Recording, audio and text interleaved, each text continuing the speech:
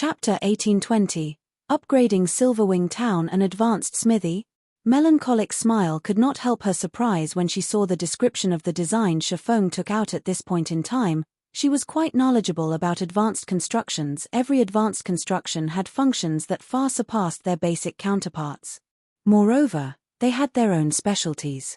However, designs for advanced constructions were extremely difficult to acquire. Although Melancholic Smile was initially excited at the identity of the design, seeing the materials and space needed to construct the advanced smithy dampened her mood quickly. The advanced smithy required not only 2,000 pieces of extremely valuable mana ore but also 1,000 advanced magic cores and 500 earthfire crystals. The mana ore required wasn't too much of a problem, as Zero Wing had collected quite an amount during this period. As for the advanced magic core, it was a rare material that could be obtained only from the bosses of level 50 and above team dungeons. However, the drop rate wasn't 100%, so it was extremely valuable on the market. One advanced magic core sold for 5 gold. 1,000 advanced magic cores would mean 5,000 golders for the earthfire crystal. It was even more valuable, as it could be acquired only in the fields, particularly mountainous regions with fiery environments. It was one of the main materials needed to produce high-ranking fire resistance equipment. Although the market value of earthfire crystal was roughly 5 gold, due to its rarity and the demand, it was almost impossible to find large quantities of earthfire crystal for sale currently. Zero Wing had only a little over 600 earthfire crystals stockpiled. Spending 500 crystals in one go would deplete the guild's inventory. Aside from the 3 aforementioned materials, the advanced smithy also needed 10,000 magic crystals to construct. The total cost of its construction came to roughly 30,000 gold currently. Zero Wing was developing rapidly and needed to spend money on various fronts. If not for Zero Wing City, the guild wouldn't have been able to keep up with its expenditures. Hence, spending 30,000 golds worth of rare materials to construct an advanced smithy truly wasn't a wise course of action. However, before Melancholic Smile could try to dissuade Shifeng, he had already distributed the tasks to the advanced architects. He even had the necessary materials prepared already. All the 50 advanced architects needed to do was build the structure. Though Zero Wing's main force had suffered some casualties and lost 20-odd pieces of equipment in the battle with the 2 Dark Adventurer teams, the spoils of war they gained were far more valuable. The members of Dark Hunters and Shadowclaw were experts among experts. They were all geared in excellent equipment that was only slightly inferior to Zero Wing's. However, while the quality of the equipment Zero Wing looted was indeed slightly inferior to the equipment it lost, the quantity easily made up for the poorer quality. In total, Zero Wing had gained over 400 pieces of level 50 secret silver equipment and 60+ pieces of level 50 fine gold equipment. After deducting the compensations and rewards given out, Zero Wing had still netted more than 10,000 gold from that single battle.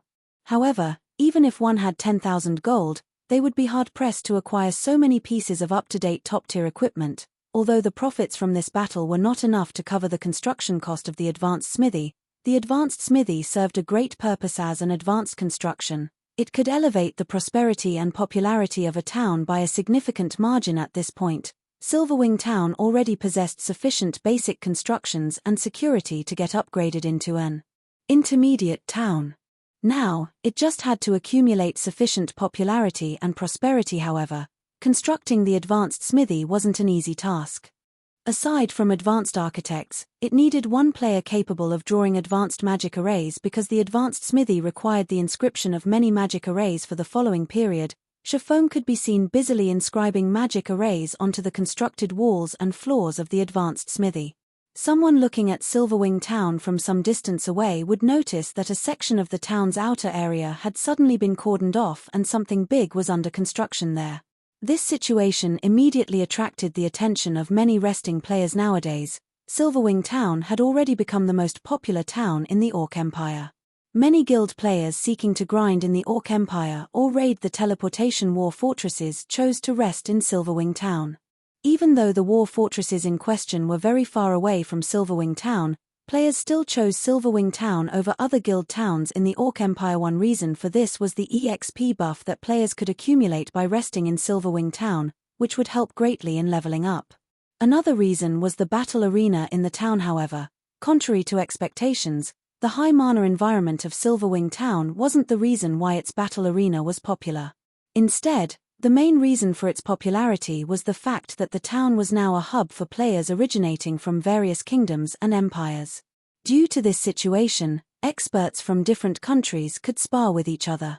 Being able to spar with a large number of different experts of the same combat standard was a tremendous benefit for experts seeking to improve themselves now that Silverwing Town had already become the #1 town in the Orc Empire. If not for the limited space, its player population could easily exceed 1,500,000. Damn, Silverwing Town is already crowded enough, yet Zero Wing is actually wasting such a large, empty space on another building.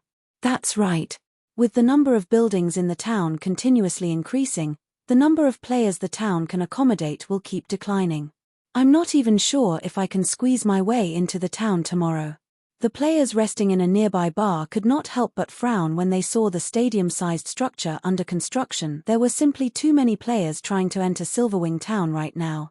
To make sure Silverwing Town operated normally, Zero Wing had made it so that players who weren't Zero Wing members could stay in Silverwing Town for only 10 hours a day.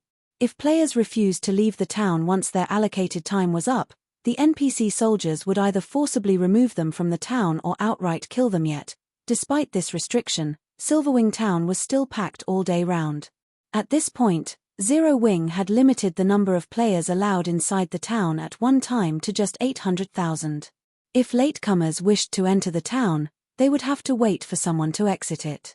Hence, as more buildings rose in the empty spaces in town, the number of players allowed in would be reduced. Time passed quickly. When Shifeng finished inscribing the last magic array, 8 hours had already elapsed.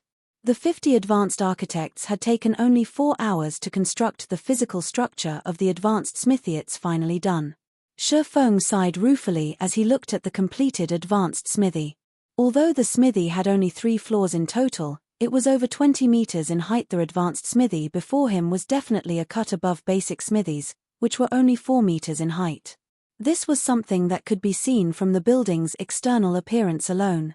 However, the inside of the building was even more amazing. As Shifeng had personally inscribed every magic array, he had a general idea of the magic array's abilities. The advanced smithy could not only repair and produce custom-made weapons and equipment but also break down weapons and equipment and return to players some materials used to make those items. Players could then use the reclaimed materials for new weapons and equipment. Although the recovery rate wasn't very high, it was still better than selling obsolete items to NPCs. If he revealed this ability, countless players would definitely swarm to the advanced smithy to break down their obsolete weapons and equipment. Meanwhile, Zero Wing could charge a small fee for the service good. Let's get it running now. Shifeng then called up the advanced smithy system interface and chose to open the building to the public. In the next moment, the magic curtain surrounding the construction site disappeared, exposing the massive building to the public. At the same time, the sound of a system notification entered Shifeng's ears. System: Silverwing Town's popularity and security have fulfilled the requirements of an intermediate town. Do you wish to upgrade Silverwing Town? Wonderful. Just as I expected. Shifeng could not help feeling joyful when he heard the system notification. He had been waiting for this moment for a long time now. He immediately chose to upgrade Silverwing Town. Chapter 1821, Crimson Flame Fortress. A series of system notifications assaulted Shifeng's hearing after he chose to upgrade Silverwing Town. Orc Empire Region System Announcement. Congratulations to Silverwing Town for becoming the first intermediate town in a neutral map. Rewarding 10,000 town popularity points and 1 caravan guard order. Silverwing Town Region System Announcement. Silverwing Town will undergo a promotion. All players will be teleported out of the town in 1 minute. Silverwing Town Region System Announcement. Silverwing Town's promotion will take 30 minutes. Please wait patiently until it is complete. The system announcements repeated 3 times, echoing in players' ears in their respective regions. What? A promotion? They're already upgrading Silverwing Town? How did Zero Wing do it? Amazing. Once the town is upgraded, we'll have a much easier time getting in. For a time, Silverwing Town's players were in an uproar over the sudden promotion. As for the various large guilds' upper echelons, They wore solemn expressions when they received a report on this matter. The fat piece of meat that was Silverwing Town had already been tempting to the various major powers, and they had been trying to find a way to claim it for themselves, but the improvement speed of the town's defenses was simply absurd. The NPC soldiers the town had recruited were also becoming increasingly powerful. Including the 5 magic towers, none of these superpowers felt powerful enough to capture Silverwing Town. Hence, they decided to continue accumulating their strength for now. However, Silverwing Town's promotion to an intermediate town was a huge problem. Not only would Silverwing Town be able to construct more defensive structures, but the number of NPC soldiers it could hire had also increased from 1,000 to 2,000. That would effectively double the town's defensive capabilities. In terms of basic attributes, NPC soldiers were far superior to players. In addition, Silverwing Town's soldiers were more than 10 levels higher than current players. If players wished to deal with these NPCs, they would have to employ Zerg tactics. Now that the town had twice as many NPC soldiers to protect it, they would need at least twice the manpower to defeat these NPCs, making Silverwing Town even more difficult to capture. Shortly after the system announcements, the players in Silverwing Town were all teleported a considerable distance away. However, instead of leaving the area, the teleported players stood outside of the town. In fact, players who grinded in the Orc Empire hurried to join the crowd. Meanwhile, news of Silverwing Town's promotion quickly spread to the various superpowers. Zero Wing is impressively efficient. It's a pity that there is no longer a point in upgrading Silverwing Town, Yuan Taishan said, sighing slightly when he read the report he had just received. Uncle Yuan, now that Silverwing Town has been upgraded to an intermediate town, it will be able to accommodate more players and increase Zero Wing's income by multiple times. Why would that be pointless? Purple Jade asked curiously. I guess it's expected that you don't know. Yesterday, I received news stating that 9 Dragons Emperor has secretly joined hands with Blackwater and Beast Emperor, and they are preparing to raid the Orc Empire's Crimson Flame Fortress, Yuan Taishan said. The Crimson Flame Fortress is located in the Orc Empire's inner region and on one of the safer paths to the Orc capital city. In addition, the fortress offers teleportation services. Once the Crimson Flame Fortress has been captured, it'll generate massive profits for the 3 involved parties. It'll also allow them to raid the Orc capital city far more quickly. What? That's the Crimson Flame Fortress. Based on our investigations, its raid difficulty ranks among the top 5 teleportation war fortresses in the Empire. It is too difficult for current players to raid, and on top of that, dark players will definitely try to interfere. Do they really dare to raid the Crimson Flame Fortress? The news astonished Purple Jade. There were countless orcs inside the Crimson Flame Fortress, and the lowest leveled among them was level 60, with the highest leveled orcs being level 75. Furthermore, the fortress was protected by many war weapons and mythic orcs. That is exactly why 9 Dragons Emperor and Blackwater are working with Beast Emperor. Based on what we know so far, Beast Emperor will guard the battlefield with his evil beast army. Meanwhile, Blackwater and 9 Dragon Emperor's armies will be responsible for sieging the fortress. With the evil beast army in their way, the dark guilds and dark players won't try to interfere, Yuan Taishan explained. Once they capture Crimson Flame Fortress, Silverwing Town's status in the Orc Empire will become quite awkward. Thus far, the secret pavilion had only conducted a preliminary investigation on the regional dungeon, Orc capital city. Even so, the resources they had discovered had far exceeded their expectations. Not only did the regional dungeon offer a large number of magic crystals, but players would also level 50% faster if they grinded in the area. Most importantly, the Orc capital city, an intermediate city, could be captured. If one captured this intermediate city, they would earn just as much profit as the secret pavilion's magic crystal vein earned.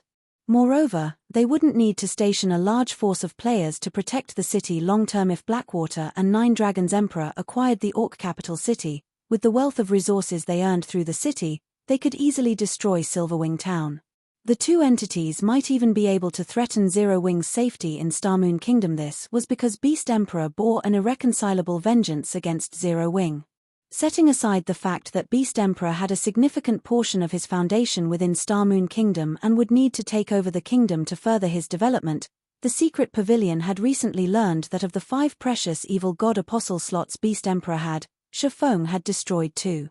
This loss had severely impacted Beast Emperor's development. If Beast Emperor got his hands on the Orc capital city's resources, he'd have a good chance of taking over Starmoon Kingdom and yanking Zero Wing out of the game by its roots. Uncle Yuan, why don't we notify Zero Wing? Purple Jade asked. Forget it. Even if Zero Wing found out, there is nothing it can do. Although Zero Wing's main force had displayed outstanding combat power in the Eclipse Gate, this revelation will not change Zero Wing's situation. While Zero Wing is fully capable of defending its territory, it simply doesn't have enough forces to launch an offensive assault on Beast Emperor. This is also the greatest problem that upstart powers with little to no background normally face, Yuan Taishan said, shaking his head. Had Zero Wing agreed to partner with us, they might have been able to stop Beast Emperor's group. However, with Zero Wing's current forces, even if they gain the full support of Phoenix Rain, Beast Emperor is impossible to stop. In God's domain, many upstart powers rose to prominence every day, but these powers had a fatal flaw: they were ignorant of greater powers. They all deemed themselves capable of rivaling true superpowers. Although Zero Wing was superior to most of the up-and-coming powers in God's domain, it wouldn't be easy for the guild to become a true superpower. There would be plenty of other powers trying to use Zero Wing as a stepping stone and rise to prominence themselves. Meanwhile, in the Orc Empire's Silverwing town, after a half-an-hour wait, the recently promoted Silverwing town appeared before the crowd. Silverwing town now occupied twice as much space as the old version. It was also much closer to the primordial divine ruin, which was now within range of the town's magic towers. Since the town was in a neutral map, Silverwing town's walls had grown taller, as well. Now, they were 7 meters tall. Divine runes had been carved into the walls, preventing players from vaulting over and enhancing the wall's defense. Guild leader, look, even the town's buildings have changed. They look nothing like they did before. Melancholic Smile could not help but gape in shock as she looked at the tall buildings in the distance. Every building in the town had grown considerably taller. It was evident that the buildings had been upgraded as well. Rather than a town, Silverwing Town looked like a basic city. Have everyone prepare to reopen Silverwing Town to the public, Shifeng said, nodding.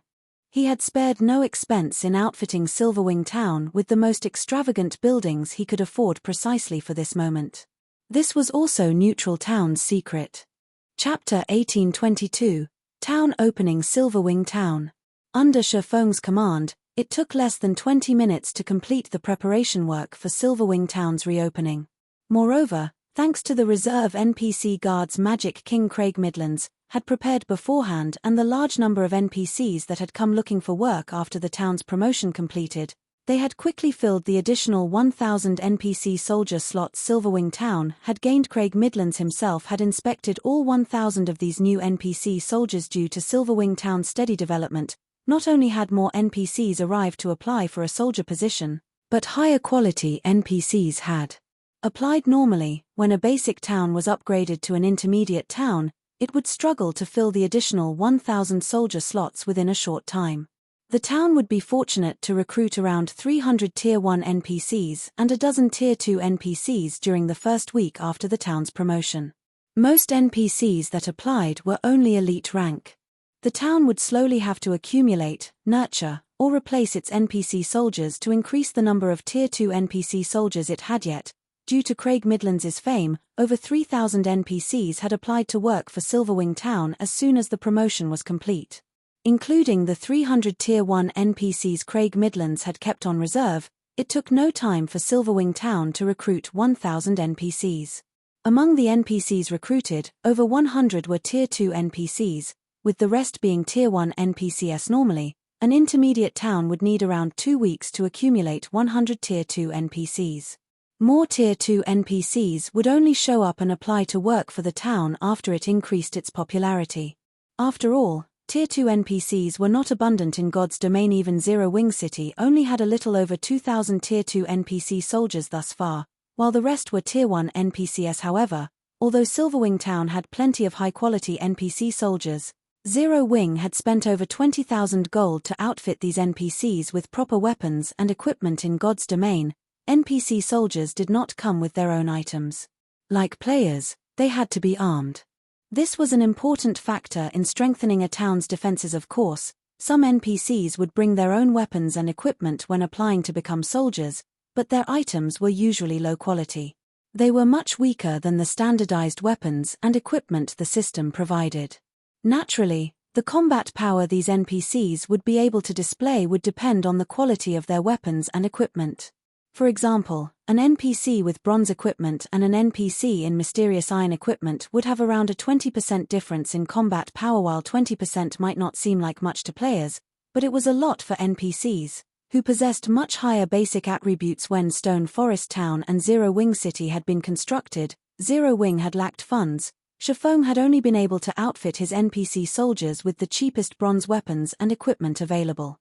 He had only started to upgrade the NPC's gear after the guild had money to spare. A large fraction of the investments needed to develop a town had to be spent on the NPC soldiers' weapons and equipment. In addition, these weapons and equipment needed regular repairs, which would also cost a considerable amount of money. These reasons were why most of the various large guilds avoided owning too many towns.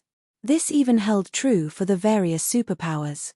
Although the superpowers occupied many towns, they would not arm every one of them to the teeth. Instead, they would focus on developing a few select towns. However, arming the NPC soldiers with better items was why many first-rate guilds' headquarters were able to withstand sieges from super first-rate and super guilds. The longer a town developed, the stronger the NPC soldiers guarding it would become. When fully equipped with top-tier equipment, NPC soldiers could even contend with players of a higher tier. Fortunately, with the exception of some extremely powerful top-tier equipment, the majority of the weapons and equipment NPC soldiers used could be purchased from the system with coins. There was no need for players to invest time and effort into farming weapons and equipment. Hence, Shifeng had spent over 20,000 gold to arm the newly recruited NPCs. A full set of level 50 to 100 bronze equipment would cost 2 gold coins. This was extremely cheap compared to players' equipment. However, as equipment quality increased, so did the price. Level 50 to 100 mysterious iron equipment cost 10 gold per set, while secret silver equipment cost 100 gold, fine gold equipment cost 600 gold, dark gold equipment cost 1,500 gold, and epic equipment cost 6,000 gold per set. With how many NPC soldiers a town had, it was no exaggeration to say that a town's development was a bottomless pit financially. For Silverwing Town, Shifeng had decided to arm the Tier 2 NPCs with secret silver equipment and Tier 1 NPCs with mysterious iron equipment. Although Zero Wing had earned a lot of funding through Zero Wing City and Stone Forest Town, Shifeng planned to invest the majority of that money in the Lost Town. The Lost Town was, after all, far more important and valuable than Silverwing Town. Guild leader, we have assigned duties to all of our NPC soldiers. Should we open the town now? Aqua Rose asked. Smiling, she looked at the rows of WH-equipped NPCs before her. Due to their continuous investment in Silverwing Town, these NPC soldiers had far better equipment than those in Stone Forest Town and Zero Wing City. Among the initial 1,000 NPC soldiers, over 100 Tier 2 NPCs wore fine gold equipment, while the remaining NPCs wore secret silver equipment. This was unimaginable for other guilds. Normally, other guilds would, at most, arm their NPC soldiers with mysterious iron equipment, spending the majority of their money on building the town's infrastructure. Right, let's open the gate. Shifeng said, nodding. Oh, right. Guild leader, should we limit the number of visitors? Aqua Rose asked. Although Silverwing Town can accommodate far more people now, for the sake of the NPC merchants, it's best if we set a limit. Let's set it at 1,500,000 players. Shifeng said after giving the matter some thought. Were we letting so few people in? Aqua Rose was somewhat confused. After the upgrade, Silverwing Town occupied twice as much space. Even if they allowed 2 million players in, the town would, at most, be as crowded as it had been as a basic town. That's quite a lot already, actually. Shifeng could not help but laugh at Aqua Rose's greed. Moreover, Silverwing Town isn't just meant for players. We need to leave some space for NPCs. Leave space for NPCs. Aqua Rose's confusion grew after listening to Shifeng's explanation. In any case, open the town to the public. You'll understand what I mean in a moment, Shifeng said as he gazed at the anxious crowd outside of the town. He did not bother to explain further. In God's domain, while players were important to a guild town's development, NPCs were equally important, but in a neutral map, NPCs were even more so. This was because NPCs could increase a town's popularity. Most importantly, they could create opportunities that would allow some players to get rich overnight or instantly become peak experts. However, players had only discovered this later in the game. Shifeng had to focus on preparing for that inevitability now. This was especially true now that he had the caravan guard order. Aqua Rose said nothing more after receiving Shifeng's order. Immediately, she had some guild members gather at the town's entrance and open the gates. When the town finally reopened, a swarm of players surged into Silverwing town. When these players saw the various buildings inside the town's walls, they were stupefied. Is this really Silverwing town? Crap. This is too extravagant. This place can rival a small NPC city.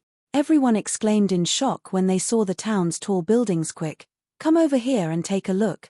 There's a 5-story tall smithy. Amazing. What kind of smithy is this?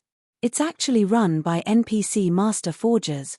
We can place custom orders and break down our old weapons and equipment here. Even if I never raid team dungeons, I can now get my hands on top-tier equipment. Stop dreaming. Didn't you see the price for custom-made items? You also have to provide the required materials.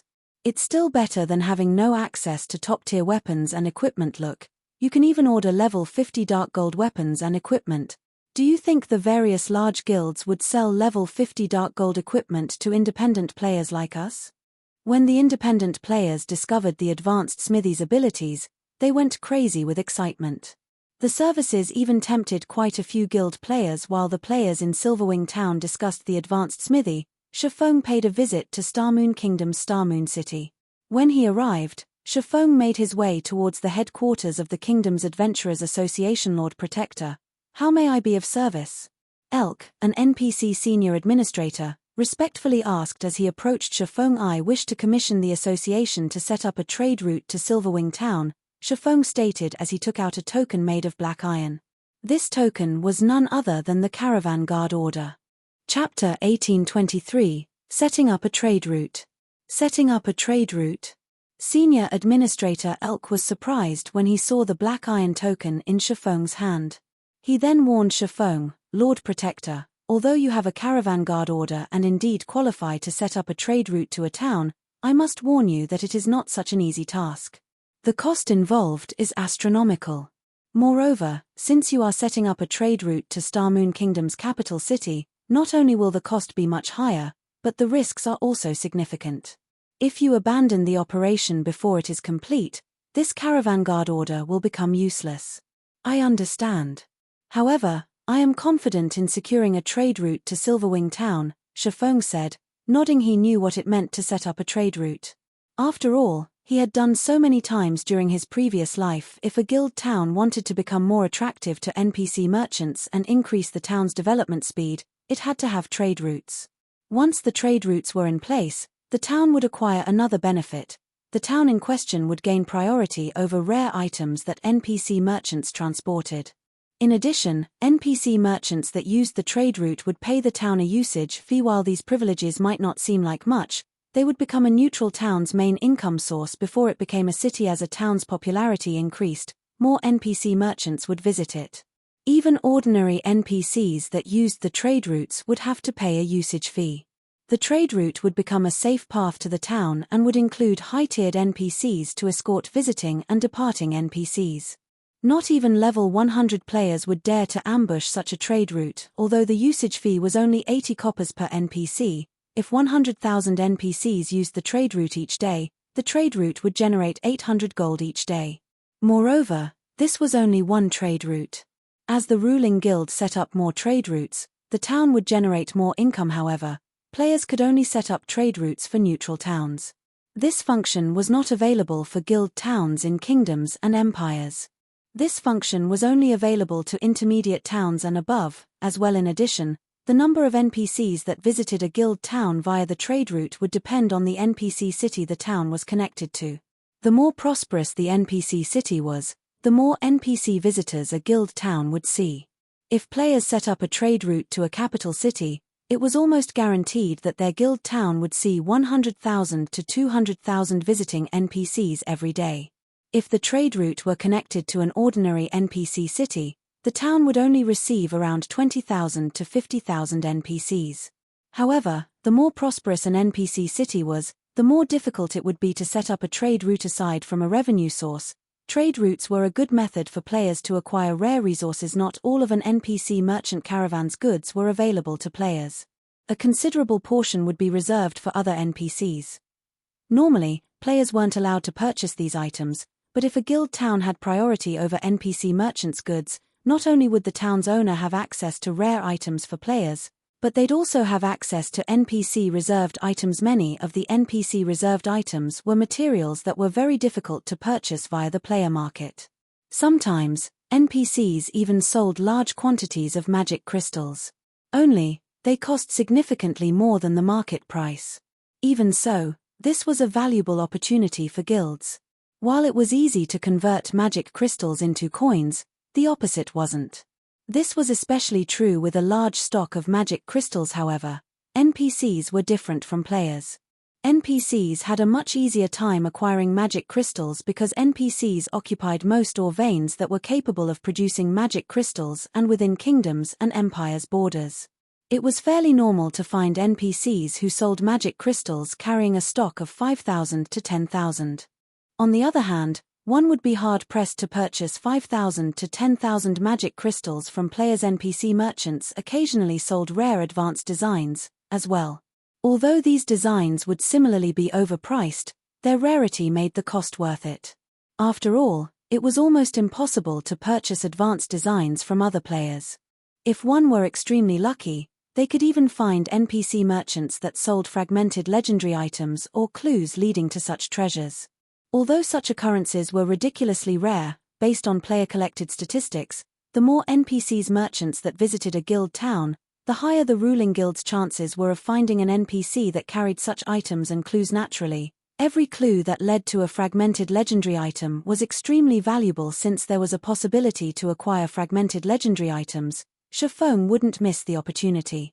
Since players in the past hadn't often spoken about how they had acquired their fragmented legendary items, Shifeng knew very few methods to do so. In fact, most players wouldn't even reveal the fact that they owned a fragmented legendary item. Hence, Shifeng only knew about the relatively famous fragmented legendary items. However, the methods of acquiring those items were incredibly demanding, so he couldn't hunt them down at this stage of the game. Since you understand the risks involved, that is fine. If you wish to set up a trade route to Silverwing Town, it will cost you a base fee of 10,000 gold and 5,000 magic crystals. As you possess an ordinary caravan guard order, you are only allowed to form a 100-man team. The team will require a minimum of one advanced magician to carve magic arrays on the route to repel monsters, Senior Administrator Elk explained. Lord Protector, may I know if you will need me to introduce you to some mercenaries to accompany on your journey?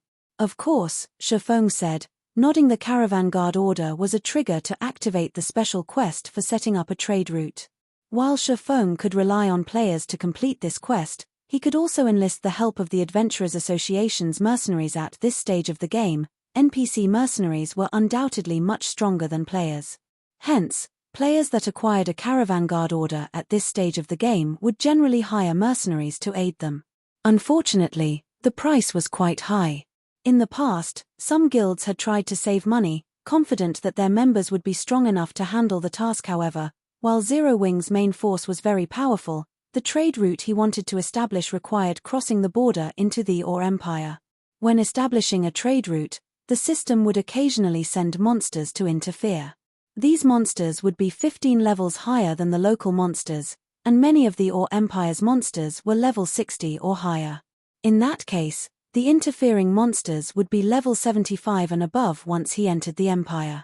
These monsters were too high of a level for Zerowing's main force members at this time, so they weren't suitable for this quest. Alright.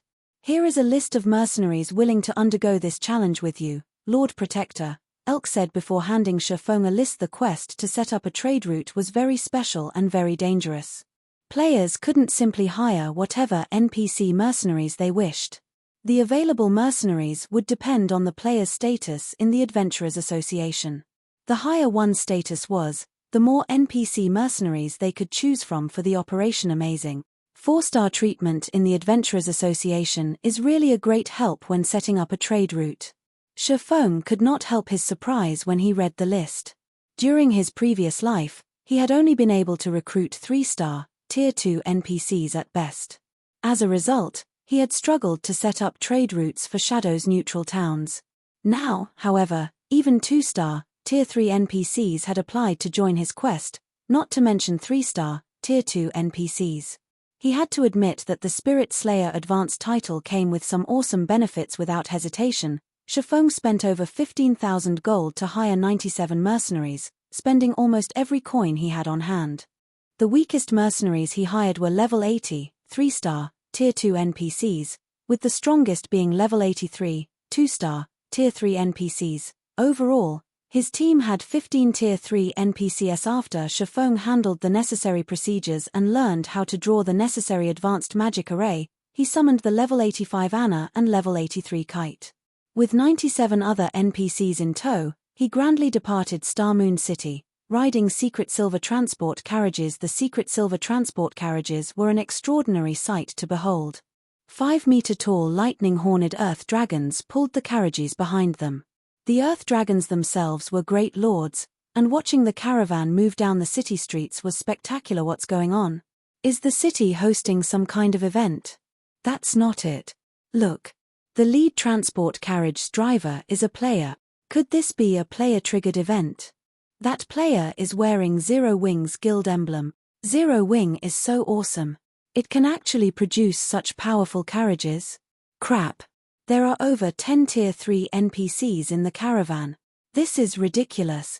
Chapter 1824. Strong Legion. Shortly after the 10 secret silver transport carriages being pulled by lightning-horned earth dragons appeared on the streets of Star Moon City, the sight quickly sent the entire city into an uproar. The adventurer teams that made a living by delivering items were green with envy as they looked at the transport carriages. Transport carriages might not seem particularly important in the game right now, as players could simply store items inside their bag spaces and teleport to other cities.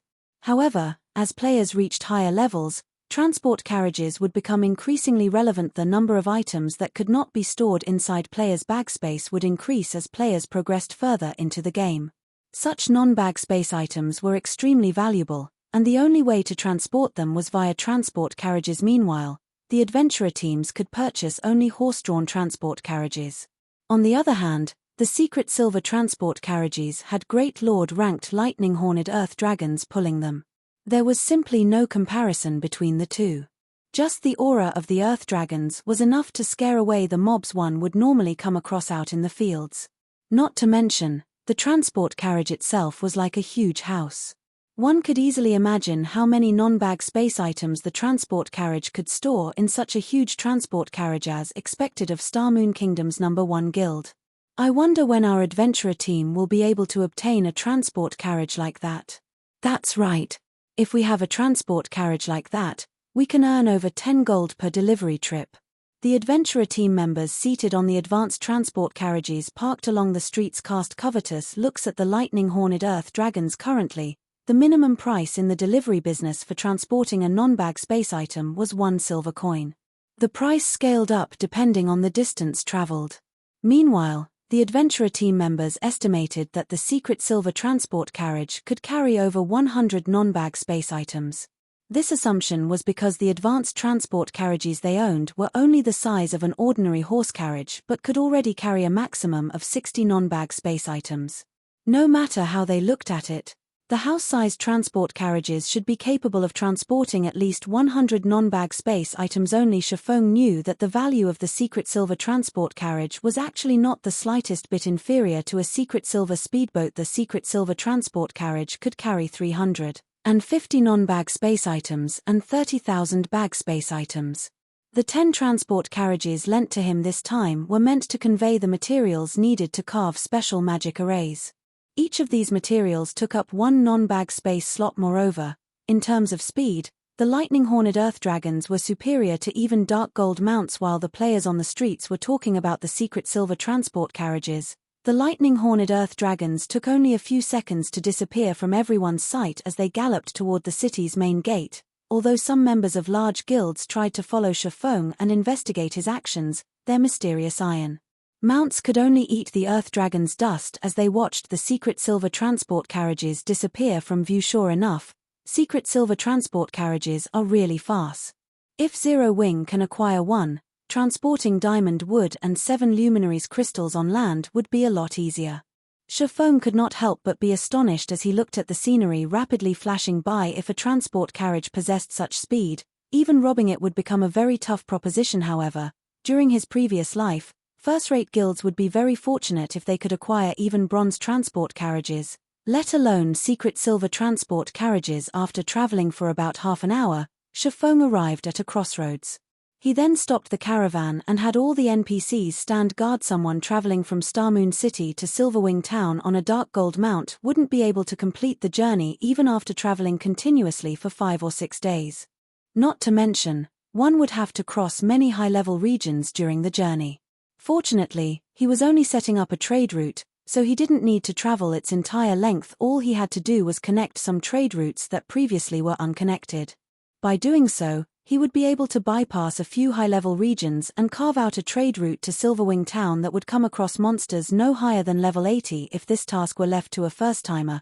Creating such a safe path without several days' worth of research would be impossible, due to a lack of familiarity with the existing trade routes of Starmoon Kingdom. Shifeng, however, knew the trade routes present within the kingdom like the back of his hand. After all, back when he was serving as Shadow's guild leader, he had been the one responsible for setting up the majority of the trade routes owned by Shadow. Hence, he was well aware of which existing trade routes would get him from Starmoon City to the borders of the Orc Empire safely and swiftly. Shifeng spent about 10 minutes to carve out a magic array in the middle of the crossroads. When he activated the magic array, a blue ripple spread out from the magic array and stopped only after covering a 30,000-yard radius. The monsters close to the crossroads immediately started distancing themselves from it. After a short moment, a safe path was established between the route he currently stood on and a nearby trade route. After completing this task, he led his caravan toward the nearest NPC town. He then used the teleportation array there to travel to another NPC town and continued connecting other independent trade routes throughout his journey. He caused quite a commotion across the entire Starmoon Kingdom. The various major powers based within the kingdom grew restless and confused at Shifeng's actions, unable to figure out what Zero Wing was trying to do. After running around for a day or so, Shifeng successfully created a new trade route that connected Starmoon City and the border between Starmoon Kingdom and the Orc Empire. For the remainder of the trade route, due to the absence of existing trade routes within the Orc Empire, Shifeng had no choice but to create an entirely new one by himself. When the various guild players grinding and questing in the Orc Empire's outer area saw the secret silver transport carriages approaching, they involuntarily gaped in shock compared to the lightning-horned earth dragons pulling the transport carriages.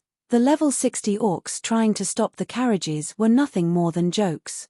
The earth dragons sent every orc that stood in their path flying with a single headbutt.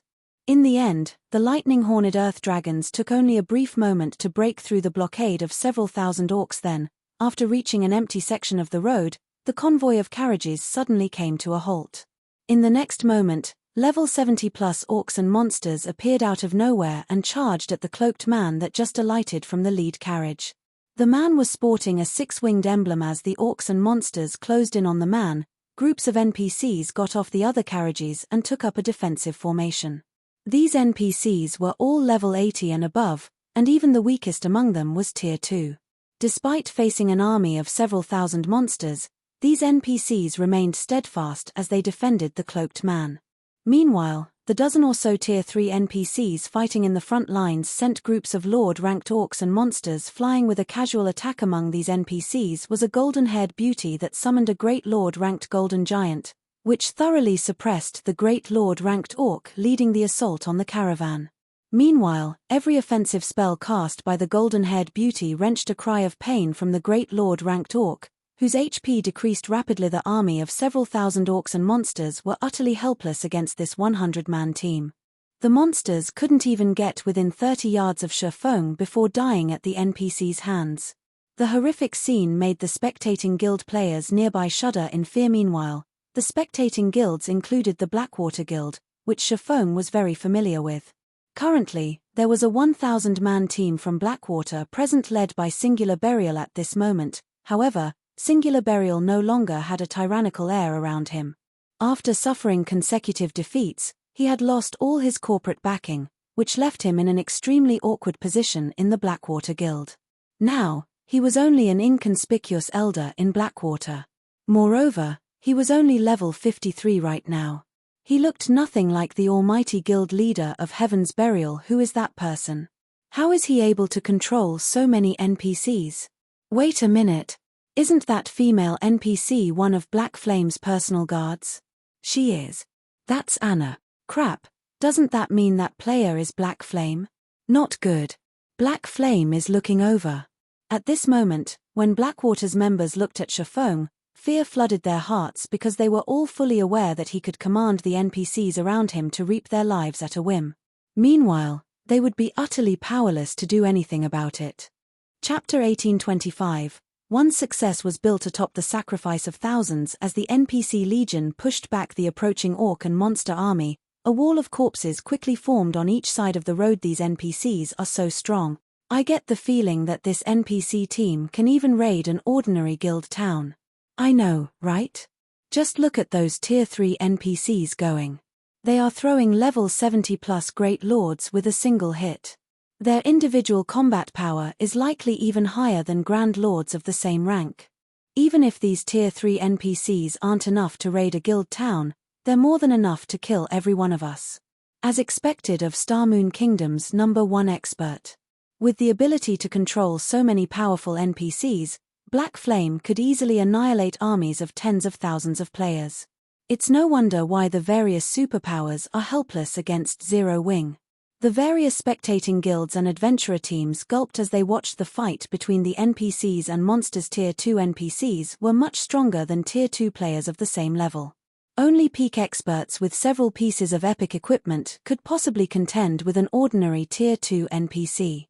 If Tier 2 players tried to face a Tier 2 NPC that was over 20 levels higher, they could only wait for their deaths. As for Tier 3 NPCs, they would only need a few moves to finish off Tier 2 players. If the targeted Tier 2 players lacked defensive capabilities, they might die after one hit. If these NPCs turned their blades against Tier 1 players like themselves, a single attack would be more than enough to kill several of them instantly. Blackwater's members are probably doomed. That's right. Blackwater has been picking a lot of fights with Zero Wing in the Orc Empire. Now that Black Flame has found some of Blackwater's members, he'll massacre them. The various large guilds members couldn't help but watch Blackwater's members with pity as they fought the local orcs. Nowadays, Blackwater and Zero Wing's members would fight whenever they came across each other in the fields. Although Blackwater currently had over 1,000 members present, before the Sword King, the group was a joke. Furthermore, Black Flame had a team of level 80 plus NPCs with him. This further reduced the chances of Blackwater's members escaping this place alive. Why is Black Flame here? We're doomed. We're doomed.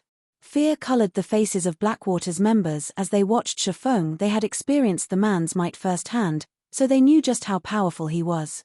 Black Flame was truly unstoppable. He could easily single out and kill a specific player while surrounded by an army of tens of thousands. Although their team currently had over 1,000 well-equipped elite and expert players, Black Flame could annihilate them all by himself. Their only option was to run.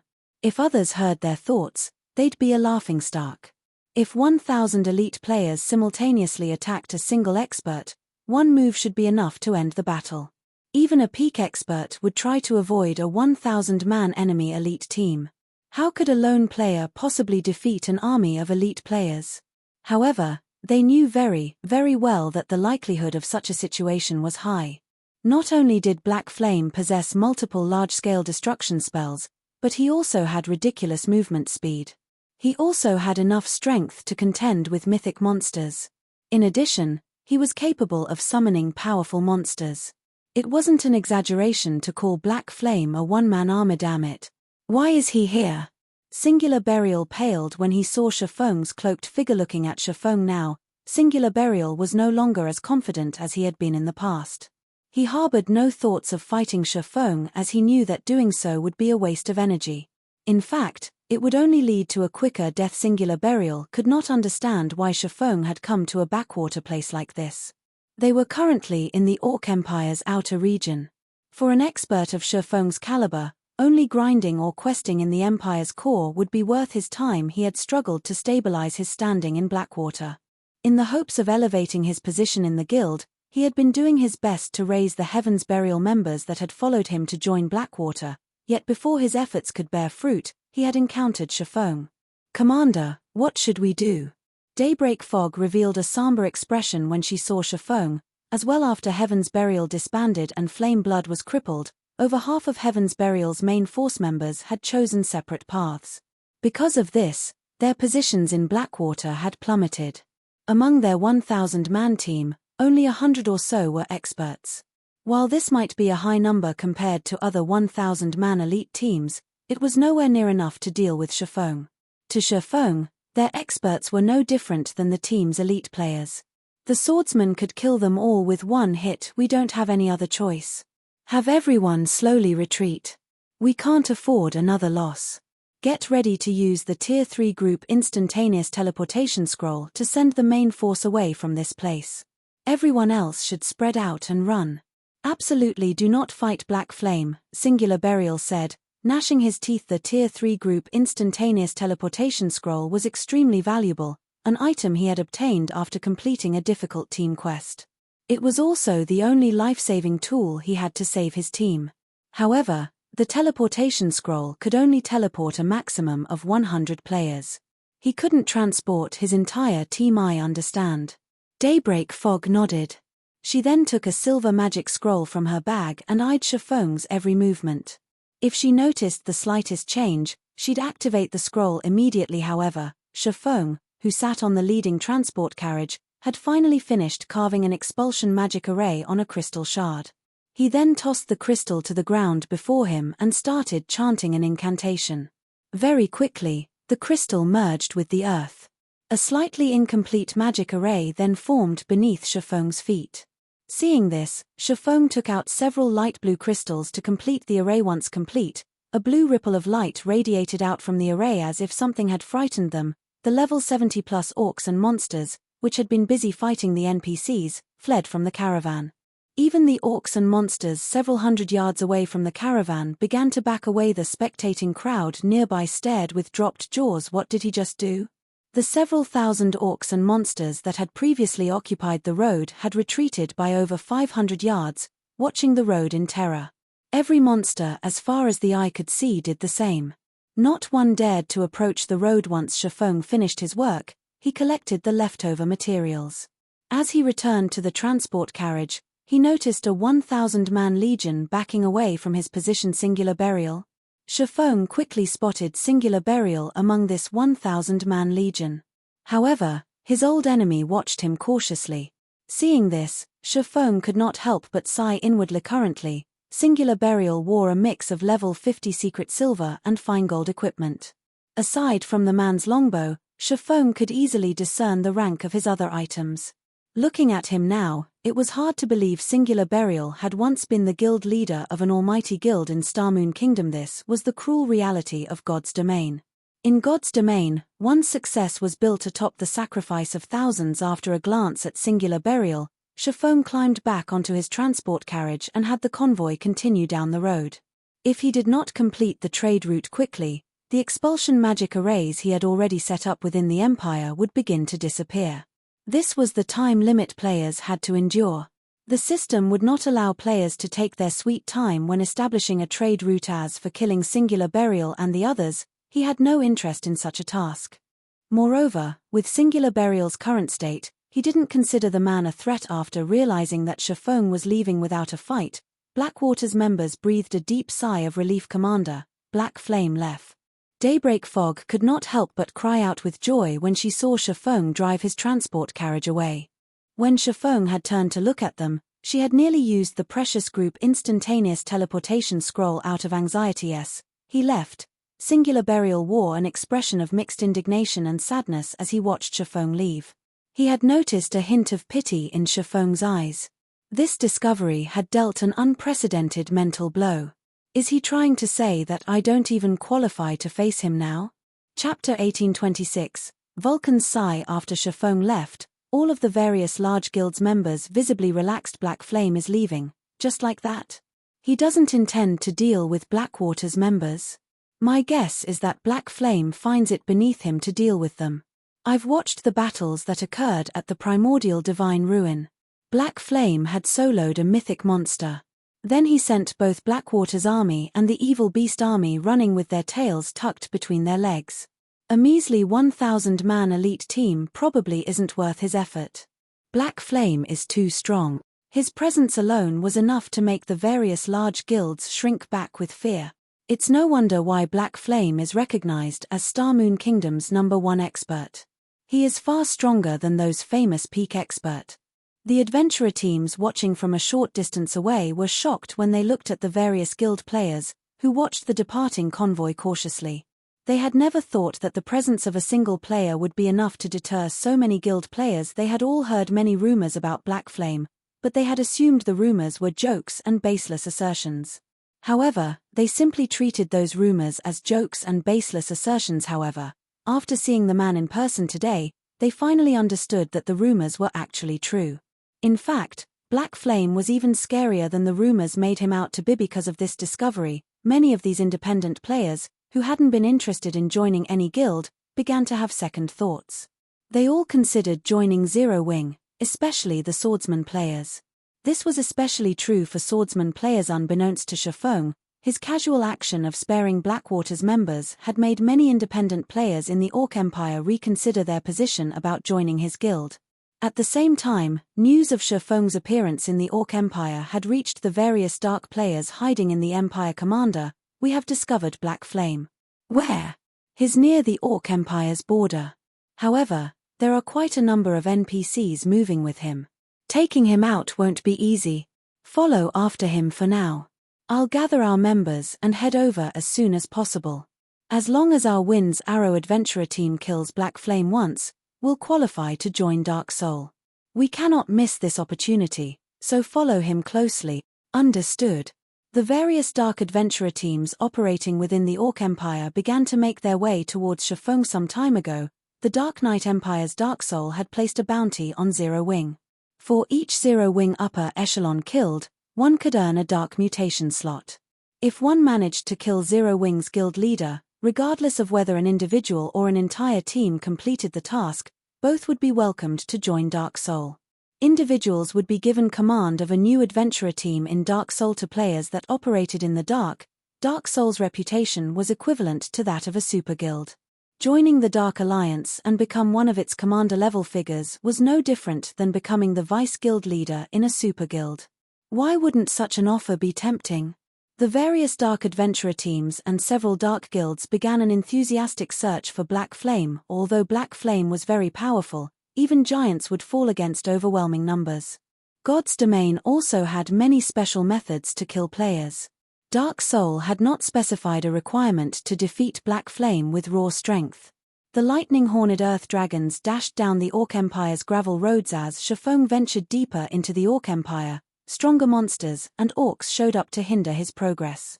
Initially, most of the monsters had only been chieftains, but now, lords began to target his caravan. If not for the lightning-horned earth dragons being level 80 great lords, the monsters in their way would have stopped the caravan long ago. Sure enough, it really is difficult to set up a trade rule in a land ruled by the dark forces.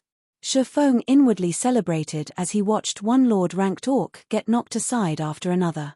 Fortunately, he was the first player to set up a trade route in Starmoon Kingdom and had the privilege of using the lightning-horned earth dragons. Normally, players would only have access to mysterious iron transport carriages, which were only pulled by lord-ranked monsters, when setting up a trade route. Traveling through a neutral map under the Dark Forces' rule with such carriages would be extremely difficult. He would have had to stop his progress whenever he was attacked. In that case, he would have had to rely on the NPCs he had hired to clear a path or dispatch a large number of his guild members to do so with the lightning-horned earth dragons. However, he could simply bulldoze his way through. Though, due to the large number of orcs and monsters blocking his path, his advance had slowed considerably. Now, the transport carriages only moved a little faster than players running at full speed. Meanwhile, this was only the beginning of the Dark Forces territory.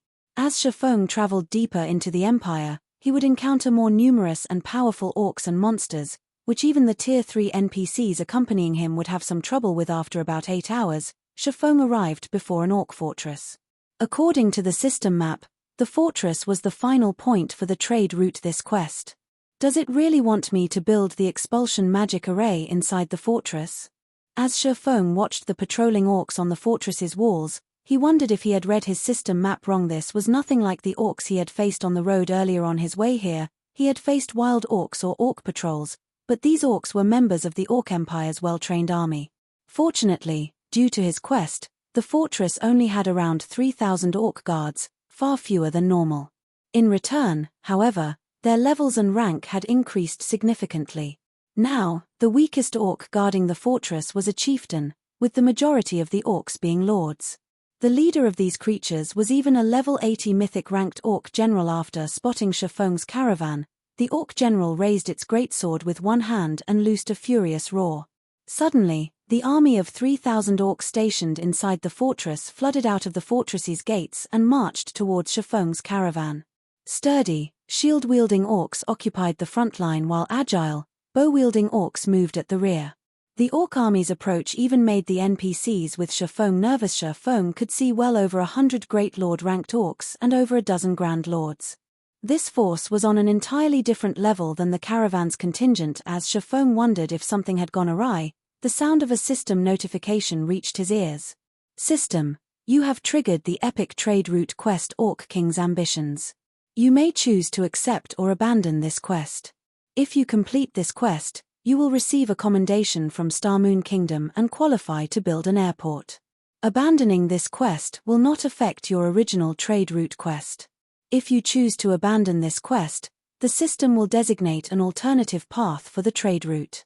You have 3 minutes to consider. An epic trade route quest? Shifeng was stunned when he read the system notification, but after seeing the quest rewards, he couldn't help his growing excitement. Could this be the reward for being the first player to set up a trade route? The qualifications to build an airport. Countless guilds in neutral maps dreamed of acquiring this qualification, but very few succeeded in doing so. In the past, not a single guild had revealed how they had managed it. Meanwhile, the sensational scene at the Orc Fortress stupefied the various dark adventurer teams and dark guilds following Shifeng. Crap. What's going on? Is Black Flame trying to raid the fortress? Does he intend to raid a fortress by himself? Is he crazy? Black Flame is insane. That's an orc fortress we're talking about. Although he can stand against a mythic monster for some time, capturing a fortress is a different story entirely. Even if he has some NPCs to support him, ambushing a fortress is impossible. As the dark players watched the distance between the orc army and Shifeng's caravan decrease, they were dumbfounded. They had watched many guilds try to raid one of the Orc Empire's fortresses before, but this was the first time they had seen a single player attempt it. Commander, what should we do? Should we attack Black Flame? These orcs are too high-leveled. Moreover, there's a mythic orc among them. If we attack carelessly, we might get dragged into the fight. Let's wait. It won't be too late to take action once the orc army pushes Black Flame and his NPCs back. All of the dark adventurer teams and dark guilds following Shifeng came to the same decision. Meanwhile, as the orc army approached the caravan, Shifeng and his NPCs prepared for battle. Let's give it a try, Shifeng decided after analyzing his current combat power and the challenge. The quest had only mentioned that he needed to set up an expulsion magic array in the fortress, not capture the fortress. There was a huge difference between the two tasks. Naturally, the former was far easier. Moreover, this was a valuable opportunity. It would be a huge waste to give it up. Grinding his teeth, Shifeng accepted the quest. He then pulled a magic scroll with crimson divine runes from his bag. This magic scroll was none other than the Tier 4 continuous use magic scroll, Vulcan's Sigh, which he had acquired from the gold magic crystal treasure chest in the Eclipse Throne. The magic scroll was even more valuable than ordinary epic equipment. Vulcan's Sigh was also an extremely rare summoning scroll. He had hoped to save the scroll as a trump card for any future guild wars, but using it to complete this epic trade route quest was worth the expenditure. Following which, Shifeng injected 1,000 magic crystals of mana into the magic scroll and activated it in the next moment. A crimson, threefold magic array manifested beneath Shifeng's feet. The sky also began to transform, and the earth started to quake. Why did the sky suddenly go dark? Everyone noticed dark clouds block out the sun. A moment later, the space around Shifeng began to freeze. The spectating dark players felt a powerful aura assault their minds and bodies. Chapter 1827, Battle of Monsters. As the dusky space froze, over 24 magic arrays appeared in the cloudy sky, radiating a light that illuminated the Orc fortress and its surroundings. As these magic arrays manifested, the dark players felt their aura's intensity increase, making their bodies feel much heavier than a moment ago. As the heavy feeling grew, they began to panic. What's going on? Why can't I move? What did Black Flame do?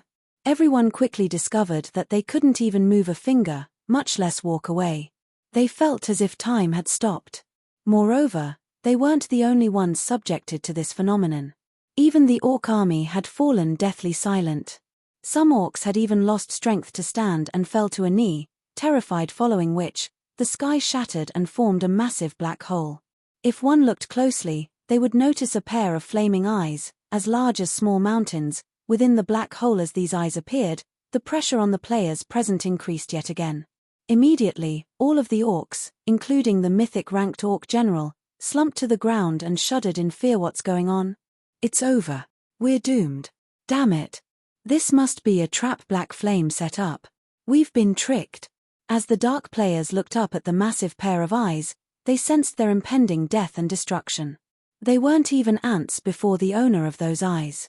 As long as the creature willed it, its aura alone would slay these players. It wouldn't even need to attack. The players from the various Dark Adventurer teams and Dark Guilds suddenly regretted their decision to target Shifeng. Just as everyone cowered before their doom, the pair of flaming orbs vanished abruptly before fire began to pour from the black hole, raining down on the Orc Empire like meteors. Boom. Boom. Boom. A series of explosions shook the Orc fortress and the area. The ground trembled so violently that the dark players, who stood quite a distance away, nearly lost their footing. The shower of fire continued for 6 seconds, transforming the earth under the Orc army into a burning hell's cape.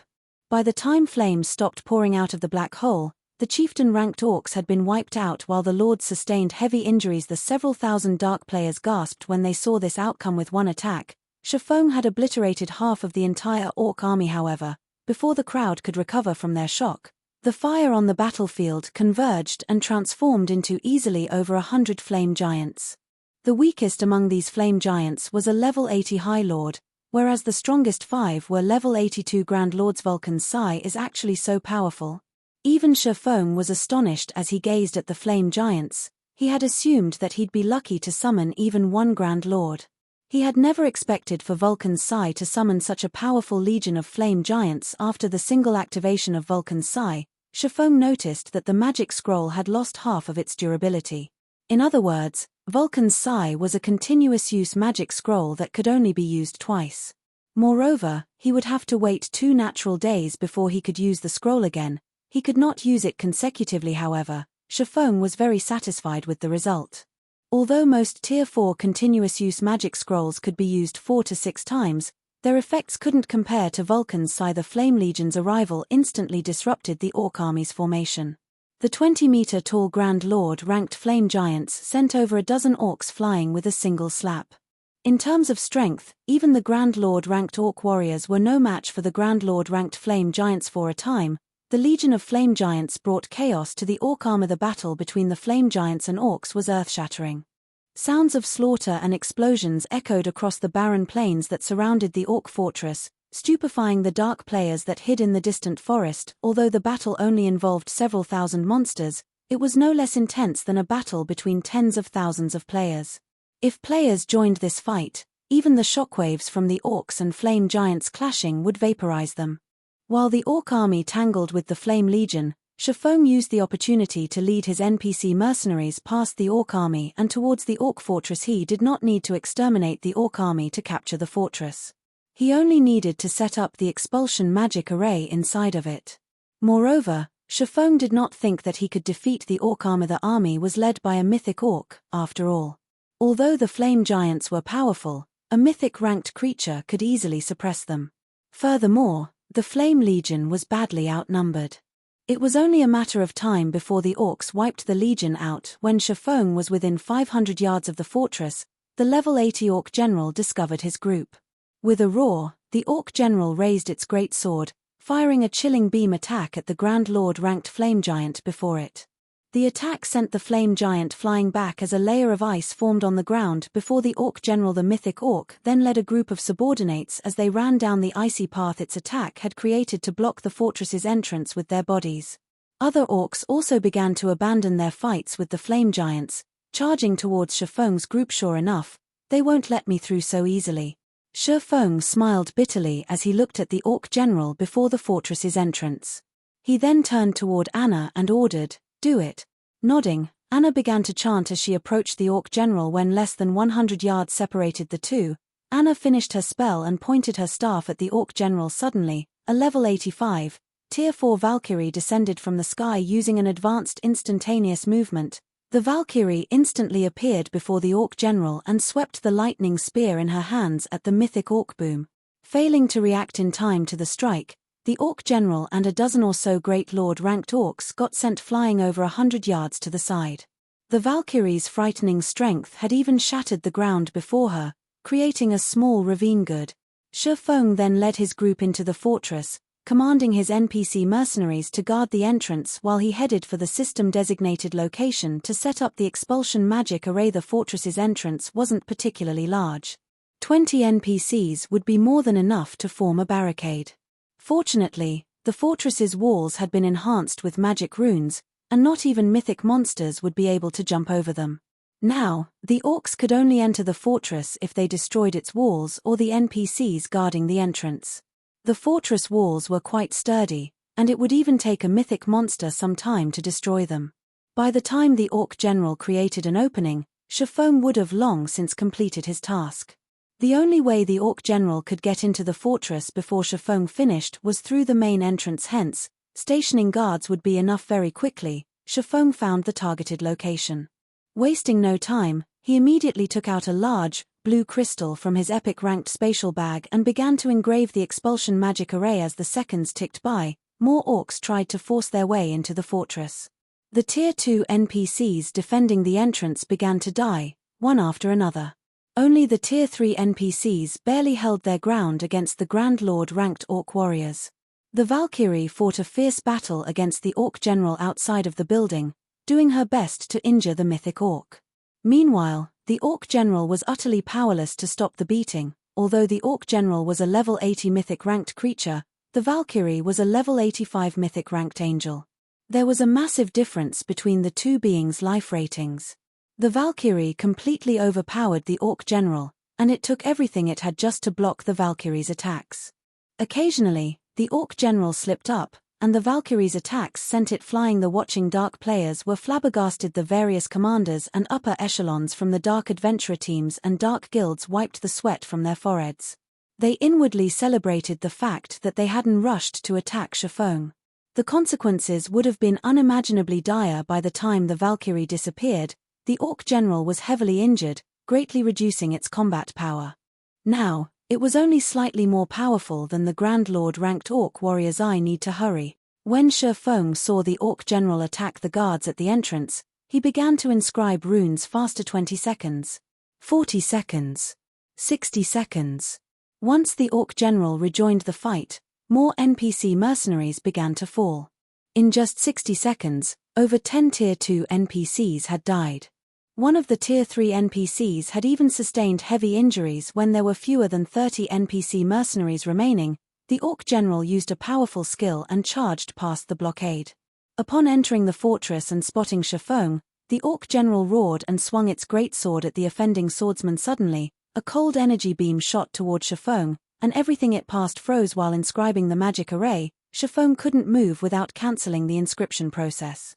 He'd have to start all over again. Hence, Shifeng had no choice but to activate absolute defense. After the energy beam disappeared, everything except for Shifeng's immediate surroundings had frozen solid. When the orc general saw that Shifeng had survived, it was further enraged.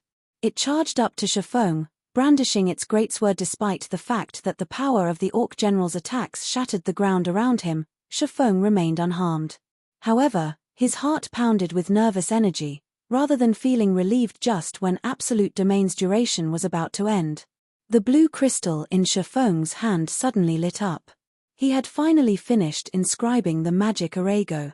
Shifeng shoved the crystal into the ground before as the crystal melded with the ground. A magic array appeared beneath Shifeng's feet. Seeing this, Shifeng activated Heavenly Dragon's power, his attributes skyrocketing scram. Shifeng yelled as he swung Killing Ray at the Orc General Lightning Slash. A blue lightning bolt struck the Orc General, and like a cannonball, the creature flew backward, only stopping when it crashed into a nearby wall. Using this opportunity, Anna had her 10 rock guardians form a magic array around the Orc General, trapping the mythic Orc. Meanwhile, Shifeng took out several small crystals for the magic array's finishing touches. Since Shifeng was now very familiar with the process, he only needed 10 seconds to complete the array. As the magic array completed, a blue ripple of light enveloped the war fortress. A moment later, a series of system notifications reached Shifeng's ears. Chapter 1828, Advanced Manager System. Congratulations. You have completed the epic trade route quest Orc King's Ambitions. Rewarding Starmoon Kingdom reputation plus 100, plus 50% EXP of current level, and 1 Starmoon Kingdom airport building order. Orc Empire region system announcement. Congratulations to Zero Wing's Silverwing town for becoming the first town in the Orc Empire to set up a trade route. Rewarding 10,000 popularity points to Silverwing town and 1 transportation firm design. The system announcement echoed 3 times in the ears of every player within the Orc Empire. Set up a trade route? What's that? It should be something that can lure in more NPC merchants. If that's true, doesn't that mean we can obtain even more rare items from the NPCs of Silverwing Town now? Zero Wing is really amazing. Silverwing Town got promoted into an intermediate town just recently. Now, Zero Wing has even managed to set up a trade route for it. The Orc Empire will definitely fall under Zero Wing's dominion in the future. That's for sure. Previously, the evil beast army was already helpless against Zero Wing. With how rapidly Silverwing Town is developing right now, I believe it will surpass Ancient Rock City before long. It would be great if that's the case. If Silverwing Town really does surpass Ancient Rock City, we won't have to worry about getting ambushed by dark players when grinding in the Orc Empire's outer area. The players grinding in the Orc Empire promptly started a discussion about Zero Wing. They all held an optimistic view of Zero Wing's future. At the same time, they also hoped that Silverwing Town could develop quickly. For some reason, Ancient Rock City had actually become a mecca for the dark forces. A large number of dark players was currently gathered there since Ancient Rock City was located in the Orc Empire's inner area. The dark players' main sphere of activity encompassed the Orc Empire's inner area and the boundary between the inner and outer areas. As a result, the independent players trying to grind and do quests in these areas frequently came under attack from dark players. As for Silverwing Town, which was the town closest to Ancient Rock City, while it could be considered a mecca for normal players like themselves, as the town could accommodate only a very limited number of people, not that many players gathered around the town. Hence, the number of normal players operating within the vicinity of Silverwing Town was relatively low, far from enough to contend against the dark players operating around Ancient Rock City. However, if Silverwing Town were developed further, the number of players gathering at the town would also increase. The influx of normal players would naturally pose a deterrent to the dark players.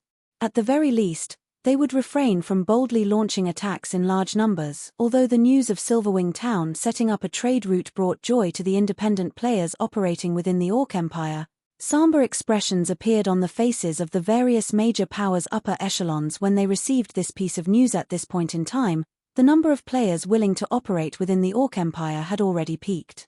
In other words, the player population within the Orc Empire would no longer increase significantly like before.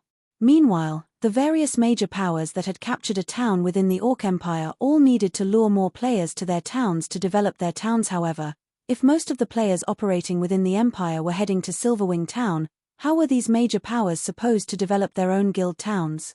Wind, with this recent development, the Ancient Rock City you're managing is in for a tough time. Falling Fire, who held a crystalline crimson staff, said when he heard the latest system announcement. A grin appeared on his face as he turned to look at the level 55, Tier 2 Berserker standing beside him to begin with. We only joined hands with the Dark players to use their strength to whittle down Zero Wing. This change will bring no loss to the evil god's temple, Wind Hunter said indifferently. Moreover, no matter how Zero Wing develops Silverwing Town, it is already too late. Don't you agree? Indeed. While Zero Wing's black flame is indeed very scary, unfortunately for him, a guild can't become strong just by relying on one person. At the end of the day, a war between guilds is decided by the financial strength and foundations both sides possess, Falling Fire said as he looked at the Crimson Flame Fortress, whose defensive magic array had already been shattered. We'll let Zero Wing maintain its arrogance for now. As long as we capture the Crimson Flame Fortress, Zero Wing's existence will be over. The Crimson Flame Fortress was one of the most important fortresses within the Orc Empire's inner area. It was also one of the relatively safe transport hubs in the Empire. Capturing the Crimson Flame Fortress would be equivalent to taking control of the majority of the players heading to the regional dungeon Orc capital city. The amount of coins and resources they could earn from the fortress would easily surpass that from ancient Rock City at its peak. At the same time, their control of the Crimson Flame Fortress would essentially allow them to bar Zero Wing from entering the Orc capital city. This would render all of Zero Wing's efforts in the Orc Empire useless in the long run. Their alliance would grow increasingly stronger in the Orc Empire, whereas Zero Wing would weaken. After accumulating sufficient strength, they could then capture Silverwing Town and destroy Zero Wing, permanently relegating the guild to history. Elsewhere, due to Shifeng completing the expulsion magic array, the Orc army trying to kill him was subjected to a powerful pressure from the magic array. Even the Orc general's reactions turned sluggish under the pressure, allowing the Swordsman to evade the Orc general's attacks, albeit barely just as Shifeng was trying to think of a way to escape. A series of war cries suddenly came from outside the fortress. In the next moment, an army of NPCs suddenly appeared roughly 1,000 yards away from the fortress and charged toward it. Although there were only 1,000 NPCs in this army, they were all very high-leveled, at least level 100 inches God's Domain. Level 50 was a major turning point. Likewise, level 100 was also a very important turning point. A level 100, Tier 2 NPC would make short work of a level 95 Great Lord. Meanwhile, among the NPCs galloping over, the weakest one was a level 100, Tier 2 NPC. Claude, the NPC leading the charge, was even a level 120, Tier 3 Knight Captain. Although Claude was only Tier 3, he was not in the same league as ordinary Tier 3 NPCs because Claude was fully equipped in epic equipment. The silver spear he wielded was even a fragmented legendary weapon. His combat power was no doubt at the peak of Tier 3. He could even go toe-to-toe with ordinary Tier 4 mythic monsters. Shortly after these NPCs appeared, they quickly engaged the Orc army in battle. Riding atop a one-horned beast, Claude swung his spear at the Orc warriors that were trying to force their way through the entrance. Claude's spear transformed into a silver streak of light, tearing a hole through space as it swept at the Orc warriors. 2 level 80 Grand Lord ranked Orc warriors went flying. Meanwhile, the Lord ranked Orcs, which were caught in the crossfire, were killed on the spot in the blink of an eye. Claude cut open a path in the Orc army and charged straight into the fortress reinforcements. Shifeng was both joyful and confused at Claude's appearance. He had never thought that the system would provide such a service after he completed his quest. In the eyes of a level 120, Tier 3 NPC, the level 80 mythic ranked Orc general was no different from a common monster with a lot of HP.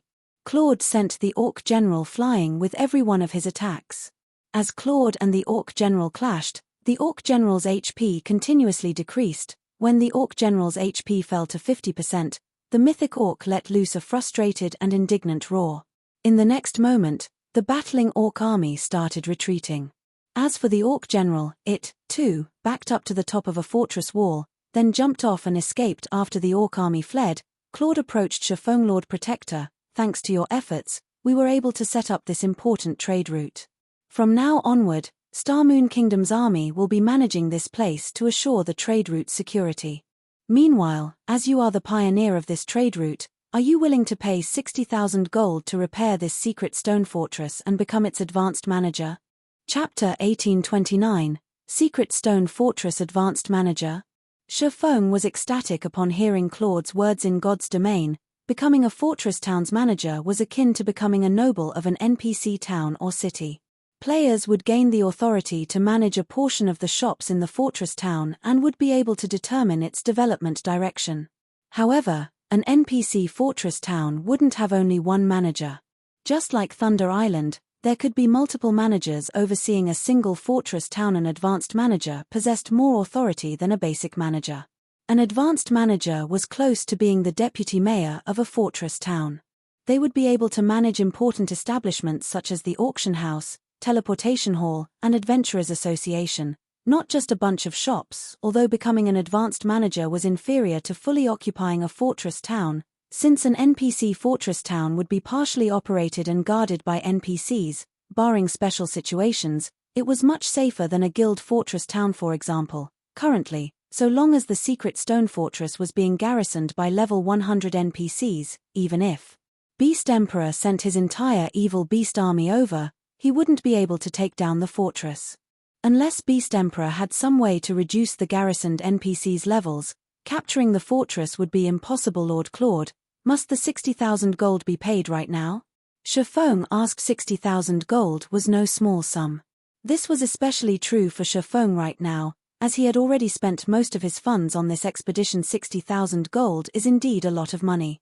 Moreover, it'll take some time to get the necessary materials to repair the secret stone fortress, Claude said, nodding.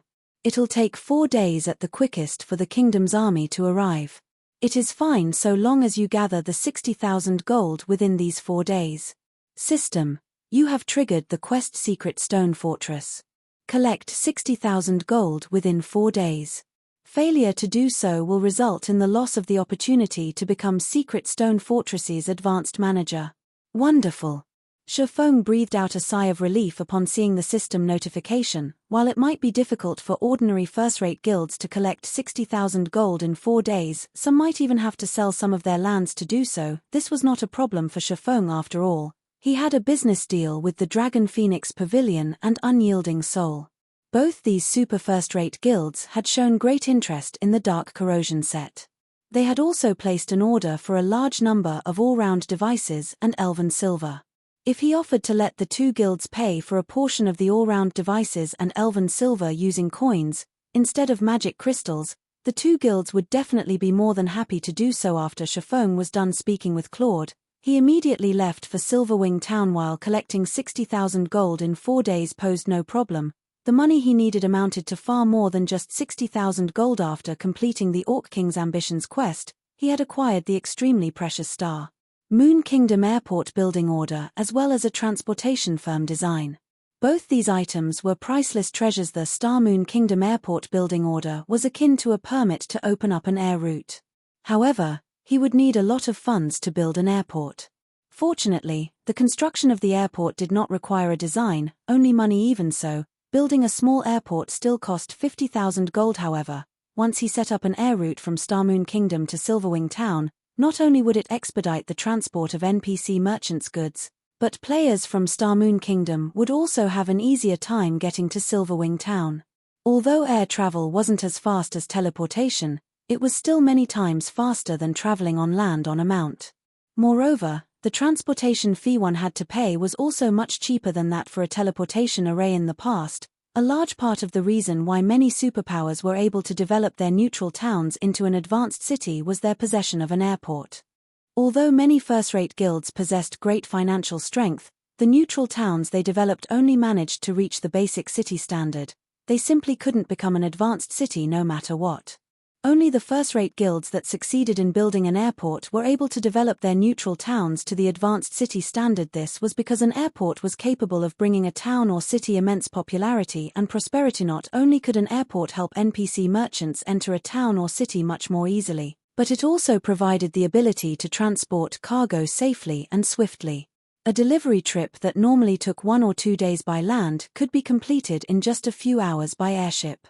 Moreover, in God's domain, some NPC trading firms restricted their development to towns and cities with airports. In addition, there was the recruitment of NPC soldiers. As neutral maps were located very far away from human civilization, many NPCs were unwilling to travel to neutral towns and cities. However, if a neutral town had an airport, the number and quality of NPCs willing to work as a soldier for that town would also increase. With this, the improvement of the neutral town's security level would accelerate due to this reason. The development speed of a neutral town with an airport far surpassed that of a neutral town without an airport. This was also the reason why Shifeng had decided to undertake the Orc King's ambitions quest no matter what. As for the transportation firm, its construction cost 20,000 gold. The transportation firm was something that would be of great help to the players developing in the town where the firm was based. Once he constructed it in Silverwing Town, players would be able to pick up transportation quests in Silverwing Town. When players completed these quests, they could not only obtain a large sum of coins but also accumulate transportation firm contribution points. Players could then spend the CPS and coins they earned to purchase items that were exclusively traded between NPCs to players that were incapable of raiding high-difficulty team dungeons. This was a good opportunity to acquire top-tier weapons, equipment, and tools. In the past, the transportation firm was actually much more popular than even the auction house normally. NPC auction houses hosted auctions only once a week. However, the transportation firm would stock up on new items every day. Moreover, the more prosperous the town or city a transportation firm was based in, the better the quality of the items sold. Hence, in the past, any guild town or city that housed a transportation firm had become a holy land for independent players. Meanwhile, the airport and transportation firm would complement each other. If he could build both in Silverwing Town now, he might not even need a month to upgrade Silverwing Town into an advanced town. However, building these two constructions would cost an astronomical number of coins. Hence, he needed to take action as soon as possible. The moment Shifeng exited the secret stone fortress, the members of the various dark adventurer teams and dark guilds immediately shifted their gaze to him. Commander, should we move out now? A level 54 assassin asked, licking his lips as he turned to look at the level 54, Tier 2 ranger standing beside him. The other adventurer teams and guilds seemed to be getting ready to take action as well. After the battle with the orcs ended, the NPCs following Shifeng had also disappeared. The various dark players hiding in the forest grew restless at this development. Although they had seen Black Flame's strength, the remuneration offered by Dark Soul was simply too tempting, so much so that they were willing to risk attacking Black Flame. After all, so long as they succeeded, what awaited them was a life of glory and financial security. Chapter 1830, Shocking Retreat. Hearing the words of the assassin, the other players belonging to the same dark adventurer team started looking around curiously. Just like the assassin had said, their adventurer team wasn't the only one taking action. The members of the 24 or so other adventurer teams and several dark guilds around them had also started sneaking closer to Shifeng. It was obvious that these dark adventurer teams and dark guilds were growing impatient. In God's domain, the dark forces were constantly oppressed. During the early stages of the game, players belonging to the dark forces had a much more difficult time getting by than normal players. After all, the dark forces were still incapable of contending against the various kingdoms and empires right now. Meanwhile, dark adventurer teams and dark guilds with the potential to become a superpower were extremely rare. The conditions to join one such power were extremely stringent. Powers like Dark Soul, which was as strong as a superpower and also offered its members the freedom of an adventurer team, were even rarer. Joining Dark Soul would definitely bring plenty of benefits to their future development. They also wouldn't have to worry about getting hunted just because they killed the members of certain guilds.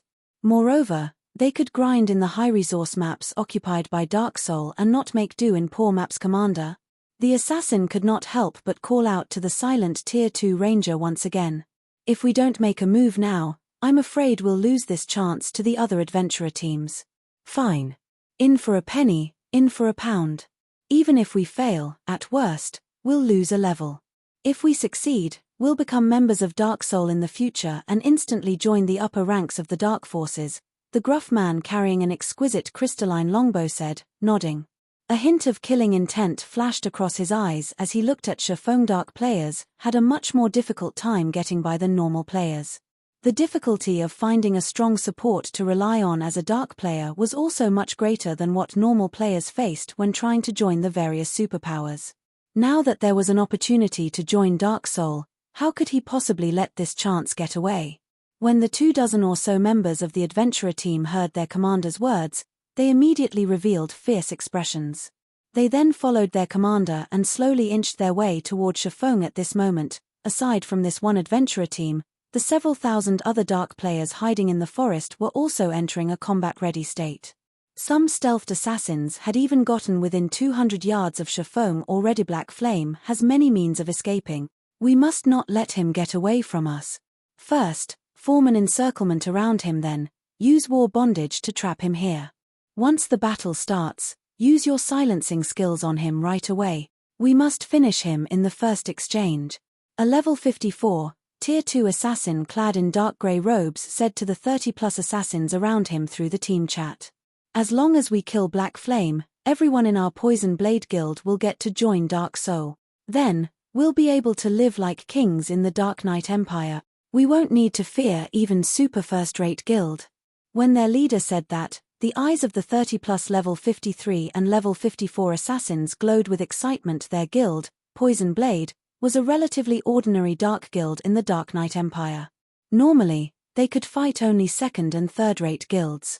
When facing first-rate guilds, they had no choice but to run away. As for super first-rate guilds, these existences were no different from gods to them. Let alone provoking one, they didn't even dare to come into contact with one. When they thought about how they wouldn't need to fear Crimson Emperor and Unyielding Soul after joining Dark Soul, they could not help but feel excited as they entertained visions of such a future. Their footsteps as they approached Shifeng became much lighter than before. Their auras also became gentler. At this moment, one could say that their focus had reached unprecedented levels. Only Shifeng existed in their eyes right now. 150 yards. 100 yards. 80 yards. As these assassins closed in on Shifeng's rear, they also grew increasingly nervous. When the assassins were within 50 yards of Shifeng, a low voice suddenly entered everyone's ears and echoed loudly in everyone's mindscra. Before anyone could react, Shifeng abruptly turned around and unsheathed Killing Ray. He then swung the sacred sword at the air before him. Suddenly, countless arcs of lightning formed before Shifeng and joined together to form a blue river. Like a primordial beast, the blue river of lightning scorched everything in its path, spreading out in a cone covering an 80-yard radius. Before the stealthed assassins could even react, countless arcs of lightning had already devoured their bodies. After a brief moment of exposure, the assassins' bodies then transformed into streaks of light and disappeared from the area. As the lightning river gradually dissipated, the other dark players, who were still a distance away, could not help but gasp. In just one hit, Shifeng had killed over 70 stealthed assassins. Right now, numerous pieces of shiny equipment littered the scorched ground. Meanwhile, due to Shifeng's sudden attack, the footsteps and breathing of the other stealthed assassins turned chaotic, their bodies becoming exposed to everyone. This is the Sword King's strength. A Tier 2 assassin wearing dark grey leather armor gulped in fear as he looked at the scorched ground that was just a few centimeters beside him compared to the players hiding in the distance. He had managed to get a much clearer view of Shifeng's attack just now. From the moment Shifeng started activating a skill until the time the skill had fully activated, he, a Tier 2 assassin, had actually failed to react. By the time he realized Shifeng had attacked, the blue river was already shooting out from Shifeng's sword. Moreover, despite him being able to clearly see the approach of the blue river, his body had been unable to react at all. This situation was just too frightening. His mind could not process how Shifeng had executed such an attack. An ordinary expert player might not understand the implications of such a situation, but he did. The requirement for activating a life-saving skill was for players to think the skill's name. Only after doing so would the life-saving skill activate. However, if one could attack a player before the said player could have such a thought in their mind, then even having the most powerful life-saving skill in the game would be meaningless. In other words, Shifeng could kill an assassin, the class that was famed for having the most life-saving skills, in one attack whenever he wanted. This discovery instantly crushed any thoughts the assassin in dark grey leather armor had of fighting Shifeng. In reality, though, Shifeng's inconceivable attack wasn't entirely impossible to block, especially for experts who understood the principles of the Realms of Truth. This was because the move Shifeng had just executed applied the Realms of Truth's basics, moving the body before moving the mind. Unless one trained arduously to go up against attacks executed using such quick reaction speeds, reacting to such an attack was simply impossible. After executing Lightning Edge, Shifeng took a look at everyone present. Upon seeing no new challengers moving up to him, He sheathed Killing Ray before turning around and leaving due to Shifeng's attack. The remaining 100+ assassins no longer dared to approach him. They simply stood still as they watched him leave the battlefield. Guild leader, Black Flame is leaving. Are we still not moving? A level 54, Tier 2 shield warrior could not help but ask as he looked at the level 54, Tier 2 ranger beside him. You want to go? Be my guest, the Tier 2 ranger said, rolling his eyes at the shield warrior. The Tier 2 shield warrior shrank his neck back instinctively and shook his head. The fact that he was able to get promoted to Tier 2 at this stage of the game proved that his combat standard was much better than ordinary experts. However, Black Flame's attack inspired dread even in him. He definitely wasn't confident of blocking the attack Black Flame executed just now. Meanwhile, even after Shifeng's figure disappeared from the battlefield, the thousands of dark players remained standing quietly at their original positions with pale expressions.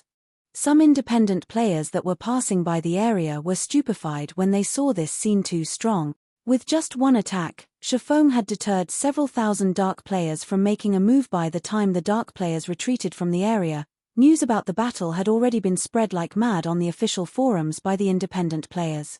Chapter 1831, or Empire's number 1 swordsman. Or Empire, Silverwing Town.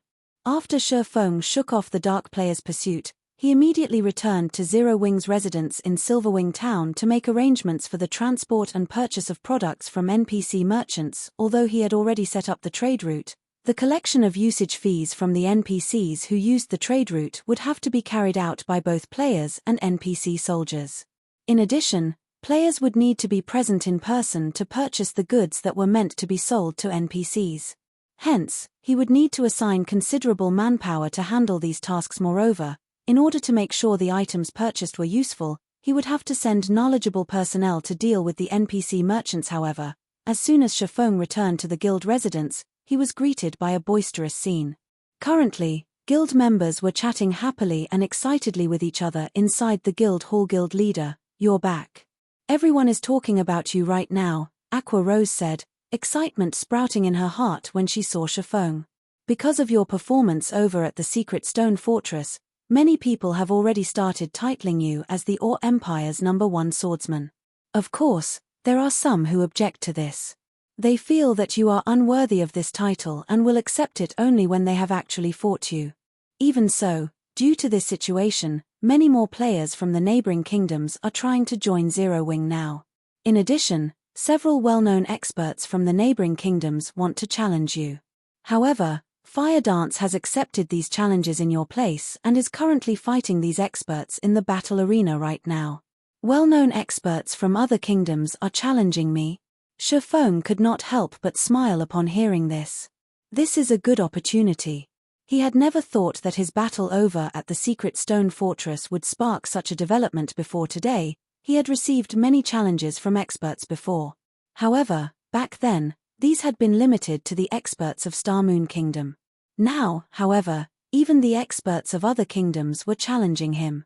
This proved that his fame had already reached a considerable degree in those kingdoms. Otherwise, the well-known experts of those kingdoms wouldn't have come to challenge him. Meanwhile, the fact that these experts had come to challenge him was a good thing for Silverwing Town. Aqua, from today onwards, set up a challenge arena in the battle arena specifically for people wishing to challenge me. However, they cannot just issue a challenge without restrictions. Before I accept their challenge, they'll have to win 10 consecutive matches against people of our choosing. For now, select our fighters from our main force members. The challengers have to pay 5 gold for each match. If the challengers win, they'll get 20 gold in return. Shifeng said. I understand, Aqua Rose replied, her eyes glowing with Shifeng's plan. They could not only increase the popularity of Silverwing Town's battle arena but also earn a lot of money and train the main force members, killing 3 birds with 1 stone. Following which, Shifeng turned to Melancholic Smile, who stood beside Aqua Rose, and asked, Melancholic, how is the production of the all-round devices and elven silver coming along? Before he embarked on his quest to set up a trade route, he had left matters regarding the all-round devices and elven silver to Melancholic Smile to handle. The all-round device was an item he personally created. Hence, he could make as many copies of its design as he wanted. The only reason he had not bothered trying to mass-produce the all-round device until now was the much lower success rate other people would have when producing the all-round device compared to him, the creator. In addition, the production costs for the all-round device were also extremely high. However, now that everyone's forging techniques had improved, it wasn't entirely impossible to mass-produce the all-rounded device currently, only I have a feasible success rate when producing the all-round device. Hence, I am the only one producing it right now. I have already made 53 all-round devices. I am still far from fulfilling the 200 pieces you requested. However, Coco has become a master forger in Titan City.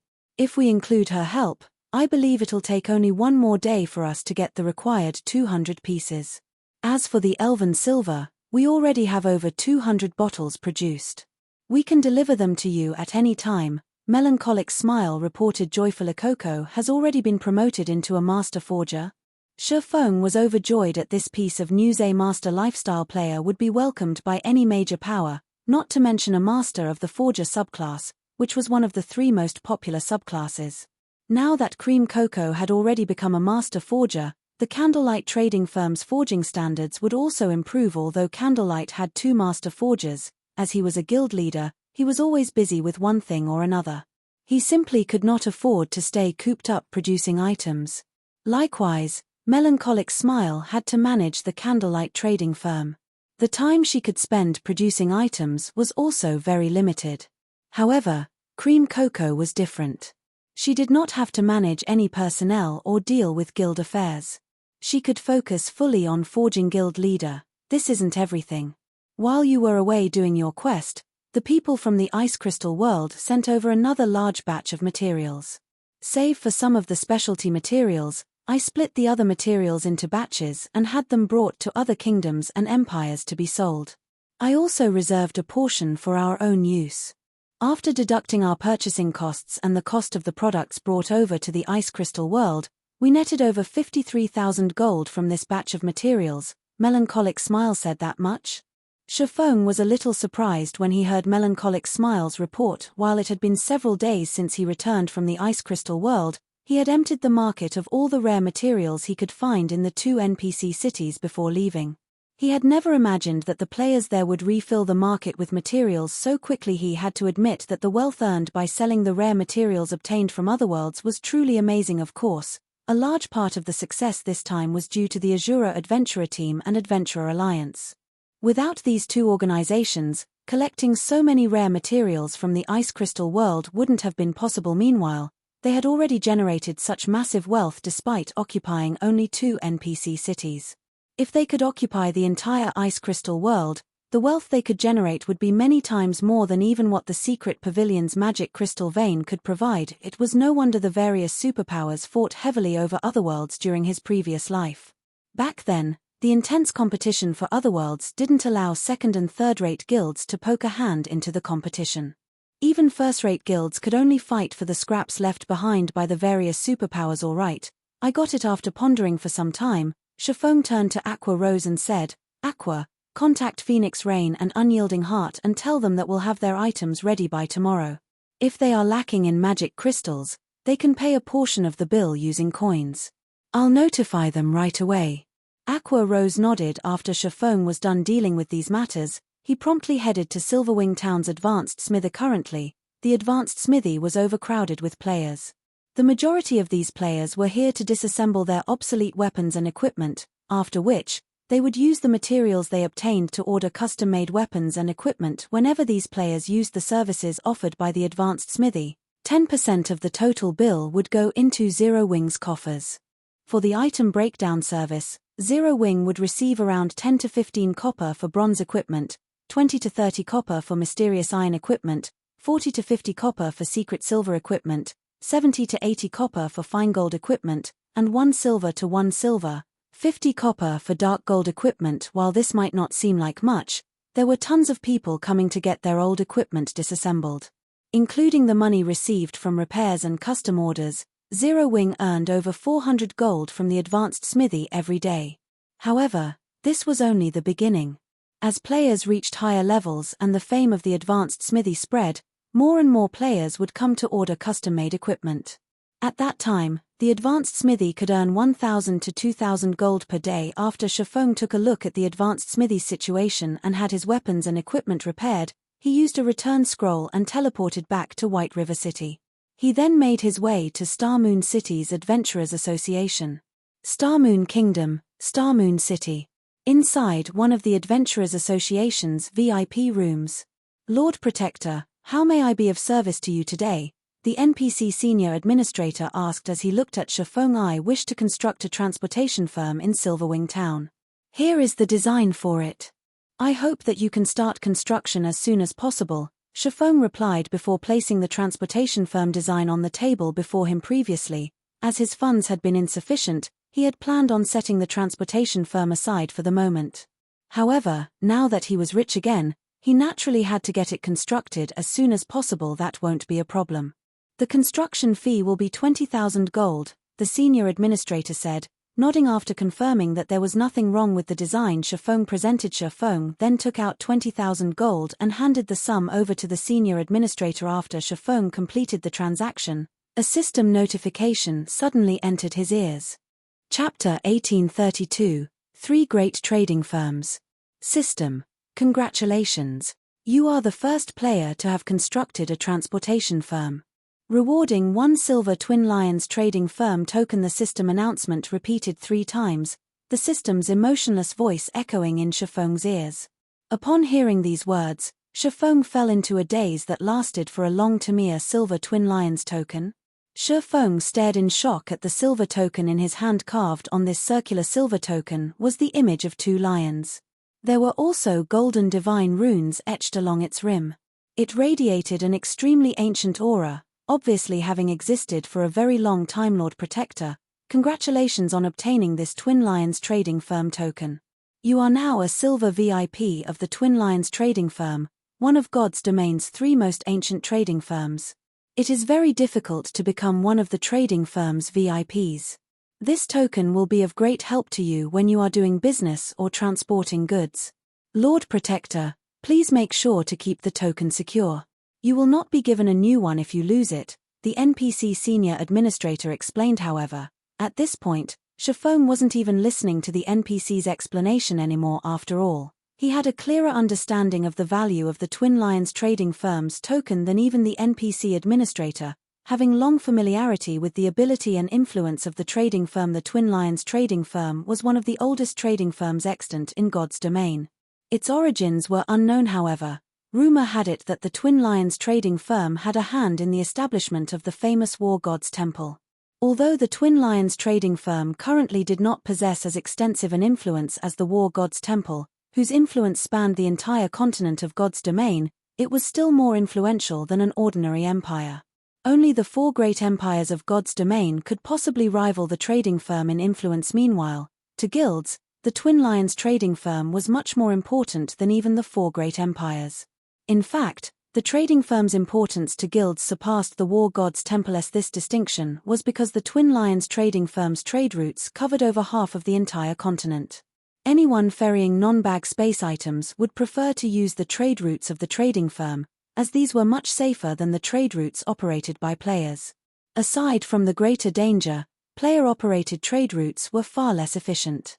By using the Twin Lions trading firm's trade routes, one could save more than half the travel time they would normally need when using a player-operated trade route. However, getting to utilize the Twin Lions trading firm's trade routes was not an easy task. One had to be a member of the Twin Lions trading firm. In other words, they needed to obtain one of the trading firm's tokens. Only then could they transport goods through the trading firm's trade routes. Hence, the various large guilds and merchant players in the past all sought to join the Twin Lions trading firm. Of course, the benefits and treatment one received depended on one's status in the Twin Lions trading firm.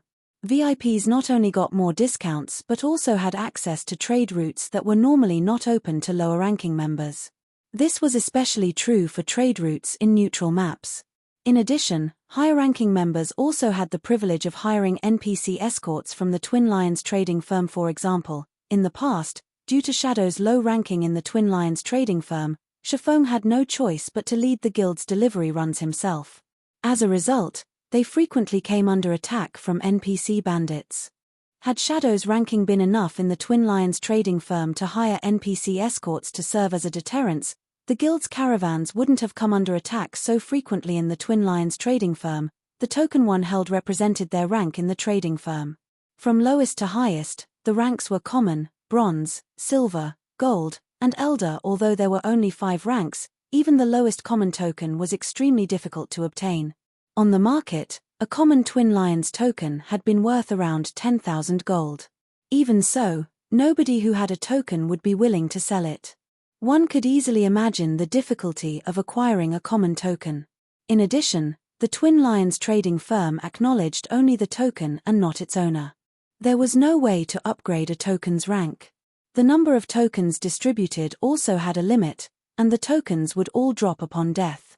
Hence, many players and powers had sought to steal the tokens in the past. From what Shifeng knew, there were only 99 common tokens, 49 bronze tokens, 24 silver tokens, and 12 golden tokens in the game at any time. As for the Elder token, he had never heard any information about it. However, he expected it to be limited to 10 with the billions of players in God's domain. This small number of tokens simply wasn't enough to satisfy the demand. Hence, every token was extremely valuable, regardless of its rank in the past. Shifeng had managed to get his hands on a common token only by a stroke of good luck. He had never dreamed of obtaining a silver token in this life. With this, transporting important items across neutral maps will no longer be a problem. Looking at the Twin Lions token, Shifeng cooked up many new plans. Non-bag space items were always worth a fortune. This was especially true for specialty products that were unique to a certain area. The main reason for their high value was the high cost of transporting them.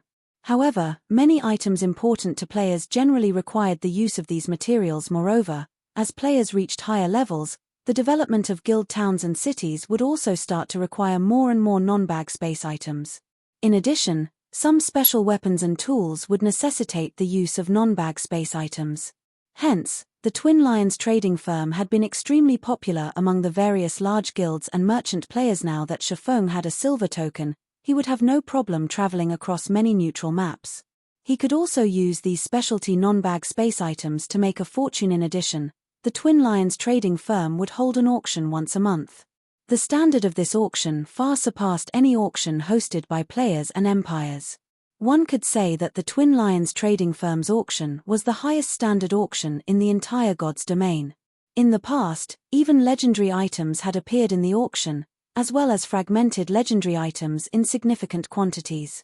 As for epic items, they were no different from commonplace items in the auction in the past. Every Twin Lions trading firm auction was a time for the various large guilds to increase their combat power. However, participating in the auction was not easy. At the very minimum, one needed to possess a common token. Depending on the rank of one's token, the number of people one could bring into the auction would differ. The common token allowed only one person entry into the auction venue, whereas the bronze token allowed 2 people, the silver token allowed 3, and the gold token allowed 5. As for the Elder token, as nobody had ever obtained one even after 10 years had passed in God's domain, nobody knew how many people the token allowed entry. It seems I can have Aqua start tasking some people with transporting the diamond. Would we have stockpiled to the Apocalypse Empire's shipyard? Shifeng smiled as he looked at the silver token. Previously, as he had been worried about having insufficient strength to protect the shipment, he had not bothered transporting the diamond wood they collected. Now that he had a silver token, he could borrow the Twin Lions trading firm's power. By spending a little money, he could easily send the stockpile of diamond wood over to the Apocalypse Empire. Although he didn't have a bronze speedboat design right now, using diamond wood to construct advanced speedboats would still increase the attributes of the speedboat somewhat. Afterward, Shifeng contacted Aqua Rose and had her dispatch some guild experts to make the necessary preparations. As for himself, he returned to the Candlelight trading firm and started producing all-round devices. Although Cream Cocoa and Melancholic Smile could indeed produce enough all-round devices for the Dragon Phoenix Pavilion and Unyielding Soul, he was also in dire need of the all-round devices himself, as he planned to head to the Flame Demon's Valley and activate the World Gate as soon as possible. Only with the help of the Philosopher's Hand could he increase the development speed of Candlelight's lifestyle players. The production of ships required a large number of master engineers, not to mention the production of the Hell Chariots and Guardian Puppets.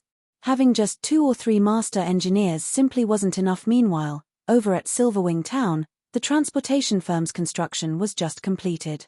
The sudden appearance of the 3-story, stadium-sized building immediately caused a commotion among the players in the town. Chapter 1833, Gathering at Silverwing Town. The 3-story tall transportation firm was located close to Silverwing Town's main entrance. Meanwhile, 10 level 100 NPC guards stood before the entrance, one of which was a Tier 3 guard captain. The guard captain carried a greatsword on his back and wore silver armor. Due to the strict atmosphere around him, players kept a wary distance from the transportation firm, only daring to glance at the building from far away. However, although players did not dare approach the building, one NPC merchant after another nonchalantly entered the firm. Large caravans also moved their goods into the building on a regular basis.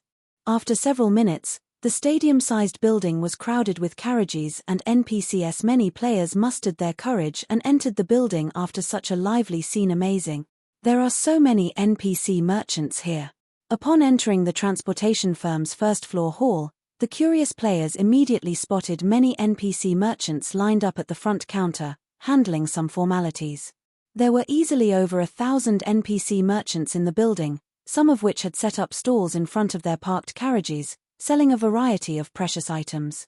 The scene was simply dazzling. Meanwhile, the most eye-catching thing in the transportation firm had to be the gigantic crystal hovering in the center of the hall.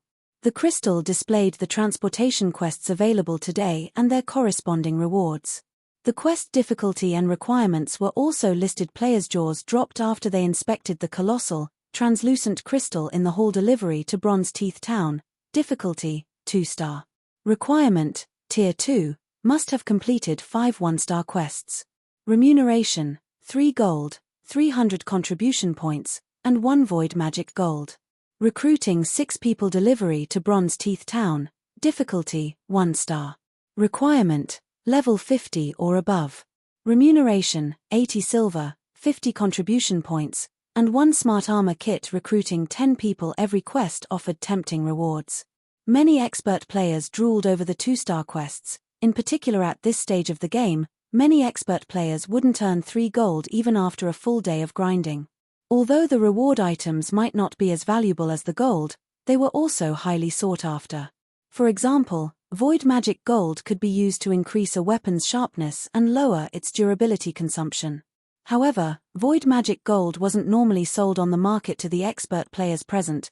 The void magic gold was far more valuable than 3 gold coins. Naturally, the 3-star quest rewards even tempted players from the various major powers. 3-star quests actually awarded rare Tier 2 skill books upon completion. Even the various major powers experts lacked Tier 2 skills. Aside from purchasing such skills with legacy points, players could only obtain them by farming monsters for skill books. However, even the drop rate for Tier 1 skill books was extremely low, not to mention Tier 2 skill books. After everyone finished gawking at the quests on the giant crystal, they noticed an exchange counter. This exchange counter allowed players to spend the contribution points and coins they earned to purchase rare items. The NPC merchants sold the available rare items were impossible to purchase elsewhere. In fact, the NPC merchants even had epic items for sale. Upon seeing these items, the players in the hall immediately went into an uproar. Quick! Notify the guild leader. We must get those epic items before the other guilds. The members of the various major powers immediately contacted their respective guilds' upper echelons and notified them about the transportation firm. As for the independent players present inside the transportation firm, their eyes glowed with excitement upon seeing the item list. Epic item. Independent players only dreamed of obtaining such items, yet as long as they earned enough coins and contribution points, they could purchase these items. In other words, they now had the possibility of acquiring an epic item for a time. News of the transportation firm spread like a plague throughout the Or Empire and the neighboring countries. We can purchase epic items just by collecting enough contribution points from quests. There's no status restriction. In that case, our adventurer team can contend with the various large guilds for these epic items. The rewards for Silverwing Town's transportation quests are actually so bountiful. That's at least triple the amount we get from the usual transportation quest. We need to head to Silverwing Town to develop right this instant. Many adventurer teams and independent players decided to shift their base of operations to Silverwing Town. Setting aside the fact that they could earn more money by developing there, the fact that they could purchase top-tier weapons and equipment was the final push for a time. Players swarmed towards Silverwing Town. Vice Guild Leader, what should we do? The number of players trying to enter the town has suddenly increased by more than 200,000. By the looks of it, even more people will show up later. However, we've already reached the town's entry limit of 1,500,000 players, and the players waiting outside are making a huge fuss, Yaya, Aqua Rose's assistant, said as she ran up to Aqua Rose, who was currently swamped with work. I understand. Temporarily increase the town's entry limit to 1,800,000, Aqua Rose said, nodding as she pinched the bridge of her nose due to the transportation firm's appearance. Many merchant players had contacted her, expressing their interest in renting a shop in Silverwing Town long-term. Some top adventurer teams had even asked to garrison in Silverwing Town. These top adventurer teams had declared their willingness to purchase private houses at a high price and sign a garrison agreement with Zero Wing. She never thought that Silverwing Town would become the focal point of the Or Empire and its several neighboring countries. This had all happened so suddenly, and she hadn't been prepared. Meanwhile, Shifeng, who currently forged all-round devices in the Candlelight trading firm, remained ignorant of the situation. He simply focused on forging and increased the pile of all-round devices on his table. After working for more than half a day, Shifeng received joyous news. Liang Jing, his temporary assistant, had finally come to a compromise with Xiao Yu and would officially join God's Domain today. Moreover, she had already joined Zero Wing and used a guild transfer scroll to teleport to White River City's guild residence to help her acclimate to God's Domain. Shifeng decided to have her assist Melancholic Smile in managing White River City's Candlelight trading firm for the moment. This way, Melancholic Smile could somewhat relax. So, this is the Candlelight trading firm? Liang Jing, who wore a set of long, white robes and held a wooden staff, couldn't help but gape at the towering building before her. In her opinion, a virtual reality game was only a form of entertainment. However, after logging into God's Domain, she discovered that this game was no different than reality. In fact, she felt that her senses in the game were much sharper than her senses in the real world. If not for the diamond markers and HP bars hovering above the players around her, she'd even have suspected that she had been transported into another world aside from God's Domain's realism. The number of players she saw in the city also shocked her. She had never thought that White River City would have so many players. The city's commercial district where she currently stood was even livelier than Jinhai City's commercial district. Meanwhile, the most eye-catching building in the district actually belonged to Zero Wing. This was simply inconceivable. Are you Liang Jing, the person the guild leader mentioned? While Liang Jing tried to process the new information and environment, she noticed a mellow voice. Turning towards its origin, Liang Jing discovered a beautiful young woman in a luxurious dress. Upon hearing this woman greet Liang Jing, nearby players shot the new woman envious glances. What's going on? Liang Jing was even more confused upon noticing players' reactions. Chapter 1834, Frightening Zero Wing. Looking at the woman approaching her, Liang Jing could feel the weight of the surrounding players' gazes. The long line of players waiting to enter the Candlelight trading firm turned to look at her. As well, if these people were focused on the woman approaching her, she could, more or less, understand their reactions. After all, the woman before her was tall and elegant, with a face and temperament to match. It was only natural that such a graceful woman would attract attention, but these players were focused on her, not this woman. A moment ago, these people had ignored her, yet she had instantly become a sensation the moment this beautiful young woman had called out to her. The beauty greeting Liang Jing was none other than Melancholic Smile. According to Shifeng, he had found her a capable assistant, although her guild leader had asked that she show Liang Jing the ropes first. Hello, I am Melancholic Smile. I will be helping you learn about the Candlelight trading firm and all there is to know about our business. If there is anything you don't understand, feel free to ask me. Melancholic Smile introduced herself. After Melancholic Smile's introduction, the nearby players went into an uproar. Crap. Who is that woman? Melancholic Smile actually came out to greet her? Could she be some sort of master lifestyle player? That can't be it. She's only level 10, and she isn't wearing a lifestyle insignia. She's definitely a newbie, but she must be someone important if Melancholic came to welcome her personally. Maybe she is the heiress of some major corporation, here to visit the Candlelight trading firm?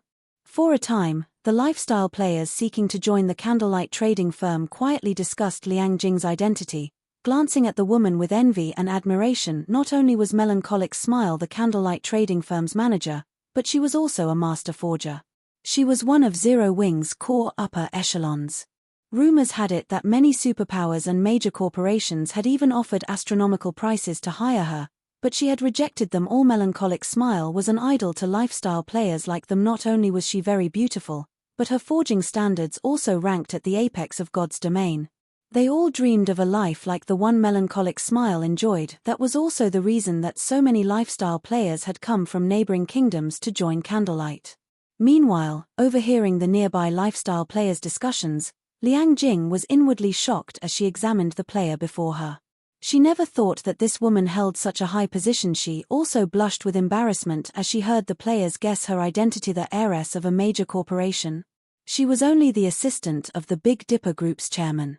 She was insignificant compared to an heiress. After Melancholic Smile and Liang Jing introduced themselves, they entered the Candlelight trading firm. White River City's Candlelight trading firm was the sole 3-star shop in Starmoon Kingdom.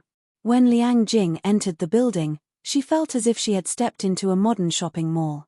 Only, the shop had magical elements. Unlike a mall in the real world, customers crowded the first-floor hall, stupefying Liang Jing. She hadn't imagined that a shop in God's domain could be so lively. Melancholic Smile simply smiled at Liang Jing's reaction before leading the new recruit to the third floor. The third floor and up were not open to the public. Only Candlelight's members had access. Currently, the Candlelight trading firm has over 20,000 lifestyle players. They're split across multiple branches. Among them, over 4,000 have officially signed a contract to become internal members. You could say that Candlelight is the bona fide #1 trading firm throughout Starmoon Kingdom. This shop alone houses a little over 2,000 lifestyle players. In the future, you will manage this shop and its employees, Melancholic Smile explained as she gestured to the various workshops, which contained Candlelight's lifestyle players hard at work. Although you won't have to manage a lot of people at first, once you get used to the job and perform well, I'll have you take over managing Silverwing Town. Things are getting hectic in Silverwing right now. We just increased the entry limit to 1,800,000 people. We'll have to increase this number slowly in the future, so we have a lot to do. As Liang Jing listened to Melancholic Smile's explanation, she wondered if she had heard wrong. Candlelight had over 20,000 employees. Moreover, over 4,000 were officially contracted to the trading firm. In other words, there were over 4,000 players working as full-time employees for Candlelight. This was several times more than the Big Dipper Group's employees. Later, she'd even have to manage a town with 1,800,000 players. This was simply madness. If the situation was as Melancholic Smile had described, as the assistant of the Big Dipper Group's chairman, she was certain that Zero Wing was far wealthier than the Big Dipper Group. There was simply no comparing the two. She had always wondered why Shifeng acted so nonchalantly towards the Big Dipper Dojo's offers. It had offered a salary and benefits that countless people dreamed of, yet Shifeng had settled for a temporary position, focusing his efforts on God's domain. Now, she finally understood. It turned out that the Big Dipper Group's offers, which it had deemed quite generous, were little more than a farce to Shifeng. He had only been working for the Big Dipper as a pastime. Meanwhile, Shifeng had offered her a position with Zero Wing in God's domain because he had appreciated her management skills, and Xiao Yu wanted to use the opportunity to learn more about Shifeng's affairs. Whether she chose to work for the Big Dipper Group or Zero Wing Workshop in the future would be up to her. However, right now, she had no idea how she was supposed to report her discoveries to Chairman Xiao. What Liang Jing did not know was that Silverwing Town wasn't Zero Wing's most populated territory. Rather, Starmoon Kingdom's Zero Wing City saw far more traffic with a player population several times higher than Silverwing Town elsewhere. Shifeng, ignorant of Liang Jing's thoughts, still focused on forging all-round devices. Finally, after a full day of work, he had crafted over 100 all-round devices. He had also made quite a few standard level 50 fine gold and dark gold weapons. Thanks to all the EXP from forging, he had finally reached level 68. Although he had killed plenty of monsters when setting up the trade route, due to the NPC's participation, the EXP reward had been significantly reduced. He had only received a lot of EXP after he completed the quest. Even so, it hadn't been enough to push him to level 68. However, compared to his recent level up, The Philosopher's Hand's ability truly surprised Shifeng when he used the Philosopher's Soul to help guide him in forging level 50 fine gold and dark gold weapons. The designs he had obtained from Titan City, the finished products had ranged between level 50 and 55. It was a massive improvement, although a standardized level 55 fine gold weapon was slightly weaker than level 55 fine gold equipment acquired from monsters. It was still considerably stronger than a level 50 fine gold weapon. This was also the case for standardized level 55 dark gold weapons. The highest leveled players in the various large guilds were currently level 55. Hence, trying to acquire level 55 weapons was extremely difficult. Currently, most of these level 55 experts still used level 50 fine gold weapons. If given the choice, these experts would definitely wield a standardized level 55 dark gold weapon. If he sold these standardized dark gold weapons in bulk, he could fetch a higher price than normal. Suddenly, Melancholic Smile contacted Shifeng and reported, "Guild leader, the representatives from the Dragon Phoenix Pavilion and Unyielding Soul have arrived. They're waiting in the second floor VIP reception room." "All right, I'll head over now." Nodding, Shifeng collected his forged items and headed to the reception room. Chapter 1835, Massive Profits. Candlelight Trading Firm's VIP reception room. Currently, Phoenix Rain, Blue Phoenix, Unyielding Heart, and Mu Lingshaw waited in the reception room. "Uncle Hart, are the items you mentioned really that effective?" Mu Lingshaw asked worriedly. "The guild has employed various methods, but we still haven't made it into the Dark Battleground's inner region. Moreover, the Silent Water's corrosion is extremely powerful. Even the rare advanced toughness potion only extends our survival rate a little. We shed all pretenses with the Starline Corporation already and are engaged in an all-out war with them. We can only spare a very limited amount of resources. If we spend so many magic crystals, and these items end up being useless, it'll be disastrous." When she had asked Unyielding Heart to lead a team in assisting Zero Wing, she had assumed that the guild only needed some help with a slightly difficult quest. Yet when Unyielding Heart had returned, he had told her that Zero Wing had secured the Hell Mode Eclipse Throne's first clear. The report had left her flabbergasted. She had never realized that Zero Wing's main force was so powerful. Moreover, Unyielding Heart had praised Zero Wing's Black Flame. His praise was rare, even in Unyielding Soul. Unyielding Heart had gone on to mention that Zero Wing possessed some special tools that could help them deal with the Dark Battleground's severe environment. This revelation had further increased her shock. Truthfully, she wanted to believe Unyielding Heart's claim, but she couldn't bring herself to do so. Their guild had expended a lot of effort to reach the Dark Battleground's inner region, but every method they tried had been a failure. She had even worked herself to the bone to find a solution to this problem. Yet Unyielding Heart had told her that Zero Wing had 2 items that could help their survival in the map. Moreover, Zero Wing could produce enough of these items for a 100-man team. "Miss Mu, you can rest assured," Unyielding Heart said with a bitter smile. Over the past few days, Mu Lingshaw had repeatedly asked him the same question, yet no matter how many times he explained the situation, the young lady refused to believe him. However, it wasn't as if he couldn't understand her feelings at this point. Unyielding Soul and Starlink, the Starline Corporation's guild, were engaged in a bitter war. As a result, Unyielding Soul spent a frightening amount of resources each day. Meanwhile, purchasing 100 all-round devices and 100 bottles of elven silver would cost them 40,000 magic crystals, and since Zero Wing had produced the items within 3 days, as per their agreement, Unyielding Soul had to pay an additional 5,000 magic crystals. For the guild, 45,000 magic crystals were by no means a small amount. If after paying so many magic crystals, the items were useless, they'd cry with regret. Mu Lingshaw found it difficult to respond to Unyielding Heart's comment. She could only hope these items would be as helpful as he claimed. Big Sis Rain, Unyielding Soul's representatives seemed worried about something. "Do you think they plan on backing out of the purchase?" Blue Phoenix asked as she eyed Mu Lingshaw's worried expression. Giggling, she continued, "If they do, we'll get to purchase their share as well. Then, we'll have a much easier time exploring the Sea of Death's inner islands." "Why would they possibly back out?" Phoenix Rain asked, chuckling. Unyielding Soul has fought several large-scale battles against Starlink in the Dark Knight Empire and desperately needs weapons, equipment, and war weapons. Both guilds are furiously fighting for the high-resource maps that yield weapons and equipment. If Unyielding Soul wishes to obtain these items, it'll have to farm high-resource maps with hostile environments. The guild will have a higher chance of securing the items in those maps. Unyielding Soul needs all-rounded devices and elven silver more than anything right now. It can't afford to back out. This deal. Blue Phoenix saw the reasoning in her pavilion master's words. The more hostile a map's environment was, the more treasures it would have to offer. Take the Sea of Death, for example. After exploring the sea zone's dangerous islands, the various superpowers had acquired a significant harvest. Now, all of the various superpowers were organizing large, powerful teams to explore the Sea of Death. However, to explore the map's islands effectively, the superpowers would need items that could reduce the hostile environment's impact on their players. While acquiring a small number of such items was not a problem, acquiring them in bulk was almost impossible. If they could get their hands on the all-round devices and elven silver, even if they didn't use the items for themselves, they could earn impressive profits by reselling them. While both guilds' representatives quietly talked among themselves, the reception room's door swung open.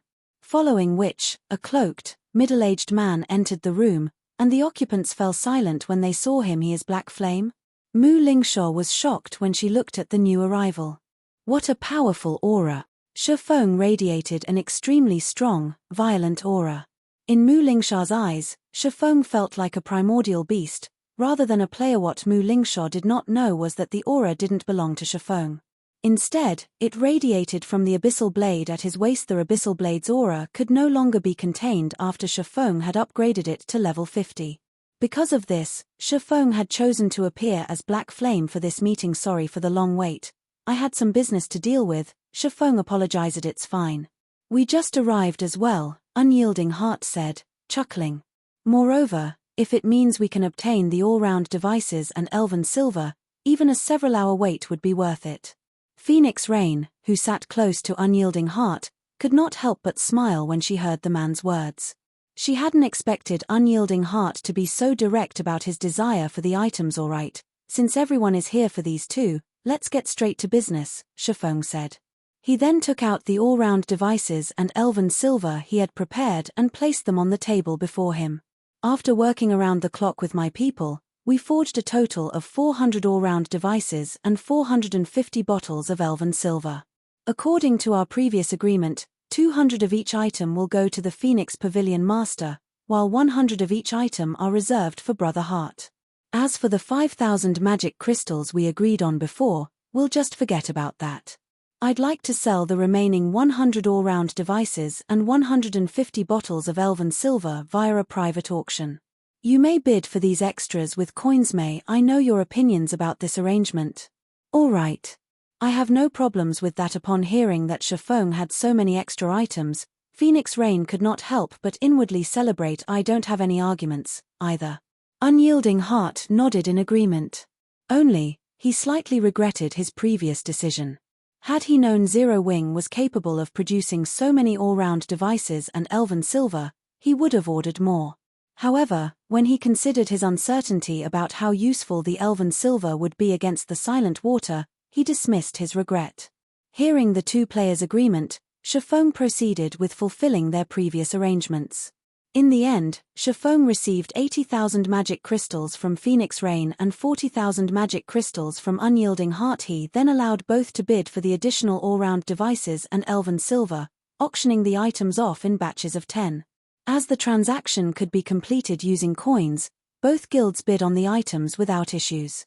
In the end, Phoenix Rain had purchased 80 all-round devices and 120 bottles of elven silver, while Unyielding Heart bought the rest. When comparing foundations, Unyielding Soul was definitely superior to the Dragon Phoenix Pavilion. However, Unyielding Soul didn't have as much financial freedom due to its war with Starlink. Meanwhile, Phoenix Rain had earned quite a bit from the authority she wielded on Thunder Island and the harvests from the Sea of Death. Hence, in terms of financial strength, the Dragon Phoenix Pavilion was currently stronger than Unyielding Soul. After selling the extra items, Shifeng had made over 20,000 gold. Both super first-rate guilds were also quite satisfied with the outcome as the representatives of both guilds were about to leave. Since we've sold the all-round devices and elven silver, let us start the auction for today's main course, Shifeng said, intentionally dragging out his statement. Main course? You have something even better than the all-round devices and elven silver. Phoenix Rain and Unyielding Heart gave Shifeng confused looks. How could he possibly have something more valuable than the two items? Correct. Shifeng then began to pull the standardized level 55 dark gold weapons from his bag, putting them on display before his guests. Chapter 1836, Arming Teams. The one-handed saber Shifeng placed on the table looked quite modest, like a very ordinary weapon, yet it radiated the glow unique to dark gold weapons, a dark gold weapon that can be used up to level 55. When Phoenix Rain and Unyielding Heart looked at the dark gold weapon, they could not help their confusion in terms of attributes. It was only slightly better than a level 50 dark gold weapon. While it might be very tempting to ordinary expert players, to guild upper echelon like themselves, it was nothing special. Although a level 55 dark gold weapon was indeed very valuable, in terms of usefulness, there was simply no comparison between it and the all-round device or elven silver, not to mention, the level 55 dark gold weapon Shifeng just took out did not possess any special traits. It neither added any resistances nor granted extraordinarily high attributes. Hence, they found it truly confusing that Shifeng was treating this weapon as the finale item, just as Phoenix Rain and Unyielding Heart were wondering what Shifeng's intention was by taking out such a plain dark gold weapon. Shifeng took out another weapon from his bag and placed it on the table this time. It wasn't a saber but a great sword. Instead, he's selling two items. Blue Phoenix, who was watching from the side, was also baffled by this situation, let alone two level 55 dark gold weapons. Even two epic weapons wouldn't be enough to tempt representatives of super first-rate guilds like Phoenix Rain and Unyielding Heart. However, just as Blue Phoenix was having such thoughts, Shifeng proceeded to take out another weapon from his bag. Moreover, he showed no signs of stopping, even after revealing the third weapon. 3, 5, 8. By the time 10 level 55 dark gold weapons were laid out on the table, Phoenix Rain's and Unyielding Heart's expressions had changed. While level 55 dark gold weapons were not that easy to obtain, with the current strength Zero Wing's main force possessed, they understood that Zero Wing definitely could acquire some. If it were only 2 or 3 dark gold weapons, they wouldn't have felt particularly surprised by the situation.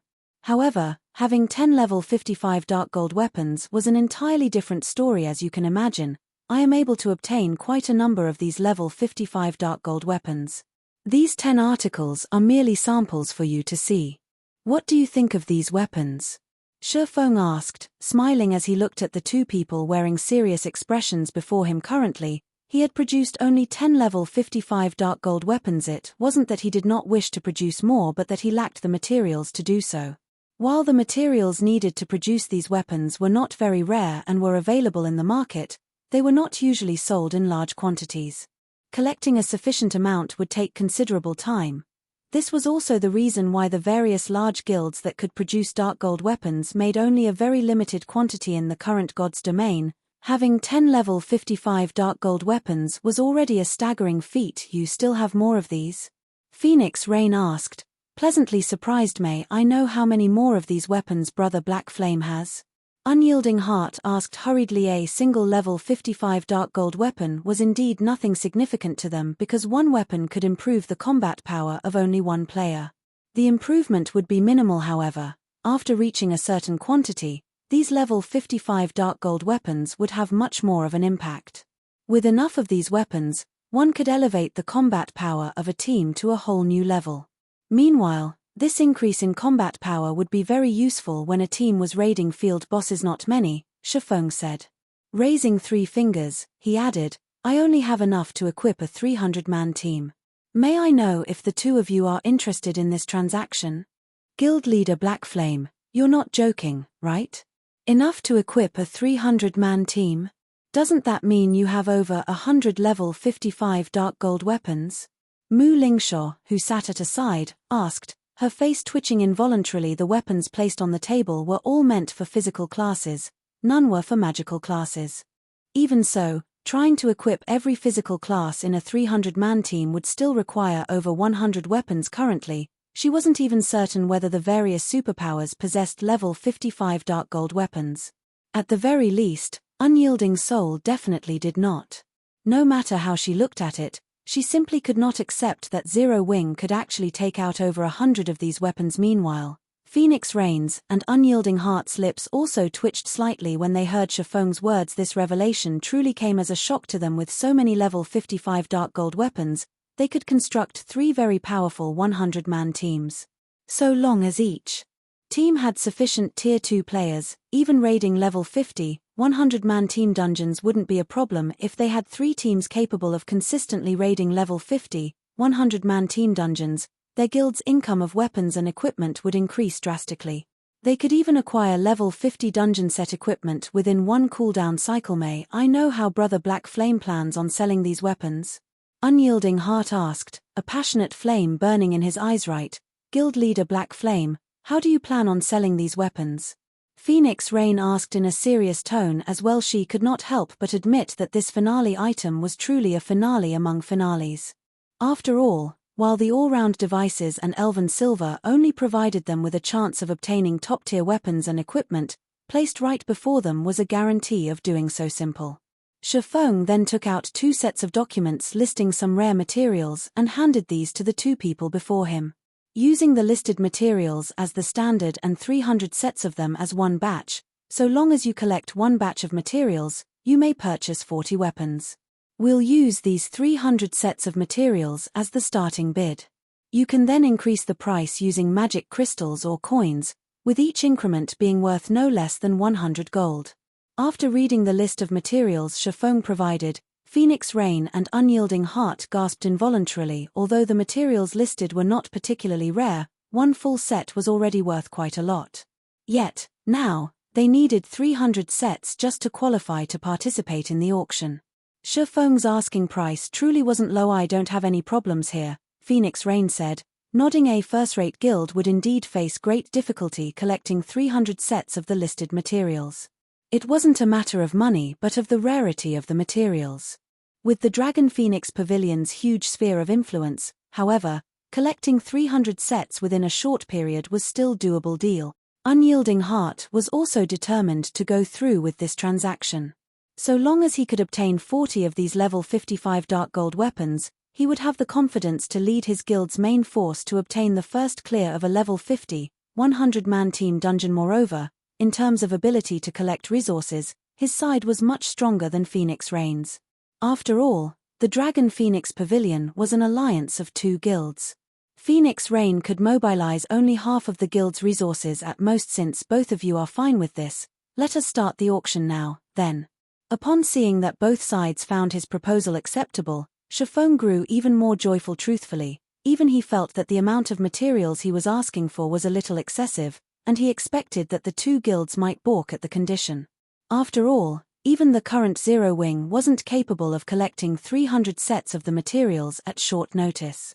However, when he thought about how both the Dragon Phoenix Pavilion and Unyielding Soul were super first-rate guilds, he concluded that acquiring 300 sets of the materials shouldn't be impossible for them, although it would hurt their pockets slightly by setting such a high price in the first place. So long as he could acquire 300 sets of the materials required, given his production success rate, which was above 30%, he could instantly earn not only his cost but also quite an amount of materials.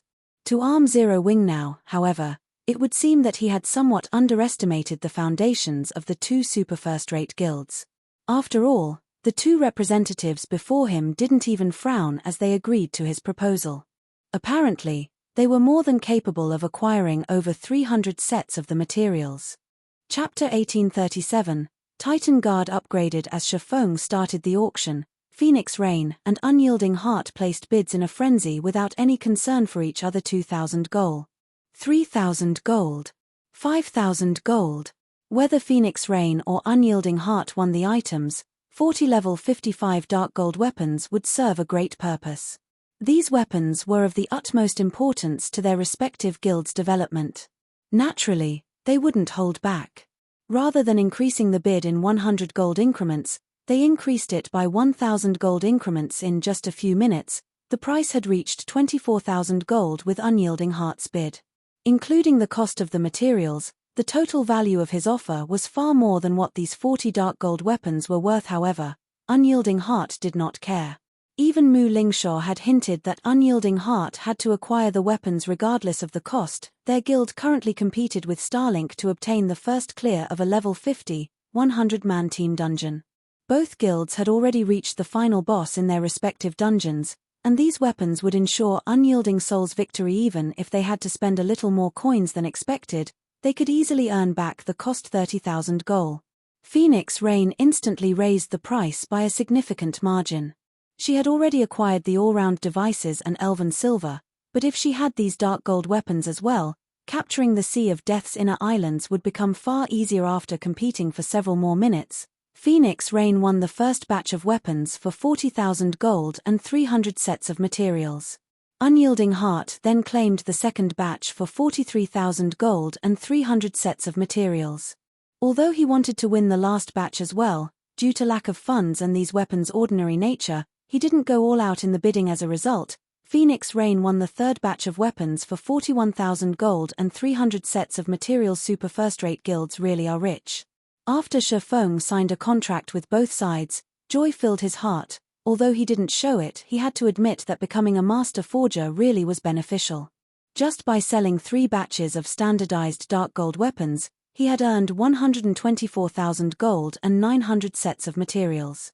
This price far exceeded his initial expectations. Now, he had the money to construct the airport and repair the secret stone forest, in addition to enough materials to arm Zero Wing's members. Had he sold these weapons in single units or to small guilds, he would never have gotten such a good price. However, the Dragon Phoenix Pavilion and Unyielding Soul couldn't collect the required materials as easily as Shifeng had suspected, either.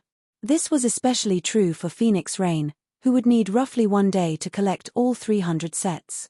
Unyielding Heart similarly needed a little time to collect all the materials. Shifeng could not help but breathe a sigh of relief. He could only start crafting the weapons after he obtained the materials, and if the 2 guilds paid him in one go, he wouldn't have their purchased items ready. Hence, as a compromise, Shifeng had asked both guilds pay a portion of the required materials as a down payment. Only after they brought the remaining materials and funds would he hand over the weapons. With this compromise, not only would he have materials to produce the weapons, but the 2 guilds would also have extra time to collect the remaining materials. Neither Phoenix Rain nor Unyielding Heart had any issues with this arrangement. They hadn't brought enough money for the purchases, to begin with, so it was expected that Shifeng ask for a down payment. Doing so would also ensure that Zero Wing couldn't sell the 120 dark gold weapons to anyone else. Neither Phoenix Rain nor Unyielding Heart had suspected that Zero Wing had crafted these weapons. They had assumed that the guild had acquired the items from farming monsters. Since their guilds didn't have the full payments ready, a down payment was understandable. Phoenix Rain and Unyielding Heart had their subordinates deliver the agreed-upon down payment, which was 30% of the full amount. In return, both guilds would be granted a full day to collect the remaining funds and materials. When the 270 sets of materials were delivered, Shifeng recruited Melancholic Smile and Cream Cocoa to help him craft the weapons. Although standardized level 55 dark gold weapons required a lot of time to produce, with 3 master forgers working around the clock and the Philosopher's Hand's guidance, it took them no time at all to complete the 120 weapons. After less than half a day, the 3 had used all 270 sets of materials and produced 114 weapons. Including the original 10 Shifeng had made, they had a total of 124 level 55 dark gold weapons. Now, once the weapons had been forged, Shifeng left the transaction's follow-up work to Melancholic Smile. He then contacted Aqua Rose and had her gather 20 main force members. He planned to head to the level 70 neutral map, Flame Demon's Valley. After his trade with the Dragon Phoenix Pavilion and Unyielding Soul, Shifeng realized that he had to prioritize unsealing the Philosopher's Hand. Partially unsealing the Philosopher's Hand had already been so profitable. If he could fully unseal it, he could nurture a large number of master lifestyle players. Not only would he be able to arm Silverwing Town to the teeth, but he'd also be able to fortify the Lost Town. Then, he wouldn't have to worry about the Evil God's Temple, which grew stronger with each passing day in the Orc Empire. He wouldn't have to worry about Blackwater, either. He could definitely afford a battle of attribution with both the Evil God's Temple and Blackwater simultaneously. After all, war was a competition of wealth and resources. Thinking up to this point, Shifeng felt even greater need to head to the Flame Demon's Valley. In less than half an hour, Aqua Rose had gathered Cola, Fire Dance, Violet Cloud, and the other core upper echelons. As the group approached the guild's meeting room, They chatted and discussed the recent challenges they had faced in Silverwing Town's battle arena after Shifeng had set the battle arena's new rules. Quite a few famous experts from the neighboring kingdoms and empires visited Silverwing Town to challenge Zero Wing's guild leader. Some experts had also visited the town purely to spar with Zero Wing's experts.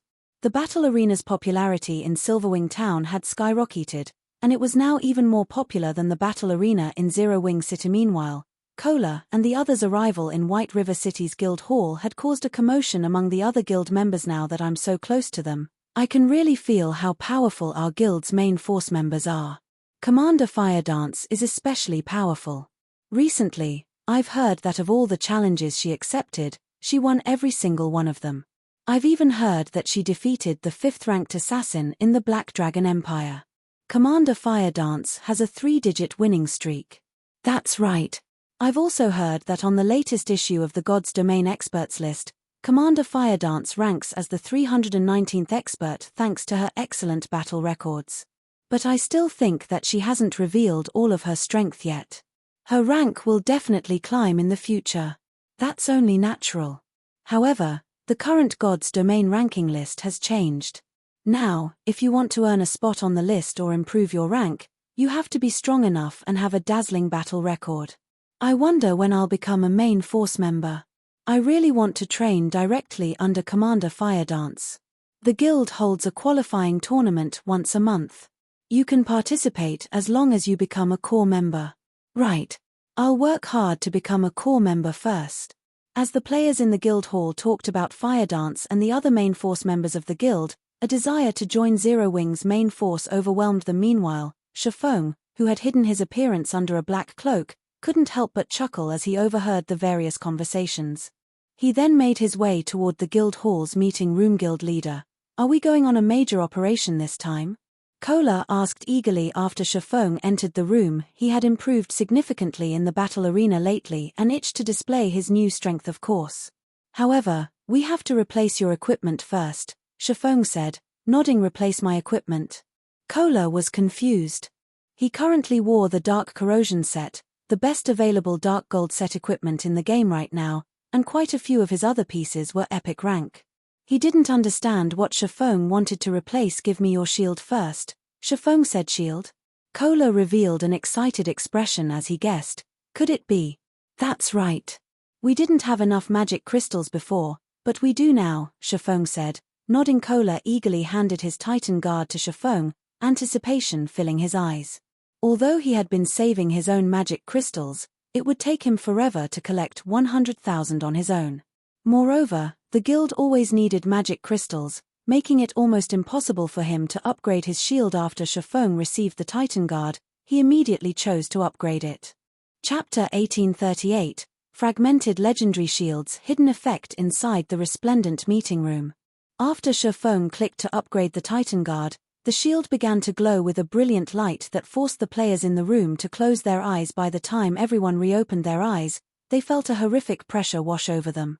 Instinctively, these players took up a defensive stance. What's going on? What's with this powerful aura? Could it be from that shield? This can't be possible, right? This aura is as intense as that of a mythic monster. All of these players were experts, and they had experienced countless life-or-death battles. They had long since developed senses that surpassed that of a wild beast. If they hadn't known that they were absolutely safe in this meeting room, they would have pulled out their weapons and prepared for combat. Once the intensity of the Titan Guard's aura reached its peak, it began to fade. So, this is a fragmented legendary shield?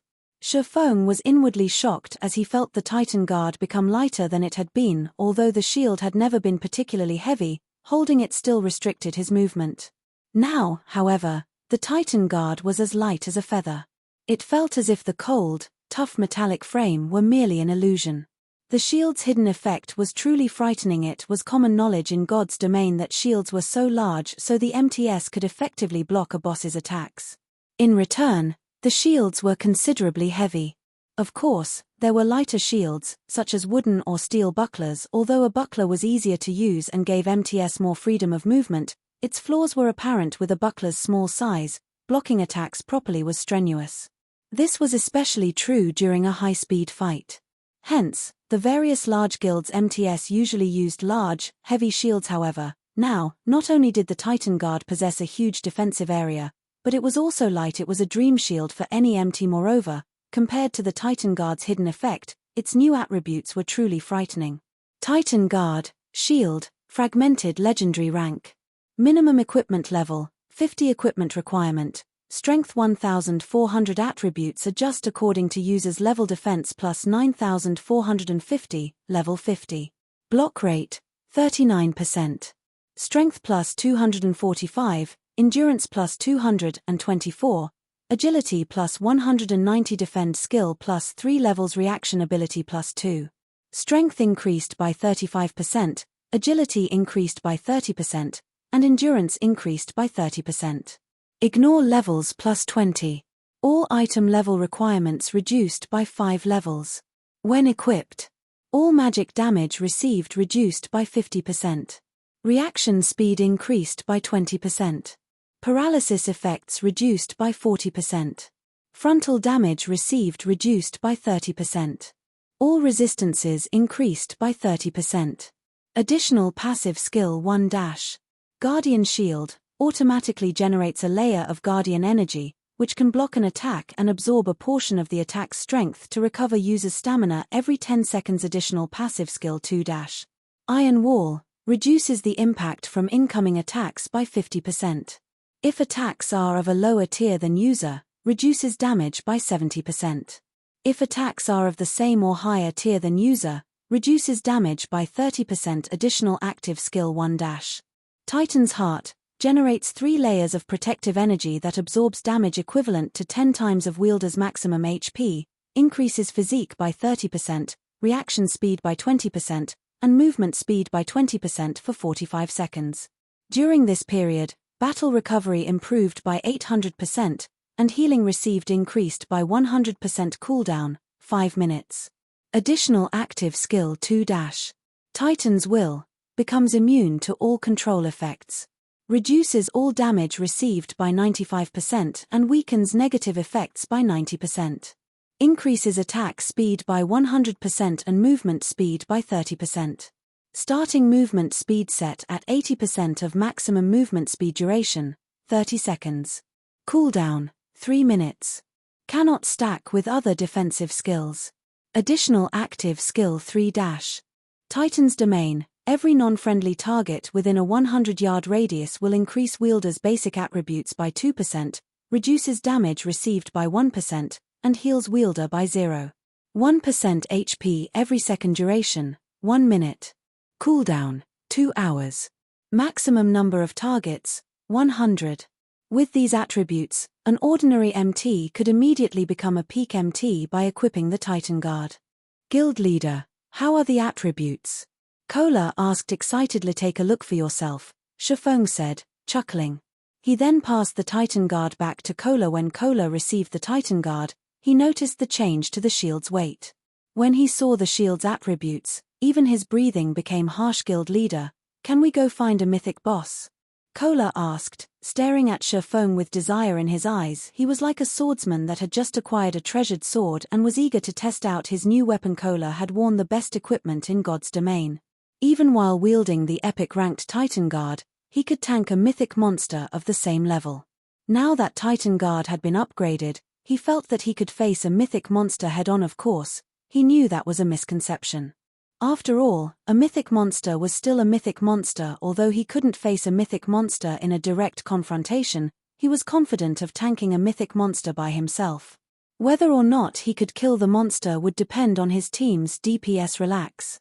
You'll have plenty of opportunities later, Shifeng assured his guildmate. Smiling, Shifeng had already been roughly 50% certain that he could complete his quest in the Flame Demon's Valley, but with the fragmented legendary ranked Titan Guard, his success rate had risen to 80% at the minimum, following which, Shifeng had everyone switch to fire resistance equipment.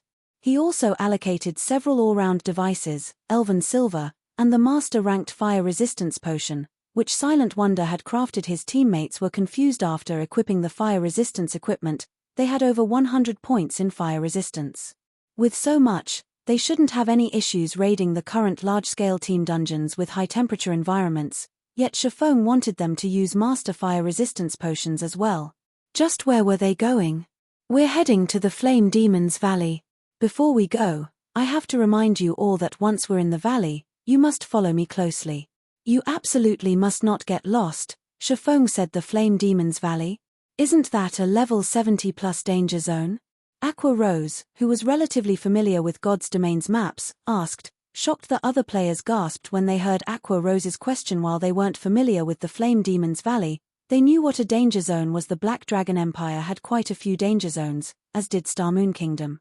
However, they had never heard of a guild successfully exploring either country's level 30 to 40 danger zones. At most, some guilds had played around in these danger zones' outer regions, but they didn't dare venture to the inner areas as death was almost certain upon entry. While part of the reason was the danger zone's extraordinarily harsh environments, the map's monsters were far more dangerous and extremely powerful. Not only did the danger zone's monsters have incredibly high basic attributes, but they also displayed very high combat standards. Even the weakest monster in danger zones had combat standards at the Trial Tower's 3rd floor. Meanwhile, as one ventured further into the zone, they'd face even stronger monsters. Near the inner regions, one would begin to encounter monsters that could reach the Trial Tower's 5th floor. Just thinking about a group of several hundred of such monsters would make any expert player shudder with fear. Yet, Shifeng had so casually mentioned that they were about to head to a level 70 plus danger zone. If Aqua Rose hadn't told them about the Flame Demon's Valley, they would have assumed that they were going to some ordinary map. Based on Shifeng's tone, relax. I've already investigated the area. Once we enter, you just need to follow my lead. Naturally, Shifeng knew what kind of horrors to expect in the Flame Demon's Valley. Danger zones are also blessed maps. They are the best places to refine your skills. Don't you want to grow stronger? Hearing Shifeng's explanation, everyone's eyes glowed with excitement and anticipation. While they had fought in Silverwing Town's battle arena, they had realized how vast God's domain truly was. Although many of the challengers hadn't been famous, their combat standards had been extraordinary. They had only managed to defeat these experts thanks to their superior equipment. Now that they had learned of a place where they could train and improve their abilities, of course, they wanted to visit it. Shifeng then led his team to Star Moon City before teleporting to the Flame Dragon Empire and again to one of its border towns. In the end, Shifeng used the 7 Luminaries Ring spatial gate to transport everyone across the remaining distance. After several hours, the team finally arrived before a valley that radiated waves of heat. Despite just standing at the valley's entrance, the area was hot enough to sting their skin. They did not even dare to imagine how high the temperature would be once they entered the Valor Guild leader. There seemed to be some people ahead. Minor Wind, who had used eagle eyes to observe their surroundings, suddenly reported as he pointed at the smoke-choked path ahead of them. People. Shifeng was astonished. Just getting to the Flame Demon's Valley was a difficult task for current players, not to mention fighting in such a harsh environment. Amazing. They're fighting a level 72 boss. And they're overwhelming it. Minor Wind exclaimed as he watched these players fight. Guild leader, some of our guild members are among them. Our guild? How? Shifeng was even more surprised to hear that his people were present, following which, Minor Wind sent Shifeng a recording. Why are they here?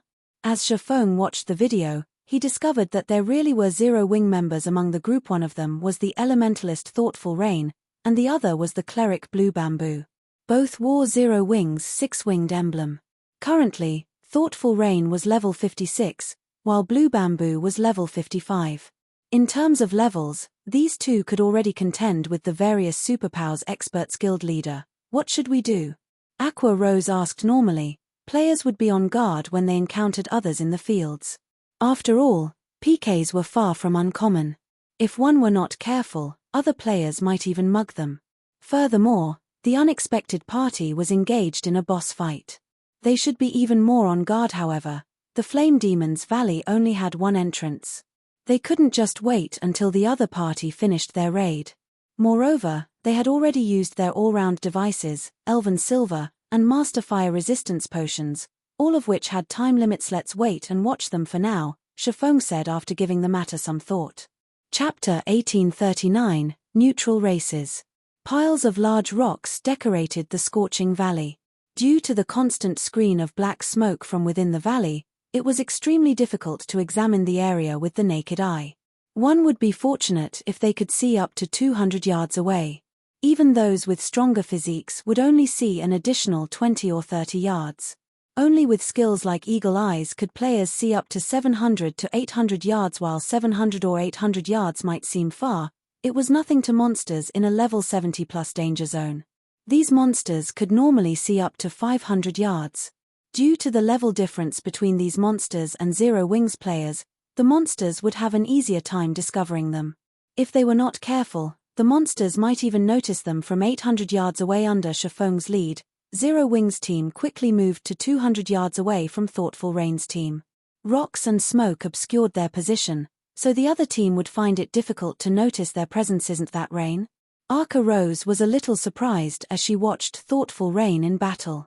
Her combat standard has improved by quite a bit. Thoughtful Rain dealt with 3 level 70 Lord-ranked Flame Demon Guards, which moved alongside the boss monster, by herself, yet despite being out-leveled and outnumbered, she faced the 3 lords on equal footing.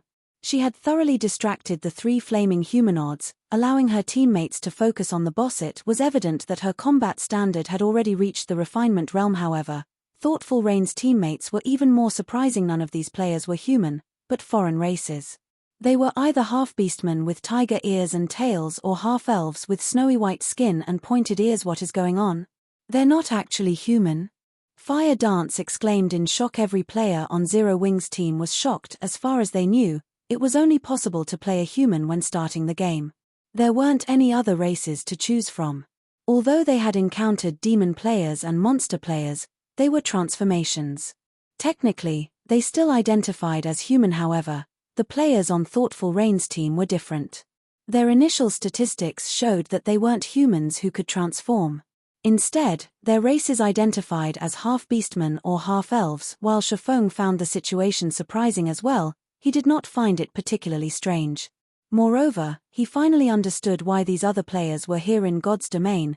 Players were only allowed to play as human at the start of the game. There were no other racial options to choose from.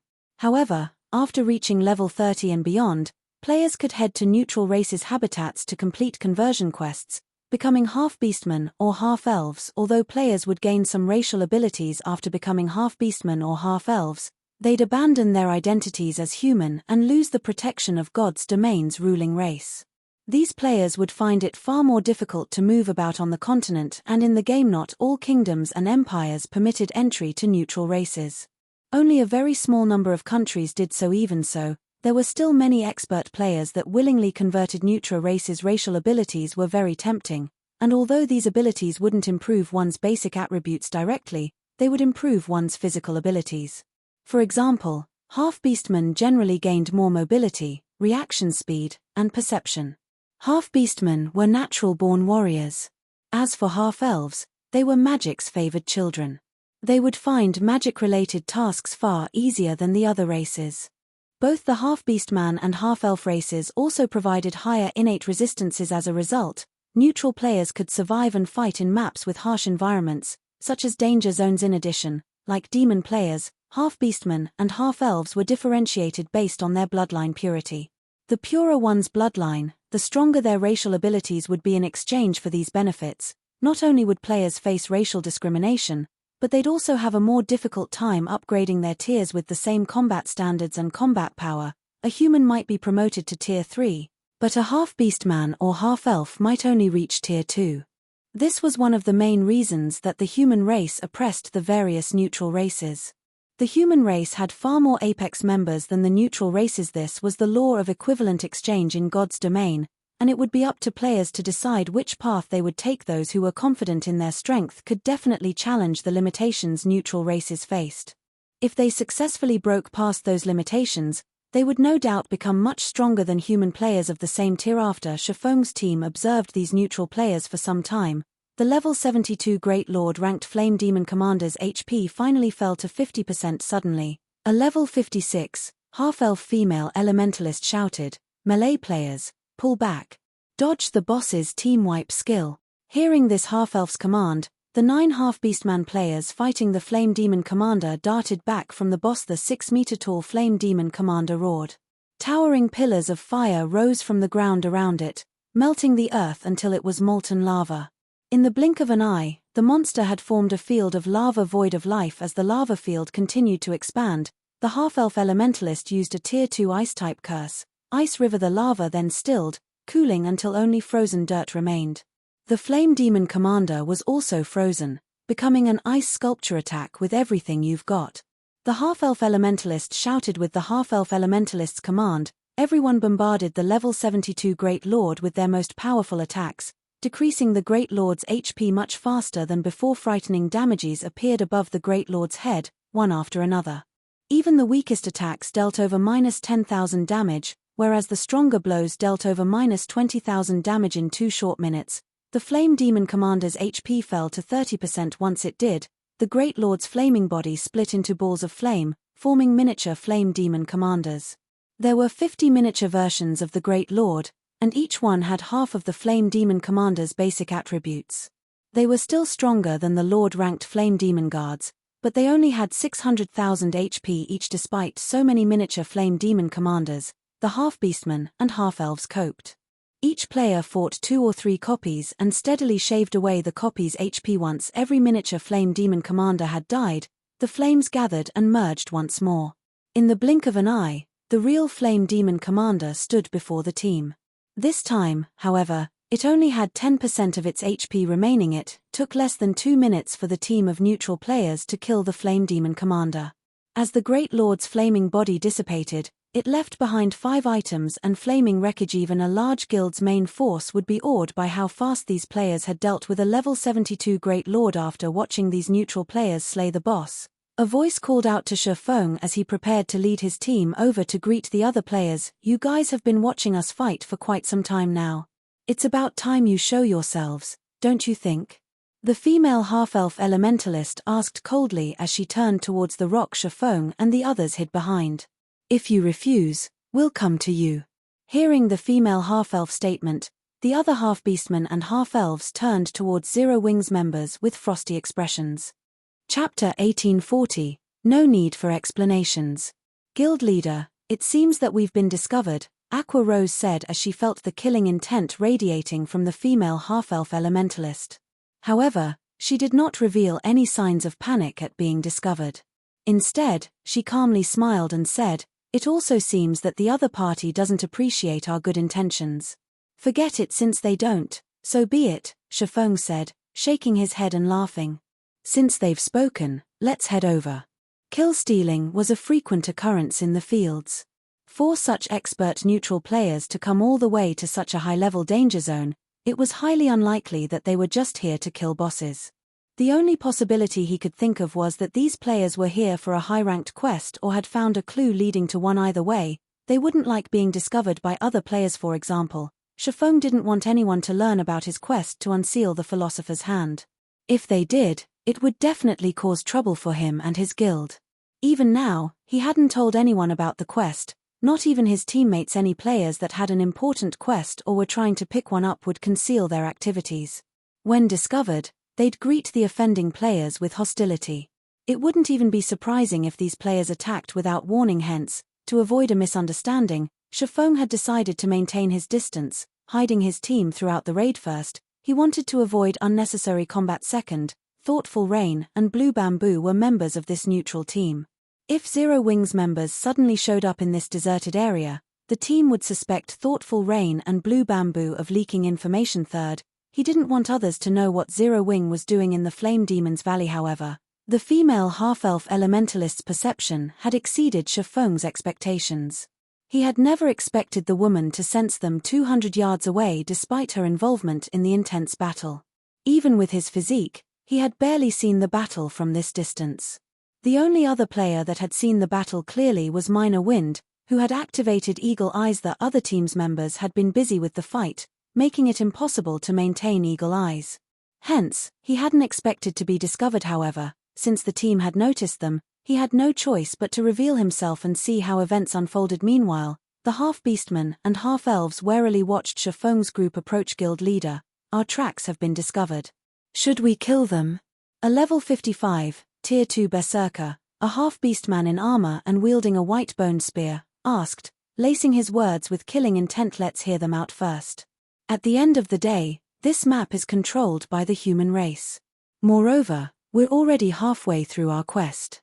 An interruption will only make it more difficult to complete, the female half-elf elementalist quietly responded during the battle. She had discovered Shifeng's group, but she had remained silent about it to see what the other players intended at first. She had assumed that the team was here to steal, but even after the boss had died, Shifeng's group had been motionless. This proved that Shifeng's group had no designs on their loot. Even so, she couldn't let the other party follow them. After all, she had an important quest to complete. She could only expose the team and persuade them to leave. Of course, the decision had some risk. If negotiations soured, it was likely they would have to fight each other. If Shifeng's group insisted on following them, she would have to act. Her quest offered an extraordinary reward, which would qualitatively transform their guild. With this reward, it was entirely possible that their guild would instantly become as strong as a first-rate guild. As Shifeng's group increasingly closer to the female half-elf's team, Thoughtful Rain and Blue Bamboo, who were busy with 3 flame demon guards, stared with wide eyes. Rain, aren't they from our guild? Even Vice Guild Leader Aqua and Commander Fire Dance are here, Blue Bamboo said, stupefied. What should we do? Will Big Sis Melody suspect us of leaking information? The team they had joined on this expedition to the Flame Demon's Valley for a quest was extremely important to Melody, the guild leader of Ninth Heaven. This quest could even determine the life or death of Melody's guild. Hence, the woman had repeatedly forbidden them from telling anyone about the quest. Neither she nor Thoughtful Rain had spoken a word of their actions, yet their guild members had shown up here. At this point, avoiding a misunderstanding was almost impossible. We don't have a choice. We have to explain to Big Sis Melody and hope that she understands. But this is really a terrible coincidence, Thoughtful Rain, who kept the 3 flame demon guards busy, said helplessly. Unfortunately, as Shifeng's group approached, Melody and the other Ninth Heaven members noticed the 6-winged emblem on these players' chests. A 6-winged emblem? Isn't that the same one that Rain and Blue wear? Could they be Zero Wings members? Guild leader, we haven't said anything about this operation to anyone. How could Zero Wings members be here? Could it be? Did Rain and Blue? I knew outsiders couldn't. Suddenly, the half-beastmen and half-elves turned to Thoughtful Rain and Blue Bamboo. Although they did not question the two directly, they watched the women with questioning gazes. Enough. I'll handle this, Melody roared as she shot her team members a chilling look. Let's find out why they're here first. Suddenly, this team of neutral players heard a deep voice. I am Black Flame, Zero Wings guild leader. My team and I have a task in the Flame Demon's Valley. May I ask you to remain here for some time? Once we're done, we'll invite you in. Shifeng's voice was sonorous, echoing throughout the valley. Moreover, his aura was imposing. He felt like an ancient behemoth that had just woken. Damn it. It's true. When Melody's team members heard Shifeng's statement, they glared at Thoughtful Rain and Blue Bamboo with indignation. Meanwhile, Thoughtful Rain and Blue Bamboo were at a loss for words. They felt as if any explanation would be useless. Guild leader, since they've come to steal our quest, we should kill them. One of the Tier 2 berserkers said, exuding killing intent. I want to see just how powerful Zero Wing truly is. They had more or less heard of Zero Wing. This guild, which had started with nothing, had gone on to take control of Star Moon Kingdom. The guild was powerful enough to rival a first-rate guild, many times stronger than Ninth Heaven. However, they didn't think that they'd lose to Zero Wing's experts in terms of individual combat standards. They had the innate advantage of half-beastmen and half-elves, which would be particularly prominent in PvP. Waving to her teammates for quiet, Melody turned to Thoughtful Rain and Blue Bamboo. In a low tone, she asked, I just want to ask one thing. Did you two leak our secret? Big Sis Melody, we didn't say anything about this, Thoughtful Rain insisted. Blue Bamboo nodded, repeated, firm resolution in her eyes. All right, I believe you, Melody said, revealing a gentle smile. She did not think that Thoughtful Rain and Blue Bamboo would betray her trust. She then turned back to Shifeng and said, hello, Guild Leader Black Flame. I am Melody, the Guild Leader of Ninth Heaven. May I know why we cannot enter? That way, I'll understand what I should do. Although there was no arrogance in Melody's voice, her voice held no deference, either. Rather, her tone contained questions and threats. Depending on Shifeng's explanation, She wouldn't shy from a battle to the death or mutual destruction. Thoughtful Rain and Blue Bamboo tense the reason? Shifeng suddenly laughed. I'm afraid that you don't qualify to demand answers from me. Moreover, Zero Wing has never needed to explain itself. All you need to know is that you are not allowed entry for the moment. If you refuse, I'll simply treat you like the other monsters. Shifeng then swung Killing Ray at the flame demon guards chasing Thoughtful Rain, tearing the space before him. A golden lightning bolt struck one of the three lords from over 60 yards away. The powerful flame demon guards then fell to one knee, the strike leaving a deep gash in their flesh. All three lords were heavily injured. Meanwhile, a damage of over -100,000 appeared above the flame demon guards' heads. Among the three lords, one even suffered nearly -300,000 damage. But compared to Shifeng's damage, what truly surprised the other guild leader was his ability to land his attack against the three moving lords without harming Thoughtful Rain, despite being over 60 yards away. Moreover, Shifeng had sent his attack through the other team, striking the flame demon guards before they had been able to react.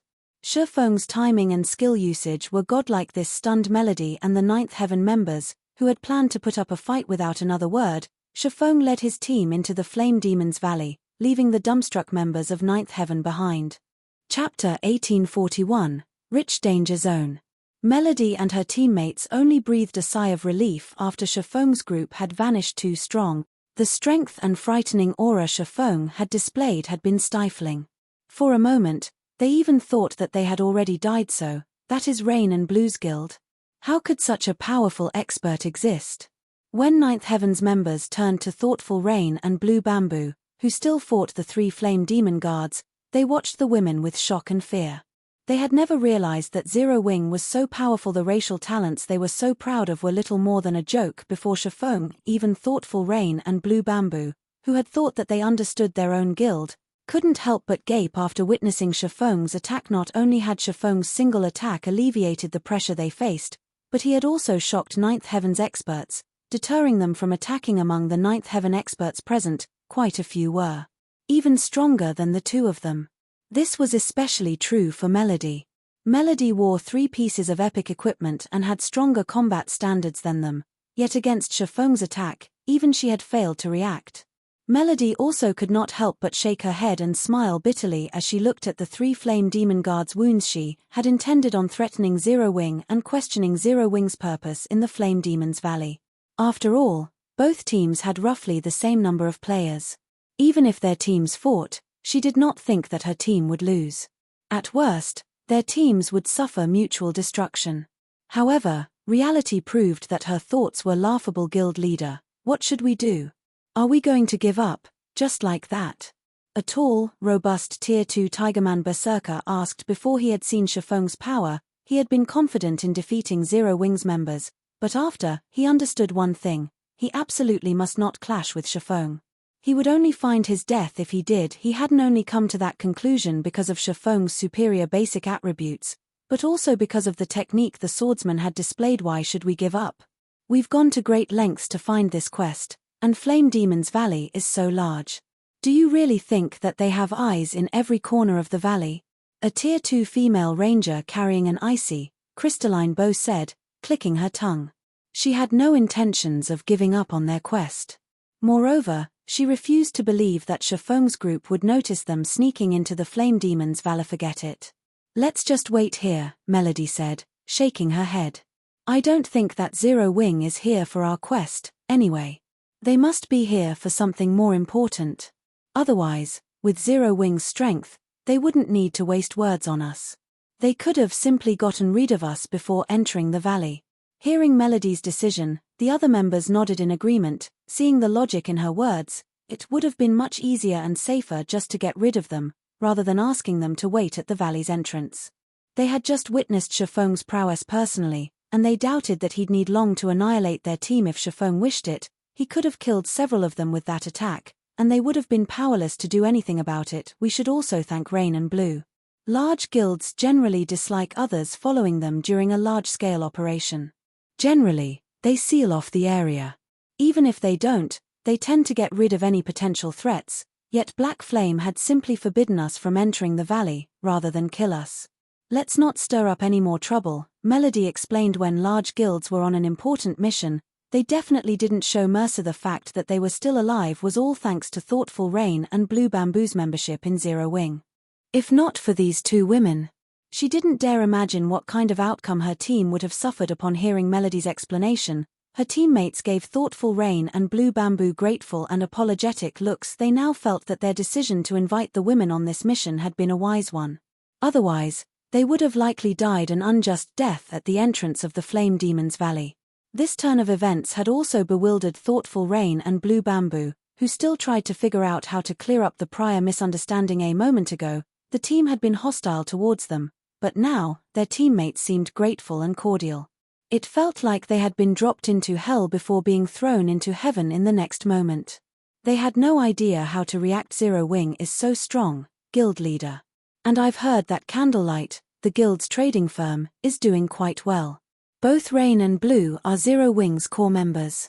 If we can get acquainted with Black Flame through them and partner with Zero Wing, our guild's development in Forest City will definitely go more smoothly, the Tigerman Berserker quietly suggested as he looked at Thoughtful Rain and Blue Bamboo. I get what you're trying to say. I'll ask them for their opinions later. However, I must say this, if they don't want to help us in that way or find it too difficult, you will let the matter rest. Melody nodded as she turned to the Tigerman Berserker in surprise. Previously, the Tigerman Berserker had been very opinionated about Thoughtful Rain and Blue Bamboo's participation in this operation. She had never expected him to suggest that they cozy up to the women. The Tigerman Berserker nodded silently in response. Meanwhile, in the Flame Demon's Valley, Shifeng remained ignorant of the fact that his behavior had made Thoughtful Rain and Blue Bamboo VIPs in Ninth Heaven. He simply led his team toward the Flame Demon's Valley's core region. Although the Flame Demon's Valley didn't house a lot of flame demons, as a danger zone, its severe environment was incredibly uncomfortable for those who entered. Despite having equipped fire resistance items and drinking master flame resistance potions, Zero Wing's team sweltered in the heat. This prevented them from displaying their full strength. Although Shifeng had been very careful in selecting their path, due to Aqua Rose and the others' low levels, they still attracted flame demons. They had no choice but to engage in a few fights, slowing their advance considerably. However, killing the flame demons also granted a bountiful harvest. Although the monsters lacked equipment drops, they did drop enough fire-type materials to earn a small fortune. This was especially true for the flame crystal. The flame demons dropped these flame crystals could be turned into flame gemstones, which could be equipped on weapons. When equipped, the flame gemstone gave the weapons an additional 10% flame damage. This was an excellent item for players like them, who struggled to increase their combat power. Unfortunately, the flame gemstones were consumable items, unlike ordinary attribute gemstones, which could be used indefinitely. Even so, the flame gemstones were an excellent item. After advancing for around 4 hours, Zero Wing's members finally reached the Flame Demon's Valley's core. Shifeng then contacted Thoughtful Rain and notified her that her team could now enter the Flame Demon's Valley. To current players, the Flame Demon's Valley's core was absolutely off-limits, even for half-beastmen and half-elves. Without the all-round devices, Elven Silver, and sufficiently high fire resistance, players would die in a matter of seconds upon setting foot in this area. Hence, he was not worried that others would discover his activities. After another half an hour, Fire Dance, who scouted ahead, excitedly reported in the team chat, "Guild leader, I found something." "Something good?" Shifeng muttered, curious when he heard Fire Dance's trembling, excited voice. The Flame Demon's Valley was a danger zone. It had many valuable things to offer. She shouldn't have sounded so excited. "Guild leader, you won't guess what I've found. I actually found an ore vein," Fire Dance proudly proclaimed. Chapter 1842, Attributed Ore Vein. Upon hearing Fire Dance mention an ore vein, everyone's eyes glowed with excitement. Ore veins were extremely rare in God's domain and particularly in Starmoon Kingdom. This was because Starmoon Kingdom was a relatively balanced kingdom. While the kingdom had no lack of herbs, ores, wood, and food materials, it did not specialize in any of these resources. Hence, ore veins were very rare in the kingdom. Whenever one was found, it would be highly contested over an ore vein. "What type is it?" Shifeng asked curiously. He wasn't particularly surprised by the fact that an ore vein had appeared in the Flame Demon's Valley. After all, this was a mountainous region. It was also a danger zone, a map famed for abundant resources. However, although ore veins were generally quite valuable, they were also differentiated by rank. For example, the difference between a bronze vein and a magic crystal vein was like heaven and earth. Although a bronze vein could tempt ordinary large guilds, it wouldn't be particularly helpful to Zerowing. At the very least, it wouldn't be occupying if it were in the Flame Demon's Valley. The Flame Demon's Valley was a danger zone and home to very dangerous monsters. The map's harsh environment would only make it even more difficult to mine the vein. Even superguilds had a hard time setting up mining operations in danger zones within kingdoms and empires, and the Flame Demon's Valley was both a neutral map and a danger zone normally. Superpowers ignored ore veins in danger zones. The rewards simply weren't worth the effort. A Sourcefire vein, Fire Dance exclaimed when Fire Dance reported the vein's identity. Her teammates let out a gasp. In their opinion, finding a copper or mithril vein was already exciting, yet they had stumbled across a Sourcefire vein. Sourcefire? Shifeng's heart raced upon hearing this. A Sourcefire vein was a bona fide Grade 2 vein. Unlike ordinary Grade 2 veins, a Sourcefire vein was also an attributed ore vein. It was extremely rare even among Grade 2 veins normally. An ore vein didn't attributes, just like how ores were normally unattributed. However, if an ore had an attribute, its price would increase by several-fold. For example, frost steel ore was an ice-type ore. When using this type of ore to forge weapons, the weapons produced would deal additional frost damage. When used to produce equipment, the equipment would have additional ice resistance. This was why attributed ore veins were far more valuable than their non-attributed counterparts. Superpowers would even fight over a Grade 3 attributed vein, not to mention a Grade 2 vein. If the various superpowers found out about this Sourcefire vein, they would do everything they could to acquire it. The vein might not be as valuable as a Grade 1 vein, but it would greatly help their members when raiding dungeons or exploring new maps. Even if the price were great, they would pay it to secure the Sourcefire vein. However, Shifeng had never heard of an attributed ore vein in the Flame Demon's Valley in the past, leaving him a little confused. Had such a vein existed, the Flame Demon's Valley would have been a battlefield for the various superpowers, rather than some obscure map that no one cared about. Send the coordinates. We'll head there immediately. Thinking up to this point, Shifeng wanted to verify the authenticity of the vein. If the Sourcefire vein were real, it could help Zerowing's rapid advance in both ship and weapon production. After Fire Dance relayed her current coordinates, Shifeng led the team, slowly approaching the assassin's location. Fire Dance was situated before a canyon that was surrounded by mountains and lava. The canyon was clear of black smoke, so visibility was excellent. Only, the terrain was extremely dangerous. There were also a large number of giant lava beasts in the area. Moreover, laying at the canyon's entrance was a gigantic, level 80 mythic ranked beast lava hound, elemental creature, mythic, level 80. HP 450 000 000 450 000 000. Everyone felt their heads ache when they saw the two-headed lava hound guarding the canyon's entrance. However, they could clearly see a cave in the distance with some crimson ore around its entrance. This crimson ore was none other than Sourcefire ore. It's actually real. Shifeng's eyes burned with desire as he gazed at the Sourcefire. Although the vein seemed small, it was definitely a Sourcefire vein. How unfortunate. There are too many lava monsters nearby. There's even a level 80 mythic monster guarding the canyon's entrance. We don't have a chance of securing the vein, Aqua Rose said, slightly frustrated as she looked at the cave entrance. With their current strength, they might be able to defeat level 60 mythic monsters, but a level 80 mythic ranked monster was still too difficult. Furthermore, they had to fight the lava creature in such an extreme environment. Under such circumstances, they wouldn't be able to defeat the lava hound even if they were level 80. This was because this was a danger zone. The monsters here had much higher combat standards than monsters in a normal map. Including the frightening attributes of a mythic monster, they had no hope against the level 80 lava hound unless they returned at level 90 or 100. Lava creatures were different from ordinary monsters. Players would be subjected to the burning heat radiating from the monster's body if they got close to it. Even if players had sufficiently high fire resistance to avoid taking any damage, they'd still feel the searing pain. This pain would significantly affect players' combat power and prevent them from fighting at their best. However, This was not the most frightening aspect about lava creatures. Lava creatures' corrosive ability was far more dangerous. Weapons and equipment would rapidly lose durability when they came into contact with these creatures. If the items lost all durability mid-battle, they'd be permanently lost. Because of this, players tried to avoid lava monsters as much as possible. Meanwhile, every monster in the canyon was a lava creature.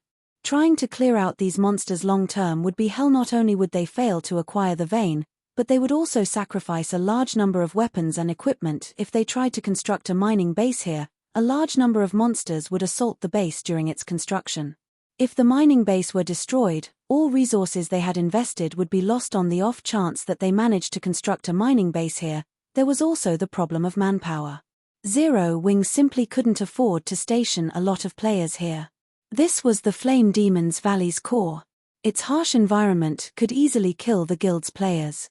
Players needed sufficiently high fire resistance to survive here. They were only able to explore this area because they were fully equipped in fire resistance equipment and had consumed master fire resistance potions. If any other player stood in their place right now, the extreme temperatures would have long since claimed their lives. The rest of the team agreed with Aqua Rose's assessment, a little disappointed. While the source fire vein before them was a priceless treasure, they could only afford to view it from afar. Meanwhile, as Shifeng examined the roaming lava monsters, he fell deep into thought. Not many people knew the true value of an attributed or vein in God's domain yet. However, he did. The source fire vein would be particularly valuable to the current Zero Wing. Not only did the vein produce source fire ore, which could be used to increase the guild's overall combat power by a significant margin, but the vein also produced the super rare byproduct, flame source crystals. Flame source crystals were incredibly useful to master alchemists, but they were also one of the main materials to produce the epic set equipment, Broken Steel, a set exclusive to his Blade Saint class lava creatures. After carefully observing the terrain and the wandering lava monsters, Shifeng said, "While it would be impossible to set up a mining base here, it isn't entirely impossible to harvest the ore." Guild leader, can we really mine here? Anticipation burned in Aqua Rose's eyes as she looked at Shifeng. Nowadays, fire resistance weapons and equipment were in high demand since the various large guilds had realized how necessary these items were to their development. If Zero Wing could harvest the source fire vein, it would definitely increase the guild's development speed. Given enough time, Zero Wing's members wouldn't be limited to operating near Silverwing town. They could freely explore the Ore Empire and cross swords with the Ore Empire's Evil God's Temple. They had long since grown tired of the Evil God's Temple's antics by this point. Chapter 1843, Titan's Might. When Zero Wing's members heard that it was possible to mine the source fire vein, their eyes glowed with excitement. They all had a certain understanding of ore veins, so they knew that the source fire vein was a grade 2 ore vein. This meant that there was a certain chance to obtain magic crystals when mining it. This was something the various large guilds sorely lacked right now, especially Zero Wing. Currently, Zero Wing was expanding and recruiting more members. This meant that the guild needed to nurture far more players. Although Zero Wing had training locations like the Battle Arena, the guild members still had to train in the Divine Colosseum's Trial Tower. Zero Wing's battle arenas simply couldn't accommodate enough people. The Trial Tower also provided comprehensive training, testing players' limits. If Zero Wing could acquire a large number of magic crystals, the guild would be able to transform the new recruits into usable combat power. Right now, the majority of Zero Wing's members wouldn't be useful in large-scale combat. This was also why Zero Wing's members couldn't venture far from Silverwing town, and the guild couldn't develop properly in the Ore Empire. We'll have to give it a try before we'll know if it's truly possible. I can only say that we have around a 30% success rate, Shifeng said, shaking his head. He wasn't particularly confident in his plan. While it was common knowledge that lava monsters were extremely difficult to deal with, not many knew that lava monsters also had obvious weaknesses: ice and water-type attacks. In addition, an ice or water-type environment would dull the lava monster's reactions to an extreme. Once the lava creature's reactions dulled, they'd become far easier to deal with. However, lava monsters filled the canyon before them. In addition, they were nowhere near the monster's levels. If they tried to lure a single lava monster, they'd likely attract a large group instead. They also had to worry about the level 80 mythic lava hound. Moreover, this was the Flame Demon's Valley. The environment was extremely hot. Even after equipping fire resistance equipment and drinking master fire resistance potions, The heat still affected them considerably, and they couldn't fully exhibit their combat powers. Picking a fight with the lava hound would be suicide, hence, he wasn't confident in success. A 30% success rate? It's so high. Some hope is better than none at all. Guild leader, just tell us what you need us to do. When they heard their chance of success, the team grew excited, rather than disappointed. Even the various superpowers weren't likely to occupy this sourcefire vein, but if Zero Wing could, it could grow into a super first-rate guild within a short time. Zero Wing would then be able to compete for dominance over God's domain. It would no longer be limited to its status as a kingdom's #1 guild. Aqua Rose, who had once been an honorary elder in the veteran first-rate guild, Twilight Echo, had never thought that Zero Wing would one day have a chance of becoming a super first-rate guild. Despite so many years of development, Twilight Echo had never reached the point where it had the potential of becoming a super first-rate guild, yet Zero Wing already had. Alright, since everyone is in agreement, Aqua, and those with the Sea God's legacy, ready your spells. You should have learned quite a few water-type spells. As for the remaining elementalists, prepare to use ice-type spells. Try to use as many AoE spells as possible. I don't need you all to attack. I just need you to transform this canyon into a world of ice and water. As long as you can change the environment, the lava monsters will weaken and become much easier to deal with. If you succeed, we'll have a chance of getting the Vein Cola, Turtle Dove, and Yi Wumian. Once Aqua and the others begin, you three need to do everything you can to lure the monsters away from the canyon's entrance. Cola, you'll be responsible for tanking the lava hound. All you need to do is lure it away. Everyone else will use the ice and water-type magic scrolls I'll distribute in a moment. I don't need you to buy a lot of time. 5 or 6 minutes will be enough. No matter what happens, do not use Power of Darkness. We'll need it later. When Shifeng finished explaining his plan, his teammate gulped as they glanced at the 8-meter-tall lava hound. They had no confidence of defeating the mythic monster. The other level 70+ lava monsters shouldn't be an issue, but distracting a level 80 mythic monster for 5 or 6 minutes would be a massive challenge. An unsuppressed level 80 mythic monster would most likely kill them with a single slap, and they weren't allowed to use their berserk skills. Surprisingly, however, Cola brimmed with fighting spirit. If nobody has any problems, let's begin, Shifeng said. After scouting the terrain for about 10 minutes, Aqua Rose and the other casters finally decided on their positions. Meanwhile, after Cola, Turtle Dove, and Yi Wumian prepared to pull every monster's aggro in the canyon. Good. Let's begin, Shifeng commanded. Once everyone was in position immediately, Aqua Rose and the others started to chant incantations and draw runes, drawing a large amount of water and ice-type mana towards them. The non-magical class players also activated their water and ice-type magic scrolls. The flow of mana soon attracted the attention of nearby monsters. These monsters instantly searched for the change source. However, before these lava monsters discovered Aqua Rose and her companions' locations, AoE spells began to descend. Boom, boom, boom. Suddenly, icicles and waterfalls rained down from the top of the canyon walls. As the streams of ice and water reached the bottom of the canyon, the molten lava vaporized the ice and water, filling the canyon with a dense mist. At the same time, the canyon's temperature began to decrease. Unfortunately, Aqua Rose and the others' spells were only temporary. Their spells couldn't stop the lava from spewing out of the ground and canyon walls. Damn it. Why is there so much lava? If we can't stop it, changing the environment will be impossible, Blackie said, anxiety filling his heart as he watched water and ice become steam. If they failed to change the environment, the lava monsters would easily annihilate them.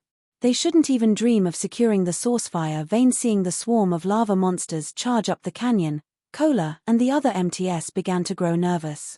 These level 70+ lava monsters hadn't weakened in the slightest. It seems the effects are quite good. Everything is coming along just as I expected. Shifeng smiled as he watched the rising steam. He then took out the ancient weather book and activated weather control. He hadn't actually expected Aqua Rose and the others to change the environment here by themselves. After all, only powerful domain skills could accomplish such a feat. Only a fool would try to change an area's environment with ordinary AoE spells. While the ancient weather book could alter an area's weather, it was too difficult to do so in such an inferno. It would take a very long time for the ancient weather book to alter this environment enough to impact the lava monsters. Meanwhile, the lava hound would have killed the entire team several times hence. He needed Aqua Rose and the others to create enough steam in the valley to hasten the ancient weatherbook's alteration process. Suddenly, a powerful storm began to brew above the canyon, dark clouds forming in the sky. After 5 seconds, rain began to fall, showering the lava monsters. As the rainwater covered their bodies, the lava monsters cried out in pain. Their body temperatures rapidly began to cool. Not only did the lava monsters' movement speed begin to decrease, but they also seemed sluggish. The lava hound raged as the rain drenched its body, its howl so powerful that it even pushed away the descending rainwater and rubble on the ground. The lava hound then charged for Shifeng, swiping a paw as it pounced on the swordsman. "You're not getting past me." When the lava hound ignored him, Kola activated Titan's domain and ran at the beast with his shield raised. Boom. Sparks scattered when the lava hound's nails scratched against Kola's Titan guard. The lava hound's gigantic body came to an abrupt halt. Meanwhile, Kola only stumbled 3 steps backward, a damage exceeding -1,000 appearing above his head. To Kola, who had over 90,000 HP, this damage was practically negligible. So strong. Kola can actually tank that thing by himself. Everyone was surprised to see Kola barely harmed. This was a level 80 mythic monster they were talking about. Although the rain had somewhat weakened the lava hound, it was a mythic monster, yet Kola had received its attack effortlessly without any help. Even Shifeng was shocked by how little damage Kola had taken. He finally understood just how frightening a fragmented legendary shield was. By the looks of it, the Guardian Knight should have no problems tanking the lava hound by himself even if he didn't use Titan's domain. Shifeng also dismissed the worry that plagued his heart. He then activated Gale domain and flew toward the cave entrance in the distance. He quickly reached the mine, realizing that its entrance was so small that barely 3 people, shoulder to shoulder, would be able to enter at the same time. The instant Shifeng set foot in the mine, a series of system notifications reached his ears. Moreover, he wasn't the only person to receive the system notifications. Everyone in the Flame Demon's Valley had received them. Chapter 1844, Underground Country. System. Congratulations. You have discovered the Fire God's ancient land. Flame Demon's Valley region system announcement. A player has triggered the new expansion pack Underground Country and activated the primordial taboo seal. Players may enter the Underground Country in 10 days. The system announcement repeated 3 times, the system's indifferent voice echoing in everyone's minds for quite some time. Underground Country? Shifeng was stunned. Fire God's ancient land? He had never heard of the Flame Demon's Valley containing some kind of underground country during his previous life. He only knew that the Fire Demon's Valley's monsters had a high drop rate for source fire, ore and magic crystals, and a few superpowers had fought fiercely over the area. However, this new expansion pack had never been triggered in the past. Although he had never heard of the Fire God's ancient land before, he was very familiar with ancient lands. Any location that was considered an ancient land had existed before the Great Destruction. Only, these locations had disappeared from the public eye after the Great Destruction. Meanwhile, these ancient lands were rumored to have been blessed by ancient gods, which was why they had survived for so long. But as time passed, these ancient lands had become relics. Among the various ancient lands that had been discovered during Shifeng's life, some contained items that had even been famous during ancient times. These items had all been highly sought after by the various superpowers. Hence, the various superpowers had fought desperately to claim any discovered ancient lands in the past. Shifeng had never thought that the source fire vein they had found was actually an entrance to the Fire God's ancient land. This rendered Shifeng speechless. Now that the system announcement had been made, the underground country in the Flame Demon's Valley would be exposed sooner or later. The source fire vein would definitely be discovered as well. Meanwhile, the Flame Demon's Valley was tens of thousands of miles away from Star Moon Kingdom.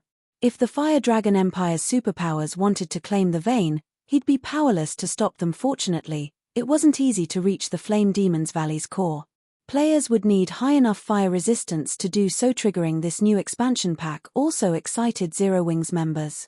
Although they didn't know what the underground country was, they knew that this expansion pack represented a huge opportunity. Every kingdom and empire had its own specialty products, and no player had ever explored this underground country yet.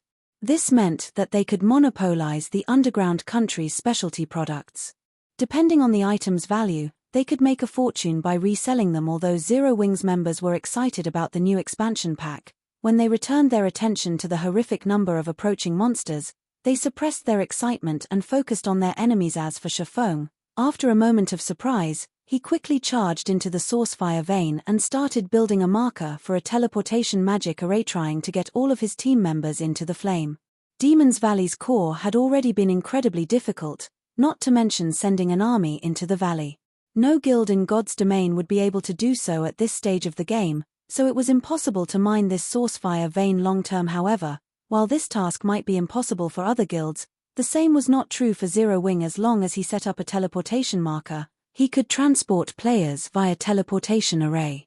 Not only would it save his players a lot of travel time, but they could also avoid unnecessary battles in the Flame Demon's Valley. Unfortunately, due to the massive distance between teleportation arrays, the magic crystal cost would be considerable, but compared to the Sourcefire vein's value, the teleportation fees were almost negligible. Aside from the fact that magic crystals could drop from the Sourcefire vein, the Sourcefire ore was incredibly valuable. It also had a small chance of dropping flame source crystals. Meanwhile, in a hot, sandy area in the Flame Demon's Valley's inner region, Melody and her team worked on clearing out the monsters in an ancient ruin. When Shifeng entered the Sourcefire vein, they, too, had heard the regional announcement regarding the new expansion pack. Amazing. Someone actually triggered a new expansion pack in the Flame Demon's Valley. That should be Zero Wing's doing. Is it the matter they mentioned earlier? Although I don't know what the underground country is, it must have a lot of valuable items. Our ninth heaven has struck gold. The only other guild that should be in the Flame Demon's Valley is Zero Wing. Our two guilds should be the only ones who know about this underground country. We'll make a fortune by reselling the items from it. Excitement flashed in the eyes of the Ninth Heaven's members when they heard the system announcement. Traveling into human kingdoms and empires was intensely difficult for neutral races, so any items they purchased in Forest City were far above market price. Now that they had discovered the underground country, they could sell its unique items in Forest City. They'd be able to make a fortune and rapidly develop their guild. So, this is Zero Wing's strength. Melody revealed a bitter smile when she read the system announcement. She had been smug and satisfied because she had accepted a high-ranked quest with an extraordinary reward. In contrast, Zero Wing had triggered a new expansion pack in the Flame Demon's Valley. The difference between them was immense. Previously, she had still suspected Zero Wing of targeting Ninth Heaven, but now, her suspicions were laughable. To Zero Wing, her high-ranked quest wasn't likely worth a second glance. While Ninth Heaven's members envied Zero Wing for activating a new expansion pack, Shifeng frantically set up the teleportation array's marker. Setting up a teleportation marker was not an easy task. Players needed a considerable understanding of magic arrays to succeed. The procedures were extremely complex, and normally, a player would need a lot of time to set up the marker and connect it to a teleportation array. However, to Shifeng, who was adept in drawing advanced magic arrays, this task was easier. He swiftly etched magic arrays on one crystal after another before placing the crystals on a large magic array he had carved into the ground. Very quickly, the mana in the mine started to gather in the magic array. Shifeng could feel the mine's dense mana begin to dwindle. Suddenly, Shifeng heard a furious howl from outside of the mine, echoing on the mine's stone walls. Guild leader, trouble. The lava hound went berserk and is charging towards you. It's ignoring aggro completely. Aqua Rose shouted in the team chat when she saw the enraged lava hound rush back to the canyon. To current players, a berserk level 80 mythic monster was an absolute nightmare. Cola had tried to stop the lava hound with his shield but had instantly lost over 30,000 HP when the boss had responded with an angry swipe. The lava hound's strength was terrifying. If anyone else had taken that attack, they would have likely died instantly. As soon as Aqua Rose fell silent, the lava hound arrived before the mine's entrance. Fortunately, the mine entrance was too small for the lava hound, so the boss couldn't get in. Seeing this, Aqua Rose and Cola breathed a sigh of relief. However, something then happened that stupefied Zero Wing's members. The gigantic lava hound split into 3 miniature copies. Each copy was still a level 80 mythic monster, but they did have slightly lower basic attributes. Before Zero Wing's members could react, the 3 lava hounds charged into the mine. Hurry up. Shifeng could already hear rapidly approaching footsteps. It was obvious that the lava hound was almost to him. Meanwhile, He only needed to insert one last crystal into the ground to set the spatial coordinates. Unfortunately, the loading bar, which had swiftly filled before, felt extremely slow to Shifeng. It was only 70% full while conducting the merging process. Shifeng couldn't do anything. He couldn't even activate a skill when the loading bar reached 90%. 3 1-meter-tall lava hounds appeared before Shifeng. Despicable mortal. You dare violate this sacred ground. You'll pay for your crimes with your soul.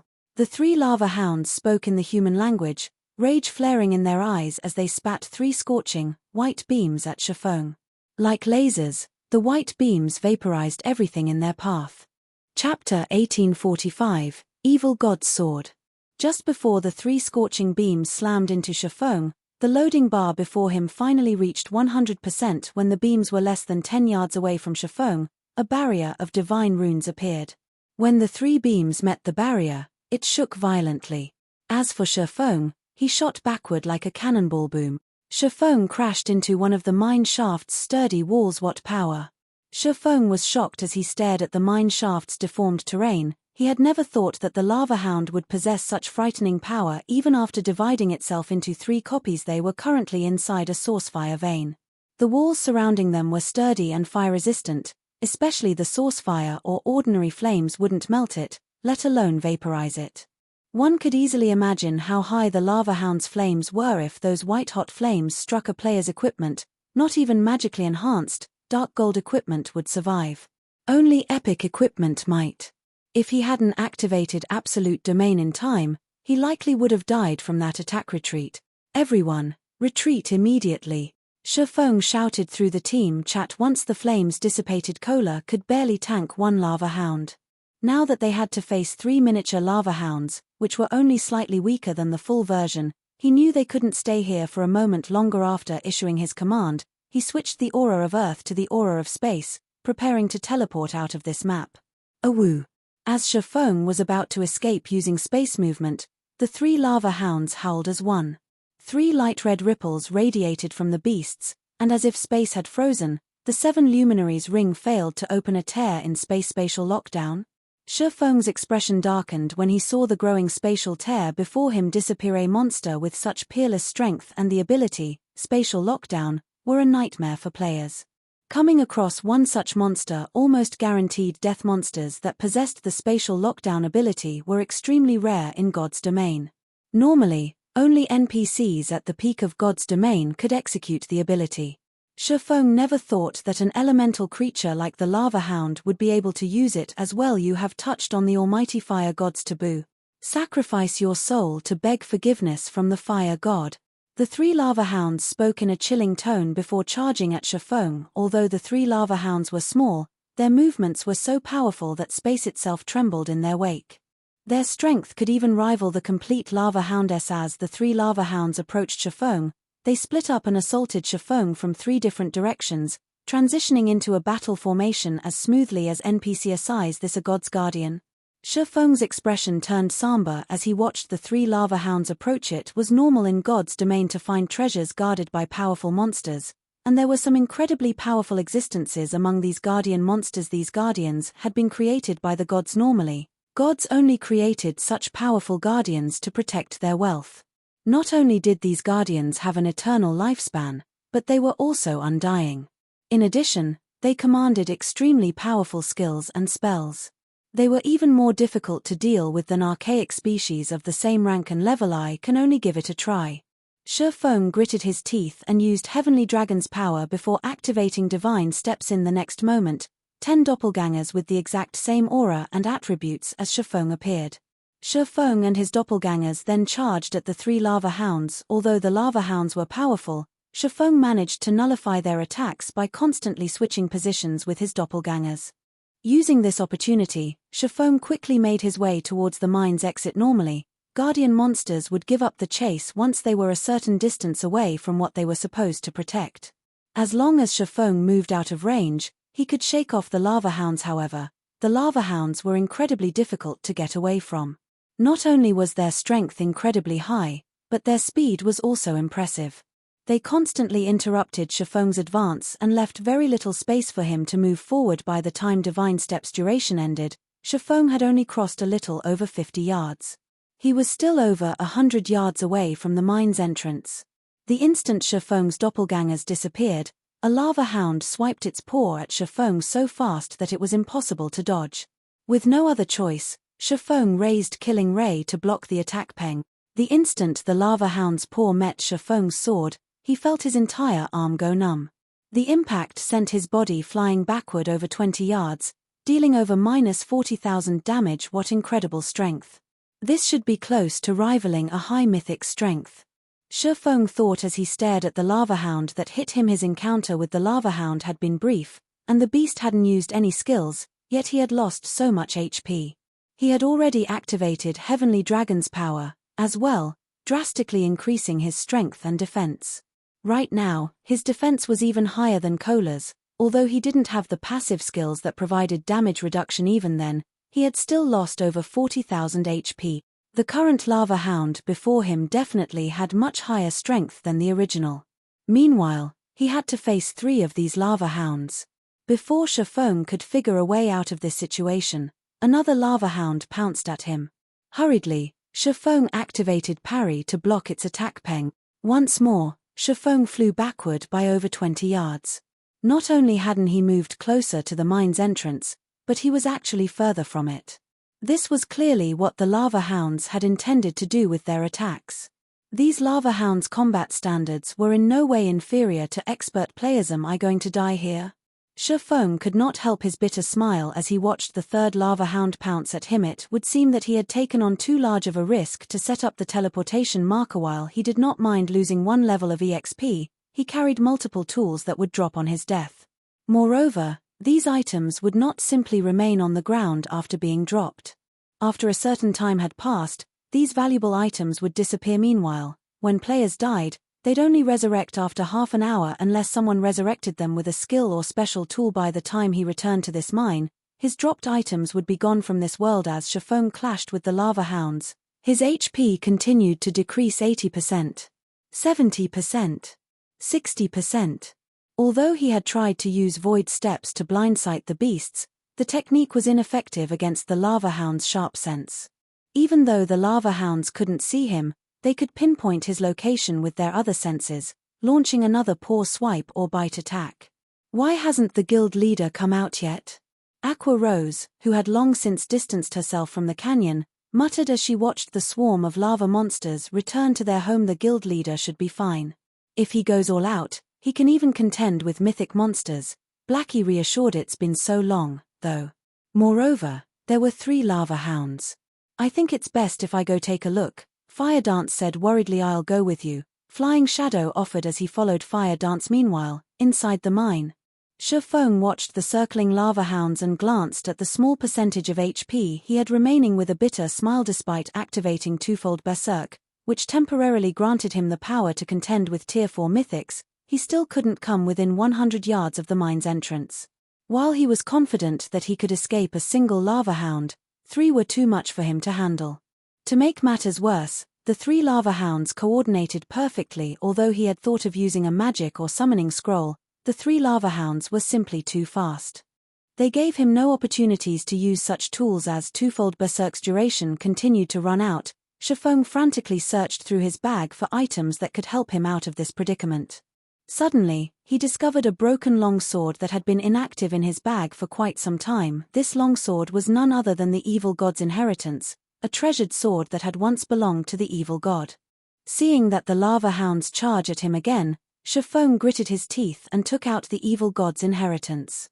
He then inserted his power into the weapon. Protecting the items that would drop if he died was undoubtedly more important than losing 10 points in all of his attributes. After Shifeng powered the sword, the evil god's inheritance pulsated.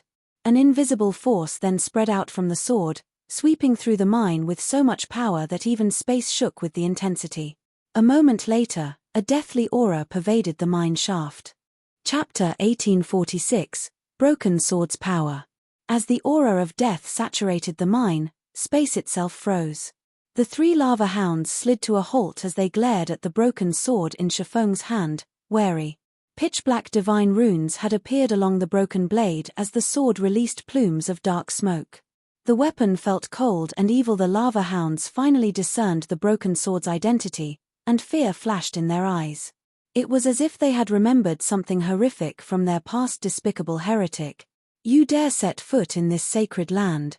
Let the almighty fire god's flames purify your soul. After Shifeng replaced the abyssal blade with the evil god's inheritance, the broken sword seemed to trigger something in the three lava hounds. Suddenly, they began to grow larger as golden flames flared across their bodies. Despite standing still, the solid rock beneath the lava hounds' feet began to crack. Space tore around them as if it couldn't withstand the golden flames' power. It was as if the space around them was no longer able to withstand the power of the golden flames. Shifeng could also sense a threat of death from that golden fire. Moreover, Shifeng could tell that this death wouldn't just end with a single lost level. He could feel a power akin to soul fire, although this was many times stronger. Burning and devouring his soul would be child's play for this strange fire. If these golden flames burned a player's soul, the player's account would likely be left permanently crippled. Before Shifeng could think of a plan to get out of this troubling situation, the three lava hounds pounced as one. At this point, Shifeng had no skills that he could use to protect himself. In addition, the lava hound's movement speed had significantly increased. With no other options, Shifeng instinctively executed Sword's orbit. Countless sword lights enveloped Shifeng, clashing with the three gigantic, flaming beasts as they attacked. Boom. Boom. Boom. The resulting impacts tore the nearby rocky ground. The scattered sparks ignited anything they touched, transforming the area into a sea of fire. The three lava hounds were thrown back, forming three large craters as they crashed into the ground. Damages of over -3,000 appeared above their heads. In contrast, Shifeng remained standing in his original position, although the ground beneath him had been burned and melted. Now, he stood in a deep crater of his own that had a smooth, glassy surface. What incredible power! So, this is a weapon that had once belonged to an evil god. Shifeng was stunned as he looked at the injured lava hounds. Truthfully, the broken sword he wielded was only fragmented legendary rank. Although the weapon provided a considerable boost to strength and attack power, he hadn't expected the boost to be this intense. After all, his abyssal blade was even stronger than ordinary epic weapons, but it had never been this powerful. Meanwhile, the lava hounds before him nearly had enough strength to rival high mythic ranked monsters. Even after activating twofold berserk, he still hadn't been a match for the lava hound's strength, yet when he had used the evil god's inheritance against these monsters, he felt as if he had hit a group of weak, powerless dogs. He hadn't felt the intense impact that he had experienced during his prior clashes with these beasts. Although he had seen weapons that could weaken an opponent's power in the past, he had never seen one as strong as the evil god's inheritance. The weapon had actually decimated Tier 4 mythic monsters' strength to such a great extent. That wasn't all. When he had clashed with the lava hounds, he had felt his own strength skyrocket. It was as if the broken sword had absorbed the monster's strength, transferring it to him. As Shifeng tried to get a better grasp on the evil god's inheritance's power, a lava hound stood up. This time, however, it did not charge at Shifeng. Instead, it howled with anger and formed a golden, threefold magic array in front of itself. A moment later, a beam of fire shot out from the magic array, moving so fast that Shifeng couldn't dodge in time. This beam was the result of the lava hound's Tier 4 spell, Red Lotus Breath. The same spell that had vaporized the source fire. Or earlier, in response, Shifeng simply swung the evil god's inheritance at the approaching beam of fire. Boom. The broken sword sliced the crimson beam in half, the flames disintegrating the stone wall behind Shifeng. Shifeng stumbled 5 steps back as a damage of over -10,000 appeared above his head. Sure enough. Shifeng was indescribably shocked, glancing down at the evil god's inheritance in his hand. As he had guessed, the evil god's inheritance could absorb an enemy's power, converting it into his own. Moreover, he had received far more power from this attack than the last. Not only had he gained 20% more strength, but his fire resistance had also increased by 30%. This ability was simply frightening. Due to this ability, his combat power had instantly soared. Moreover, he could sense that this still wasn't the evil god's inheritance's limit. Although he couldn't see the evil god's inheritance's exact attributes, when he wielded the weapon, he felt that he hadn't fully grasped the broken sword's power. The broken sword could grant him even more boons depending on the strength of the attack he received. However, the provided improvements were not without a flaw: their short duration. Each time it absorbed an attack's power, the weapon's wielder could only retain it for a short 10 seconds. Even so, it was amazing. Shifeng found it truly hard to imagine that the evil god's inheritance was still incomplete and that he only exhibited 10% of its power after sacrificing his attributes. If he could exhibit the weapon's full power, the result would be unimaginable. Most likely, he'd be able to suppress the 3 lava hounds completely. One should be able to leave now. When he saw the other 2 beasts charge towards him, Shifeng licked his lips in excitement and ran to meet his enemies in battle. Previously, the difference between their basic attributes had been too great. Even after using twofold berserk, he had been thoroughly suppressed. Now, however, his strength had surpassed the lava hounds after he had weakened them and boosted his own with the evil god's inheritance. Shifeng relied on his superior strength and technique to push the 2 lava hounds to the side. He then dashed for the mine's entrance like a powerful gale. When the lava hounds caught up to Shifeng, he easily threw them back with an attack. In less than 5 seconds, Shifeng burst from the mine and back into the canyon. Thousands of lava monsters then turned to look at the swordsman. Big sis fire, the guild leader is out. Flying Shadow said, breathing a sigh of relief when he saw Shifeng emerge from the mine. However, his excitement quickly faded, and a somber expression dominated his face. Thousands of lava monsters surrounded Shifeng, including the 3 mythic lava hounds that chased after him. Even a tier 2 assassin like him or Fire Dance would have no hope of surviving such an encirclement, much less a swordsman like Shifeng. I'll attract the monster's attention. Ready a defensive magic scroll and prepare to use it on the guild leader. Fire Dance felt her scalp tingle as she watched the swarm of monsters close in on Shifeng, but she had to try to rescue her guild leader. She could feel how extraordinary the flames that enveloped the lava hounds were. If those flames claimed Shifeng's life, he'd lose far more than a single level. Just as Fire Dance was about to dash forward, Shifeng raised the evil god's inheritance into the air. Suddenly, the canyon's mana began to gather around the broken blade, and the sword gradually took on a mist-like state. Shifeng swung the weapon lightly at the surrounding lava monsters. The mist-like broken sword suddenly disappeared from Shifeng's hand and transformed into 5 pitch-black sword lights that flew at the offending monsters, devouring everything in their path. This move was the evil god's inheritance's only skill after Shifeng had sacrificed a fraction of his attributes. Godslayer. With one attack, every chieftain and lord-ranked lava monster nearby was incinerated, their ashes scattering in the wind. The surviving monsters were heavily injured and unable to make the slightest movement. Chapter 1847, Flame Demon's Crown. When Shifeng had swung the broken sword, the attack had carved 5 deep grooves in the rocky ground around him. The canyon's terrain had changed drastically. What great destructive power! Shock filled Shifeng as he gazed at the evil god's inheritance in his hand. Godslayer's destructive power was even greater than that of a Tier 4 super-large-scale destruction spell. He had turned several hundred level 70+ lava monsters into ash instantly. The skill truly had the power to decimate heaven and earth. Unfortunately, the monsters he had killed with Godslayer hadn't granted Shifeng any EXP. In fact, he would not gain any EXP from slain monsters while he had the evil god's inheritance active.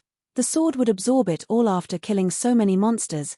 The black mist the evil god's inheritance emitted had become denser, following which, Shifeng heard the sound of a system notification system. Evil god's inheritance has accumulated sufficient life force and recovered the first evil god's mark, activating a portion of its power. The evil god's inheritance has such an effect. Shifeng was surprised. He had thought that he could only repair the weapon by collecting the missing fragments. He had never expected the broken blade to recover some of its lost power by absorbing others' life force. Evil god's inheritance, one-handed sword. A treasured sword that the evil god had once used. However, the sword had been destroyed in a battle, shattered into 3 pieces. Although the evil god's treasured sword had been destroyed, the evil god's power within remains intact. As long as one gathers all 3 fragments, it is possible to restore the sword to its past glory. This piece is the sword's broken hilt. By permanently sacrificing 10 points of all attributes, the user may temporarily use the sword's power. Although this sword has been severely damaged, it can still exert 1/10 of its original power. First evil god's mark. Power absorption can increase strength by a maximum of 100%, stamina by 20%, And all resistances by 100%. When this fragment is within 1,000 yards of other fragments, the fragments will resonate. Drops upon death cannot be traded. Although he could strengthen the evil god's inheritance by killing a large number of monsters, he had no intentions of doing so. While Shifeng might wield extraordinary power when he used the evil god's inheritance, he'd have to sacrifice 10 points from every basic attribute permanently each time he wielded the weapon. While 10 points in all attributes might not be much to a Tier 2 player, it would add up. If he used the weapon for too often, he would cripple his account. One could say that the evil god's inheritance was even more evil than magic weapons. Hence, the evil god's inheritance should only be used as a final trump card. Shifeng had no intentions of feeding the evil god's inheritance any more life force right now, either. He only had half an hour to use the weapon after activating it. How much life force could he possibly accumulate in half an hour? However, the ability to strengthen the evil god's inheritance had truly been an unexpected boon, following which, Shifeng charged out of the hole he had opened in the monster encirclement. Now that the evil god's inheritance had grown stronger, he had a much easier time dealing with the 3 lava hounds that chased after him. Is this the guild leader at his full strength? Flying Shadow, who watched from the valley's entrance, was astonished as he watched Shifeng take on 3 level 80 lava hounds without trouble. Even Fire Dance, who prepared to move out, was stunned. She had assumed that after so many battles and adventures, the distance between her and Shifeng had shortened. Looking at it now, however, it would seem that the gap was larger than ever. What the 2 assassins did not know was that Shifeng fully relied on the evil god's inheritance to command such power. Without it, he might not have survived even after activating twofold Berserk. Shifeng quickly escaped the lava hound's grasp, and although this further enraged the mythic monsters, they didn't dare leave their domain by as much as a centimeter. They could only watch until Shifeng left their sight. Despicable heretic. The almighty fire god will not let you get away with this. After Shifeng had vanished, the lava hounds released furious howls, the sounds echoing throughout the valley. At the same time, a system notification reached Shifeng's ears. System, you have incurred the Re-God's wrath. As long as you enter the fire god's territory, its guardians will hunt you to the death. How ruthless. Shifeng could not help his astonishment as he read the system notification. He had only set up a teleportation marker in the fire god's ancient land, yet he was now prohibited from entering any location the fire god sheltered. This penalty was truly severe. After all, the fire god was a god who had left behind many areas in God's domain. The fire god had even been responsible for creating a number of other worlds. This penalty basically warned him that he could lose his life if he entered any of these locations. Unless he was strong enough to defeat the area's guardians, he shouldn't even consider exploring the locations. But after giving the matter some thought, Shifeng didn't mourn the loss. Now that he had constructed a teleportation marker in the fire god's ancient land, he could lead a team to mine the source fire or without revealing themselves to the lava hounds as long as he prepared properly. In 10 days, he could also visit the so-called underground country, possibly obtaining another significant harvest. Overall, he considered this transaction quite profitable. After leaving the canyon, Shifeng regrouped with Zero Wing's other members. He then briefed Aqua Rose about the teleportation marker and had her contact her subordinates to prepare. They would need enough fire resistance to survive in the Flame Demon's Valley's core region. Moreover, only intermediate miners or higher could mine the source fire ore. They'd only be able to revisit the mine after fulfilling these 2 conditions. It would take quite some time to prepare. After the team rested for a short moment, Shifeng led his team into the heart of the Flame Demon's Valley. Although they came across quite a few monsters on their way, and Shifeng was currently weakened, the team advanced relatively quickly with their powerful MTS like Cola and Shifeng's summoned Tier 3 demons. As no one had explored the Flame Demon's Valley thus far, it was home to a lot of monsters, which, fortunately, provided far more EXP than normal. Moreover, a large number of treasure chests hid in the area. After venturing through the core region for 4 hours, some of the team's level 56 members had risen to level 57. Fire Dance and Flying Shadow had also discovered 6 treasure chests in the area. They had found 3 bronze treasure chests, a mysterious iron treasure chest, a secret silver treasure chest, and a fine gold treasure chest. The discovery surprised both Fire Dance and Flying Shadow, who frequently searched for treasure chests in the fields. It was common knowledge that treasure chests were extremely rare in God's domain. Normally, a map only had 2 or 3 at one time, Yet after wandering in a small section of the core region, they had discovered 6 moreover. One was a fine gold treasure chest past level 50. A bronze treasure chest would contain loot that could rival the items a High Lord dropped, while mysterious iron chests items were on par with a Great Lord, and secret silver treasure chests dropped items on par with a Grand Lord's loot. As for a fine gold treasure chest, its loot could rival that of a mythic monster. However, in the Flame Demon's Valley, both the monsters and the treasure chests offered weapons and equipment that were all level 70 or higher.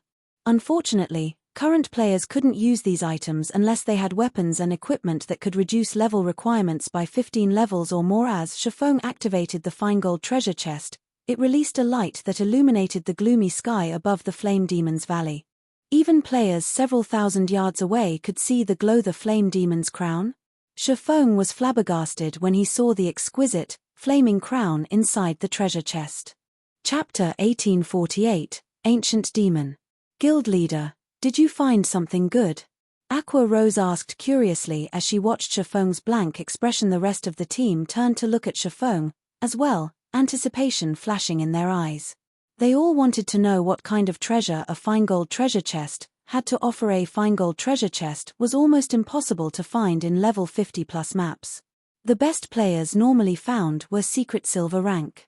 Meanwhile, even mysterious iron treasure chests could cause a heated struggle between guild teams. The higher quality treasure chest players found, the more of a commotion activating the treasure chest would cause. In turn, this would lead to more players finding out about the treasure chest. Moreover, after players acquired the items inside a treasure chest, there was a 2-hour period when the items would be guaranteed to drop upon death. Hence, whenever a treasure chest appeared in the fields, a slaughter would soon follow. Fortunately, Zero Wing's team didn't have to worry about being attacked. After all, this place was the Flame Demon's Valley.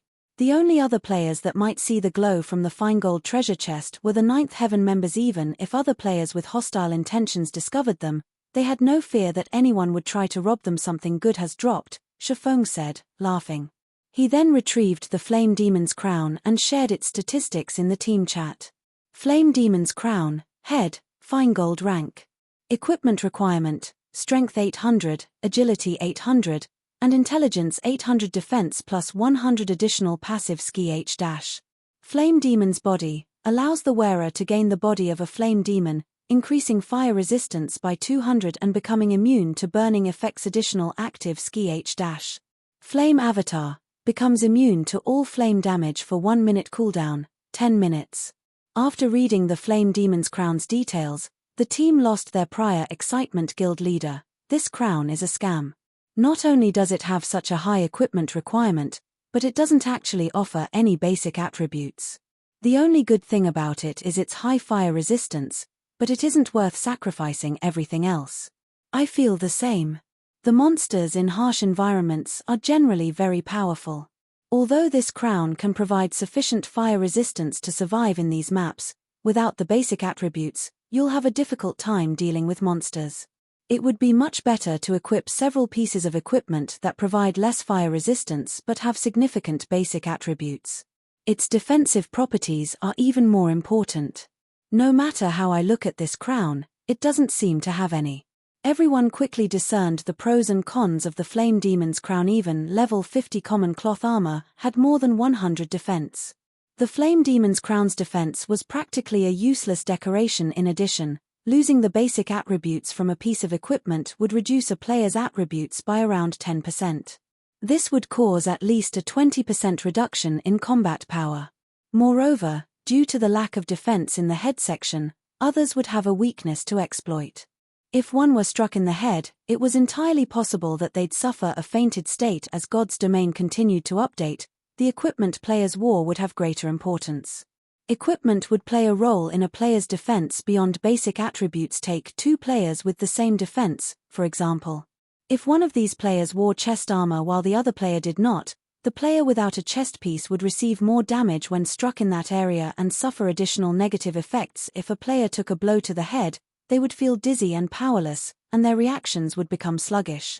If one were stuck in the arm, it would go numb and become difficult to move. There were subtle differences in the negative effects depending on the materials of their equipment, as well.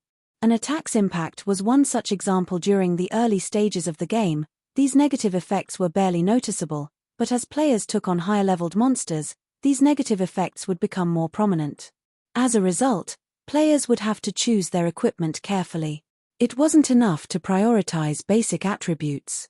Players also needed to focus on their equipment's compatibility and defensive properties. Meanwhile, the Flame Demon's crown, made of fire with a pitiful 100 points in defense, clearly didn't have any.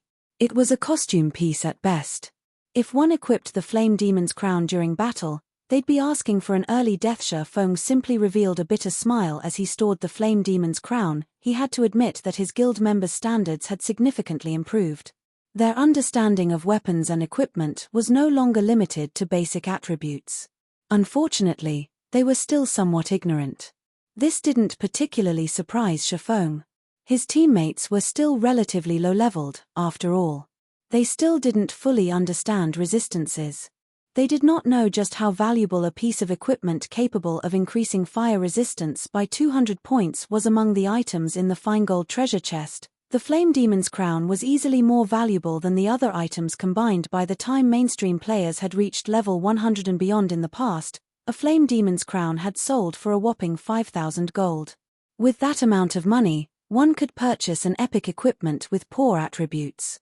Even so, players rarely sold their Flame Demon's crown's equipment that added 200 fire resistance was extremely rare. Most importantly, the Flame Demon's crown's Flame Demon's body allowed its wearer to become immune to burning effects. In other words, no matter how hot an environment was, players would not suffer any negative effects. They could maintain their combat power at its peak. Of course, due to the Flame Demon's crown's glaring weakness, it was only suitable for expert players. Ordinary players would be better off wearing several pieces of equipment that provided both basic attributes and fire resistance. Ordinary players already fought to get their basic attributes up to standard and as a result, struggled against monsters and in team dungeon raids. They would be asking for trouble by using a piece of specialized equipment like the Flame Demon's crown. However, expert players were different. They would easily have enough basic attributes even without wearing a headpiece. When fighting in sweltering environments, it was far more important for expert players to have high fire resistance. Hence, during the later stages of the game, the various large guilds' main force members had stopped focusing on basic attributes. Instead, they had prioritized resistances and physique. Moreover, the Flame Demon's crown was like an entry pass to the Flame Demon's Valley. As long as one had a Flame Demon's crown, they could travel anywhere within the valley. They wouldn't even have any issues exploring the Flaming Valley's core. Originally, Shifeng had worried that he didn't have enough fire resistance to survive in the central area, but now that he had the Flame Demon's crown, he wasn't concerned. Now, only the Flame Demon King himself would be a problem. In God's domain, the Flame Demon King was categorized as a world boss. Counter to most expectations, world bosses were not much stronger than ordinary field bosses. The system did not grant world bosses any special traits, either. However, they did have full control over their territories. While in a world boss's territory, players would be prevented from using magic scrolls and magic arrays. It wasn't even possible to use magical tools. At most, players could use their weapons and equipment skills. It was a nightmare for most players. After emptying the fine gold treasure chest, Shifeng and the others continued towards the central region. After traveling for a little over an hour, they finally arrived before a fiery world. White-hot flames danced along the mountain range before them. The ring of mountains resembled a burning sun, making it difficult to look at. This place is so hot, Blackie exclaimed as he looked at the flaming mountain range. Despite standing some distance away from the mountain range, he felt as if like roasting meat. Everyone on the team felt the sweltering heat. Even walking exhausted their stamina. Meanwhile, a gigantic figure wielding a trident patrolled the center of this mountain ring. Every one of this figure's movements stirred the flames around it as lava rose into the air. Even from several thousand yards away, Zero Wing's team could feel the figure's fierce aura. When they saw the Flame Demon King's true appearance, they couldn't help their gasps. Even Shifeng was shocked. Flame Demon King, elemental creature, ancient fiend, mythic, level 83. HP 720 000 720 000. An ancient fiend? How is this possible? Shifeng was indescribably shocked when he saw the Flame Demon King's statistics. Shouldn't it be an archaic species? Chapter 1849, World Gate. Guild Leader, don't tell me we're supposed to fight that boss. Is that really a mythic monster? The Flame Demon King was a 50-meter tall giant. Every one of its movements stirred up a storm in the sea of fire around it. Zero Wing's team could tell how terrifying this monster was just by looking at it.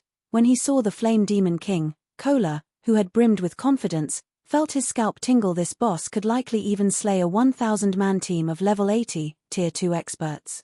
Compared to the mythic monsters they've encountered thus far, the Flame Demon King was on an entirely different level. Could the new expansion pack I triggered have made the Flame Demon King stronger? Shifeng pondered as he looked at the Flame Demon King. The more he thought about it, the more his theory seemed plausible. After all, the Flame Demon's Valley was only a level 70+ map. It wasn't a level 100+ map. An ancient fiend shouldn't be here. An ancient fiend was an elemental creature that had fully unlocked its bloodline and reverted to its ancestral form. Although ancient fiends were no match for dragons in terms of life rating, they were fully capable of rivaling ferocious beasts. Even an expert team that was 20 levels higher wouldn't be a match for a mythic-ranked ancient fiend, much less an expert team of the same level. In addition, the Flame Demon King had a world boss's special ability. Not even a 100-man team of level 100, Tier 3 players could defeat this monster. There's no helping it. I can only adjust my plans. Following which, Shifeng addressed his team. I had thought that I could complete this quest and get everyone out of here safely, but that's no longer possible. I'll have to ask you all to sacrifice yourselves to lure the Flame Demon King away from its territory. Try to buy as much time for me as possible. Violet, you won't be joining the fight. I need you to hide in the distance. Once the battle is over, you'll be responsible for resurrecting the team. All he could do now was lure the Flame Demon King away from the World Gate. The players that would be responsible for buying time would die, but with the resurrection skill he had given Violet Cloud, they could reduce the death penalty his teammates suffered. I understand. Violet Cloud nodded. None of his teammates had any objections to Shifeng's proposal. They were the guild's main force members. Their weapons, equipment, and levels had been granted by their guild. It wasn't unusual to die for their guild's benefit very quickly. The team followed Shifeng's instructions. Kola would be the first player responsible for attracting the Flame Demon King's attention and luring it to the designated area. After Kola died, Turtle Dove and Iwumian would take over.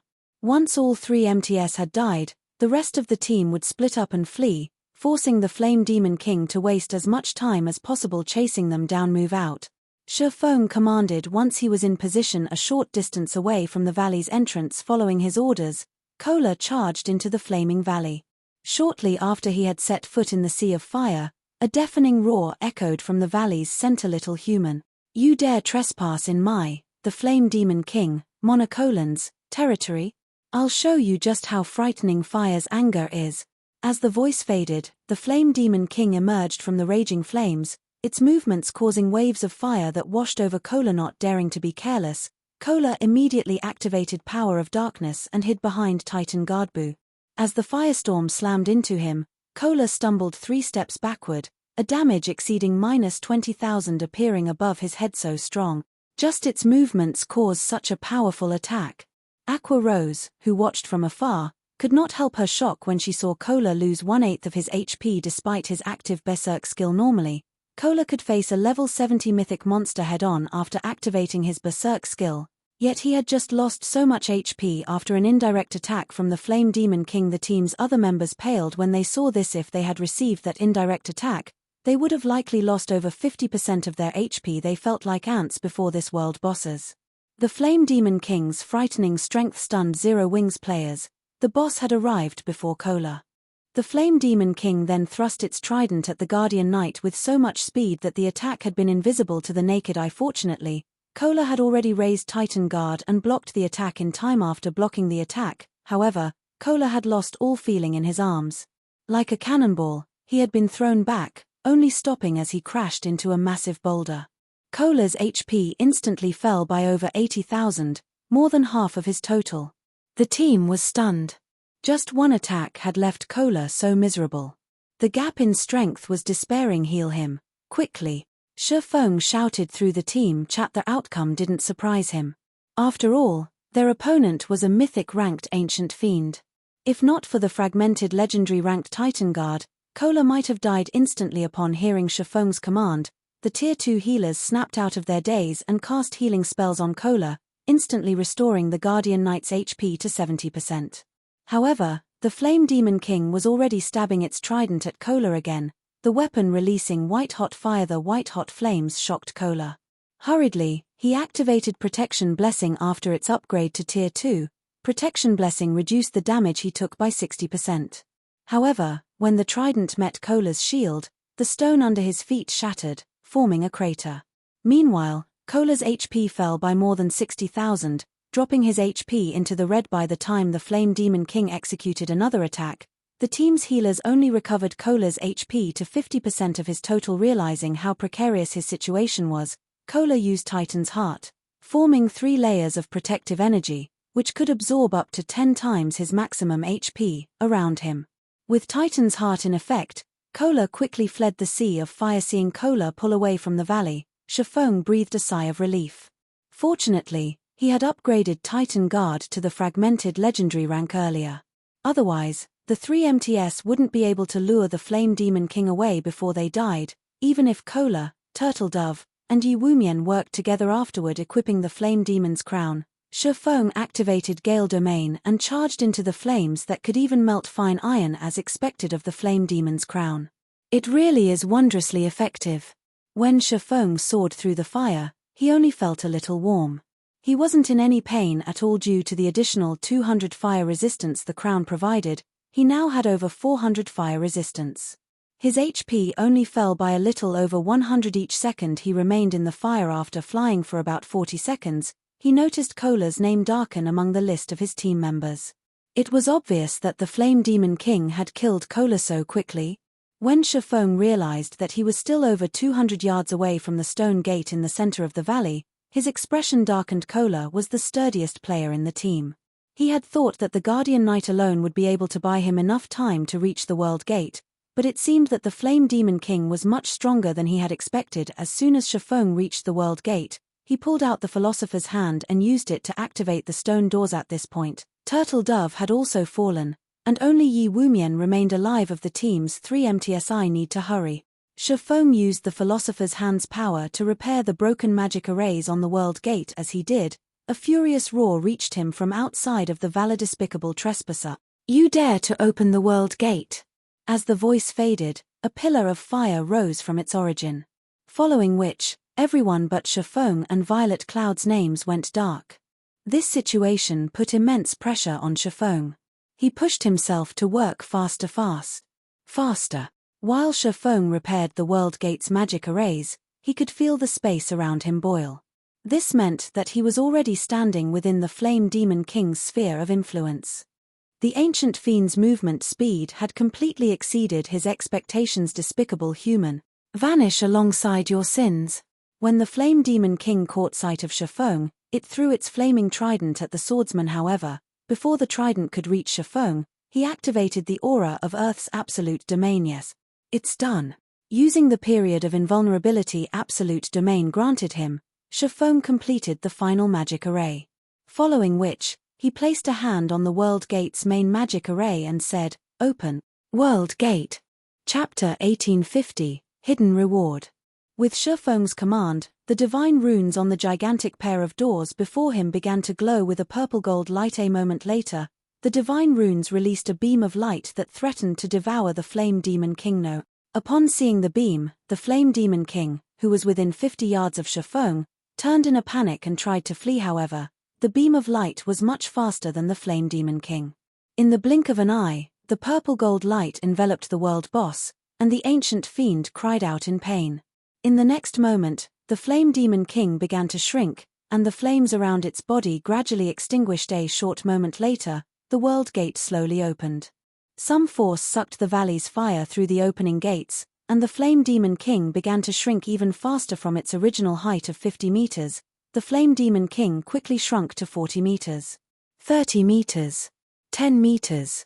By the time the World Gate was fully open, the black hole within had devoured every last flame in the valley. The Flame Demon King had also been dragged towards the World Gate by the black hole's powerful gravitino. "This is my power," the Flame Demon King shouted, panicking as it used every shred of power to fight the black hole's pull. Seeing this, Chiffon could not help but breathe a sigh of relief. He had no hope against a level 83 mythic-ranked ancient fiend right now. Fortunately, the World Gate could remove things that didn't originate from the continent of God's domain. While the World Gate had activated, the Philosopher's Hand had also undergone a transformation. The Philosopher's Hand had originally been made of translucent crystal, radiating an ominous feeling. Now, however, not only had the ominous feeling disappeared, but the translucent hand had also transformed into a blood-red bead. What pristine mana!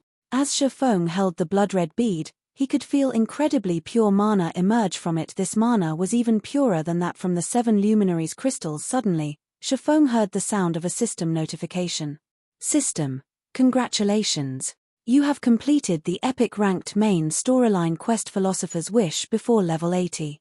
Rewarding Philosopher's Hand, plus 40% EXP of current level, 5 legacy skill points, 30 free mastery points, 30,000 subclass proficiency points, and 1 subclass dark gold design." When the system notification ended, Chiffon's experience bar rose to 52% of level 68. However, obtaining the complete Philosopher's Hand excited Chiffon far more than the bountiful EXP. This was a bona fide legendary item. Any superpower in God's domain would easily go mad over this. Moreover, Chiffon was surprised by the additional reward for completing the quest before reaching level 85. Legacy skill points were no small matter. In addition, the awarded 30,000 subclass proficiency points would save him a lot of time when upgrading his Forger subclass. After reaching the master rank, players would still need a ridiculous number of proficiency points to rise from a basic master to an intermediate master. While ordinary master lifestyle players might not have trouble earning the required proficiency points, it was a different story for Chiffon. Chiffon had many matters he needed to deal with, and he only had a small amount of time to invest in his forging. As a result, he didn't obtain forging proficiency points very quickly. However, the most valuable of the rewards had to be the subclass dark gold design. This subclass dark gold design wasn't like ordinary designs. Not only could it upgrade a design to dark gold rank, but the new design would be a player creation. It was common knowledge that becoming a master lifestyle player was incredibly difficult. Players needed to create completely new items, which had to meet certain requirements. To accomplish this feat, players needed a certain understanding of items and materials. This was also the case when players tried to rise from a basic master to an intermediate master. In fact, the promotion to an intermediate master was even more difficult since players would have to create 1 dark gold item or 3 fine gold items. This hurdle had been the end of the line for many basic master lifestyle players during Chiffon's previous life. In the past, when one had referred to a master lifestyle player, they had generally meant basic masters. The majority of God's Domain's master lifestyle players had been basic rank. After 10 years in the game, basic masters hadn't received as much attention from first-rate guilds, although they were still VIPs in second-rate guilds. At most, they would be treated slightly better than the average lifestyle player. Only intermediate masters had earned first-rate guilds respect. Now that he had a subclass dark gold design, he had received a free pass to become an intermediate master. Of course, an intermediate master that reached the rank by using a subclass dark gold design wasn't as capable as a player that reached the rank through their own hard work and original items. The latter had solidified their foundation, while the former had none. A player who became an intermediate master, though their work would have a higher possibility of creating more dark gold items in the future, soon becoming an advanced master. On the other hand, the intermediate master that did not possess a sturdy foundation would struggle to advance. The only real benefit of using such a cheap method to become an intermediate master was the higher production success rates that came with the rank. Even so, many basic master lifestyle players had spent their entire life savings to get their hands on a subclass dark gold design during Chiffon's previous life, since they had already reached their limits. As Chiffon celebrated his additional rewards, the World Gate began to close. By the time the World Gate had shut, the valley was void of fire. Only the scorched earth remained. Despicable human. It took me hundreds of years to accumulate that power, and now it's all gone. You will pay for this with your soul. I will turn you into a puppet that will forever live under my command. The Flame Demon King bellowed as it glared at Chiffon. Currently, the Flame Demon King was only 8 meters tall. It looked like an infant compared to its previous size. Its aura was also much weaker. Flame Demon King, elemental creature, mythic. Level 81. HP 32,000,000,000,000,000,000. The Flame Demon King didn't even have the HP of a mythic monster anymore. A mana depletion debuff also graced its status bar, lasting for a whole hour. The World Gate has robbed it of so much energy. Chiffon was astonished when he saw the enraged Flame Demon King. The valley's flames had originated from a higher plane, containing unparalleled power. The fire had been highly sought after by fire elementals since they could increase the elemental's power. The Flame Demon King had only grown so strong because it had continuously absorbed these flames' power. Now that the World Gate had returned these flames to their source, the Flame Demon King had lost the power it had accumulated over the years. With the energy that had bolstered its physical form gone, it was only natural that the Flame Demon King had weakened. Only, Chiffon never thought that the Flame Demon King would grow this weak. Thinking up to this point, Chiffon abandoned all thoughts of escape. This was a once-in-a-lifetime opportunity. When the mana depletion debuff ended, the Flame Demon King would recover its strength. Although it wouldn't be as strong as it had been, it would still be beyond current players' capabilities. Before the Flame Demon King could launch an attack, Chiffon activated Power of Darkness, Phantom Kill, and Dragon Soleil. Level 68 High Lord ranked Black Dragon should have 0 chances against a level 80 mythic monster, but now, the Black Dragon had the upper hand against the weakened Flame Demon King. While the Black Dragon kept the Flame Demon King busy, Chiffon activated every skill he had to the weakened boss. Thunder Flame Explosion, Flame Burst, 9 Dragons Slash, Lightning Slash. Although the weakened Flame Demon King was still a world boss, whose ability prevented players from using external tools, it no longer mattered. The Flame Demon King's defense had drastically fallen. After all, now, Chiffon's normal attacks dealt over -30,000 damage, while critical hits dealt over -70,000 damage. Even the weakest of his skills inflicted over -100,000 damage. Even when the Flame Demon King used its powerful AoE attacks, Chiffon, who had over 400 fire resistance, only took a little over -3,000 damage from each hit. The Flame Demon King's HP continued to fall 80%, 50%, 20%. When the Black Dragon's duration was almost over, the Flame Demon King had around 10% HP remaining. Once the Black Dragon was gone, Chiffon would have to fight the world boss head-on. I guess there's no other choice. Chiffon sighed as he came to terms with his current predicament.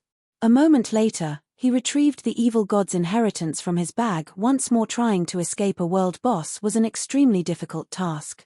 This was especially true now that he had used all of his skills.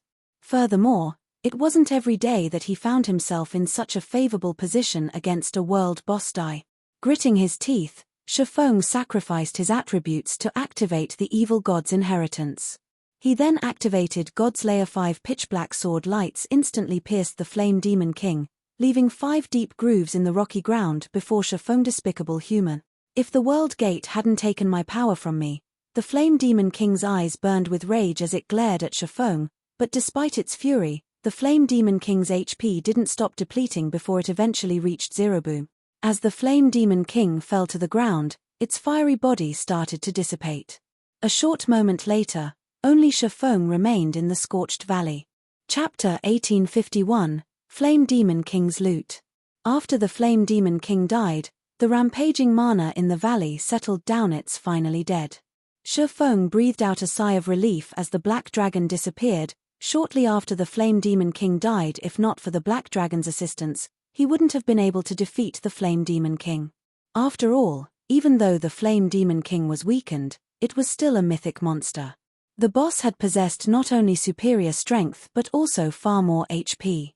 Even if the Flame Demon King had only 10% of its HP left, it would still have had more than enough time to kill him, although he had to sacrifice another 10 points of every basic attribute to kill the Flame Demon King. He forgot about the loss when he saw the small mountain of items the boss dropped. The Flame Demon King was a world boss. Although it had been weakened due to his quest, it was still a mythic ranked world boss, hence the extremely bountiful loot. Not to mention, As this was the first time the Flame Demon King was killed, it was guaranteed to drop a 4-star guild promotion order. Future Flame Demon Kings killed would have only a certain chance of dropping the promotion order. This item was also the reason why he had persisted in killing the Flame Demon King to the point of permanently weakening himself. Currently, Zero Wing was a 3-star guild and held a significant advantage over other guilds. However, as the various superpowers started raiding level 50, 100-man Hell Mode team dungeons, it was only a matter of time before they became 3-star guilds as well. Meanwhile, compared to Zero Wing, the various superpowers would gain much more of an advantage from being a 3-star guild. Be it the Guild Employment Center or Guild Training Room, these two facilities needed guilds to reach a certain scale in order to display their usefulness fully. In other words, the larger a guild was, the better the guild could leverage these two facilities. In the case of Zero Wing, despite the rapid expansion it was currently undergoing, in terms of member count, it was far from rivaling even first-rate guilds. The operations of the various superpowers spanned over a dozen kingdoms and empires. Their member counts naturally dwarfed Zero Wing's. Once these superpowers became 3-star guilds, their development speed would undoubtedly skyrocket. At that time, not only would these superpowers be able to nurture a large number of elite players, but the income their guilds generated would also increase substantially. If Zero Wing, a guild that ruled over only a single kingdom, wished to surpass these superpowers, which had become 3-star guilds, in terms of development speed, then there was only one way to do so: be getting promoted into a 4-star guild. Unlike a 3-star guild, the benefits offered by a 4-star guild did not manifest with the scale of a guild. Instead, these benefits were apparent in the finer details.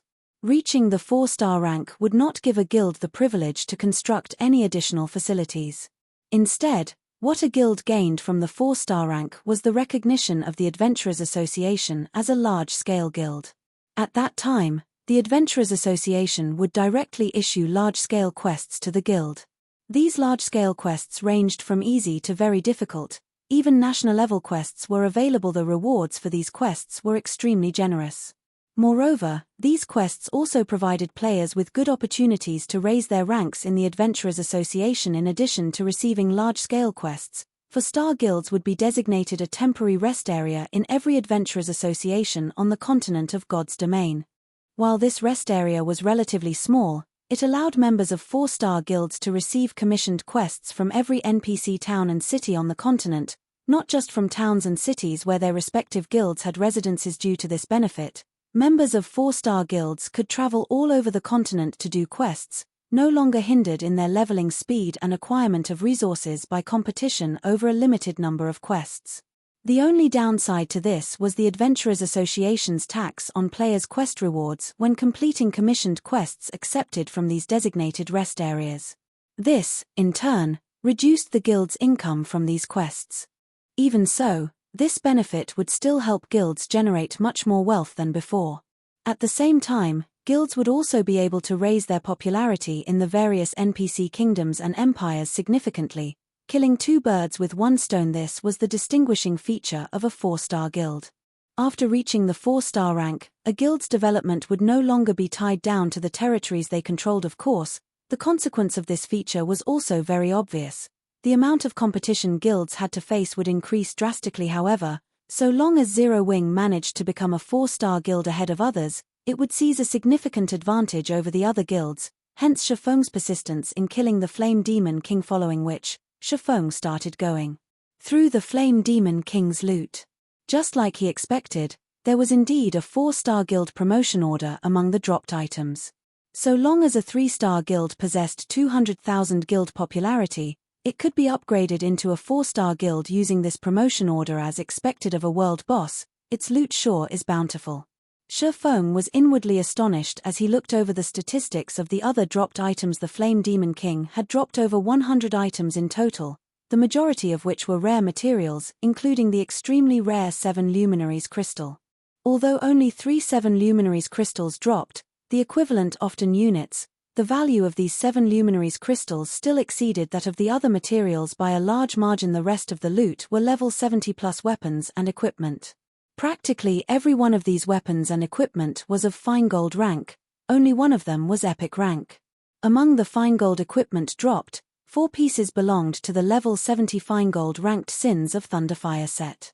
The boss also dropped the entire level 70 Feingold ranked Scorching Wind set, while the weapons and equipment dropped looked subpar at best. Shifeng's eyes glowed with excitement when he saw them. His reaction was because the Sins of Thunderfire set was top-tier set equipment for magical classes. This was set equipment that only level 70 plus mythic ranked field bosses dropped. The set had a total of 6 pieces, and even superpowers would need to expend a lot of effort to collect the complete set. As for the Scorching Wind set, it was similarly top-tier set equipment but for plate armor classes instead of magical classes. Not only did the Scorching Wind set provide higher fire resistance than the Dark Corrosion set, but its 6-piece set effect was also extremely heaven-defying. It allowed players to transform into a war god of fire and acquire a life rating that could rival archaic species. Although players would incur double damage from ice and water-type attacks than they normally would, it was still plenty amazing. The Sins of Thunderfire set's 6-piece set effect was similar to the Scorching Wind set's, allowing its user to transform into a Thunderfire messenger. Due to these two set effects, despite the ordinary basic attributes the two sets provided, they had ended up publicly recognized as the strongest level 70 set equipment available in the game. Even level 70 Dark Gold set equipment could not rival them. Shifeng had never thought that he would be able to obtain the entire Scorching Wind set. As for the Sins of Thunderfire set, he was just short of 2 set pieces to complete the set. Once he geared 2 guild experts in these 2 sets, he would have himself 2 peak experts. As for the sole epic equipment dropped, it was a pair of cloth armor gloves named Hands of Fire. Not only did the gloves provide a significant amount of fire resistance, but it even increased the spell completion rate of players by 2%. It also had a skill that allowed its user to summon a Lord-ranked fire familiar, making this pair of gloves perfect for Magicka-class players that were not adept in melee combat. After Shifeng was done going through the Flame Demon King's loot, he then took out the Philosopher's Hand from his bag and inspected it, suppressing the excitement in his heart as he looked through its attribute panel. As he needed to deal with the Flame Demon King before, he had not had any time to inspect the fully recovered Philosopher's Hand. Now that the Flame Demon King was dealt with, he naturally had to take a good look at this legendary item, which had disappeared from God's domain in his previous life. Chapter 1852, Complete Philosopher's Hand. The instant Shifeng retrieved the Philosopher's Hand from his bag, he felt the space around him grow heavier. It felt as if space itself couldn't withstand the pristine energy within the Philosopher's Hand. Now that Shifeng had the chance to get a better feel for the Philosopher's Hand, he felt a powerful inspiration well within him. His mind felt sharp and focused like never before. It was as if the world had faded away, leaving him alone with his thoughts. So, this is the true Philosopher's Hand. Shifeng could not help his excitement as he gazed at the crimson bead in his hand. Philosopher's Hand, legendary rank item. A special gemstone crafted by the philosopher Yourheart, containing incredible power that is capable of manipulating the soul. Additional passive effect. The wielder of the Philosopher's Hand will have all of their subclasses temporarily raised by 1 rank. Additional active skill 1-. Philosopher's Soul offers players guidance for 10 hours when crafting items. Cooldown 12 hours. Additional active skill 2-. Soul Fantasy allows players to enter an imaginary world for 8 hours. During this time, players may use the materials that they know of to produce items without limit. Cooldown 15 hours. Although the Philosopher's Hand only possessed 3 skills, these skills were heaven-defying. Based on Shifeng's knowledge, only the epic-ranked Icarus's Heart could temporarily raise a lifestyle player to master rank. In Shifeng's opinion, Icarus's Heart's ability to do so was already heaven-defying, but compared to the Philosopher's Hand, Icarus's Heart was a cheap knockoff. However, compared to the Philosopher's Hand, Icarus's Heart couldn't even be considered a cheap knockoff. The fact that the Philosopher's Hand could unconditionally raise a player's subclass by 1 rank meant that it could transform a basic master into an intermediate master or an intermediate master into an advanced master. The Philosopher's Soul also offered the system's guidance, which would be a great help to players when they produced items. Originally, the skill had been limited to a 1-hour duration. Unfortunately, it was almost impossible to accomplish anything useful in that time. Crafting items was a time-consuming process, after all, especially complex items. How many items could players possibly make within 1 hour? Now that the skill's duration had increased to 10 hours, players could attempt to craft far more complex items with the system's guidance. Lastly, Soul Fantasy granted players access to the main god system's resource warehouse. After seeing the Philosopher's Hand's 2 active skills, Shifeng finally understood why the item was capable of producing so many lifestyle masters. Regardless of the subclass, any lifestyle player would require materials to craft new items. Although some tools allowed players to participate in simulations, these simulations couldn't truly replicate the material's properties. At most, these simulations allowed players to get a feel of the production procedures. An actual attempt would still require real materials. Meanwhile, to reach the master rank, players needed very high-ranked items. Hence, the material requirements were quite high. However, high-ranking materials were not easy to obtain, and players would need these materials in large quantities. Experimenting with a few sets of materials would barely yield any results. Every lifestyle master was born of an astronomical resource investment. This was even true for the talented geniuses. Only, geniuses would need to spend fewer materials compared to ordinary lifestyle masters. However, with Soul Fantasy, players could experiment to their heart's content without worrying about lacking materials. Naturally, this would make new item creation very easy. I'm going to have a headache once I return. Shifeng revealed a bitter smile as he looked at the Philosopher's Hand. While he had acquired the alchemy treasure, there was still the matter of how to use it. There was only one Philosopher's Hand, yet the Candlelight trading firm had tons of advanced lifestyle players waiting to use it. He would have to decide which players were worthy of the privilege. Most importantly, he'd have to worry about information leaks. Due to an information leak, Kingdom's Sword, the Philosopher's Hand's owner in the past, had become a target for the various superpowers, eventually vanishing from God's domain altogether. Although Zero Wing was impressively powerful right now, if multiple superpowers decided to make it their target, it would suffer a similar fate. He needed to be extremely careful when using the Philosopher's Hand. Shifeng stored the Philosopher's Hand and exited the Scorched Valley. When Zero Wing's members, whom Violet Cloud had resurrected, saw Shifeng emerge, they breathed a sigh of relief. Due to the Flame Demon King's outburst, the entire team had been annihilated in an instant. They had barely bought their guild leader any time. Guild leader, how did the quest go? Aqua Rose asked worriedly. Not only were high-ranked quests incredibly dangerous, but they also gave players very few chances of success. Plenty of quests only gave players a single attempt, and since their deaths had been so unexpected, they knew it was likely that this attempt had been a failure. Hence, Aqua Rose wondered if they'd have a second chance. On the off chance that this quest didn't offer a second chance, Shifeng would have to suffer the system's penalty. To ordinary guild experts, suffering a system penalty wouldn't be much of a problem. At worst, if the penalty were severe, they could just start over with a new account. However, Shifeng was different. He was Zero Wing's guild leader. If he suffered such a severe penalty, it would shake the very foundation of the guild. Relax. I completed my quest, Shifeng said, chuckling at the worried expression on Aqua Rose's face. That's wonderful. I worried that we had failed the quest and you'd have to pay a high price for it. Now that the quest is complete, we didn't waste our trip here, Aqua Rose said, breathing a sigh of relief. She then looked at Shifeng curiously and asked, "But, guild leader, you really are amazing. You actually escaped the Flame Demon King after completing your quest. Looking at the terrain, there should only be one path out of the valley. How did you manage to hide from the boss, guild leader?" She had experienced the Flame Demon King's frightening might personally. The world boss had been beyond terrifying. It was basically a god to current players.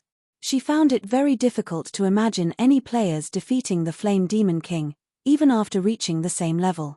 She didn't even know if a 100-man team of level 100 players had any hope against the Flame Demon King. Hearing Aqua Rose's question, the rest of Shifeng's team turned towards him, curious. The Flame Demon King had slain Turtledove, a tier 2 metric tons who had activated her berserk skill, in just 3 hits, yet Shifeng had escaped the boss unharmed. It was incredible. Hide. I wish I could have hidden from it, but the valley is only so large. Where would I possibly hide? Shifeng said, shaking his head. If you didn't hide from it, how did you get away safely, guild leader? Didn't the Flame Demon King discover you as you left? Shifeng's reply on confused Aqua Rose further. When the Flame Demon King had killed her, she had caught a glimpse of the boss as it charged back into the valley, where Shifeng had still been. It discovered me, of course, Shifeng said, smiling. But rather than wait for it to attack, I decided to strike first.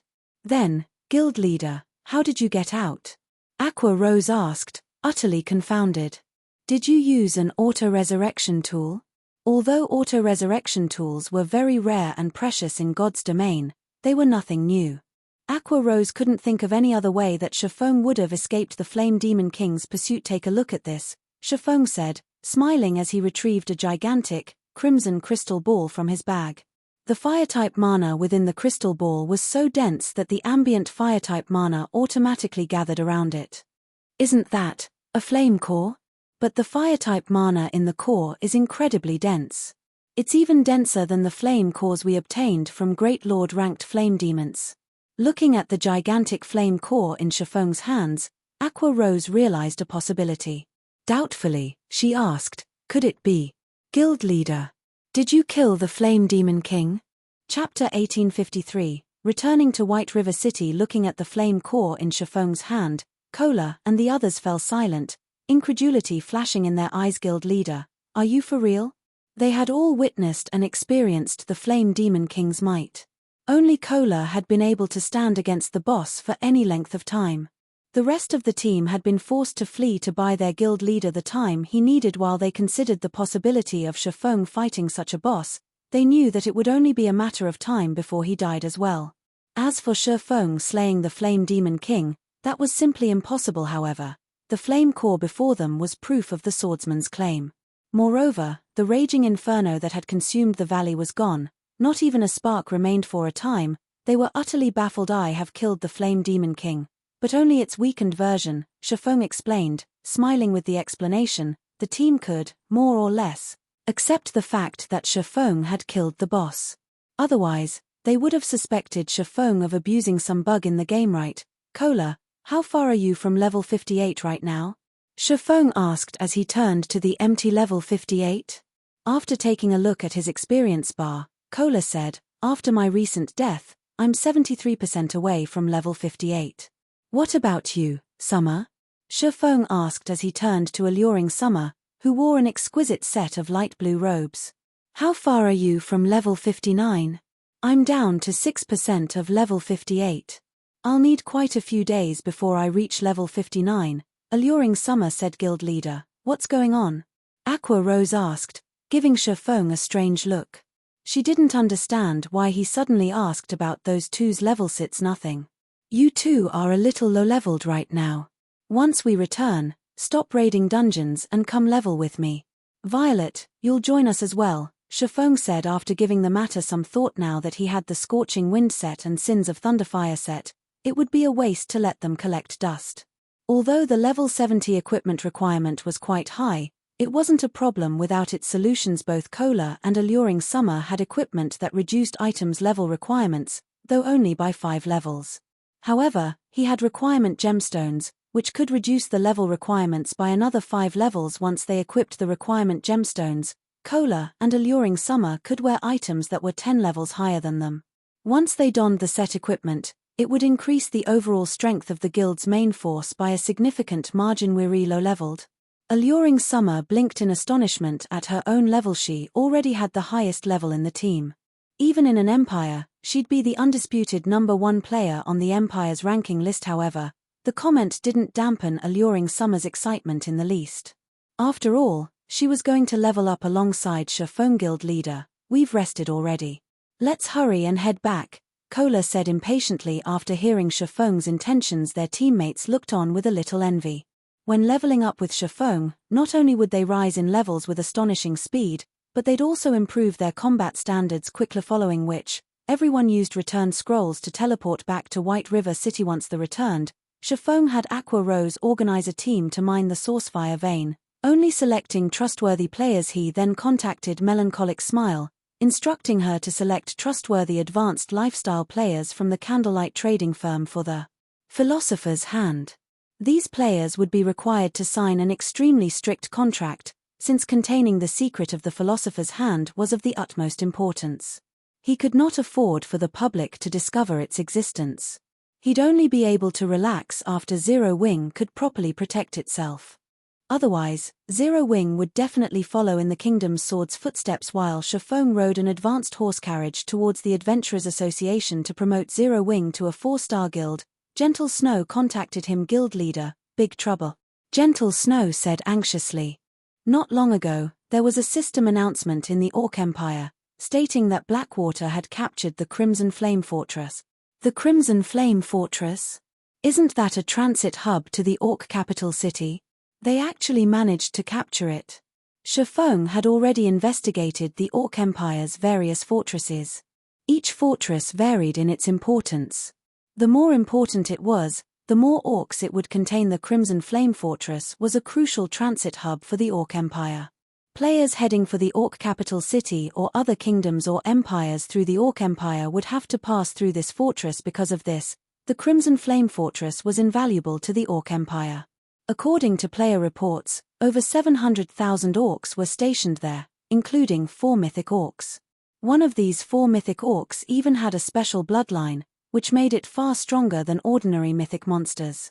In addition, the Crimson Flame Fortress was protected by powerful war weapons and defensive walls. Current players shouldn't be capable of raiding the Crimson Flame Fortress. Even with Beast Emperor's help, we don't know how they managed to do it exactly, but based on the current reports, Blackwater has already dispatched a large number of players to garrison in the Crimson Flame Fortress.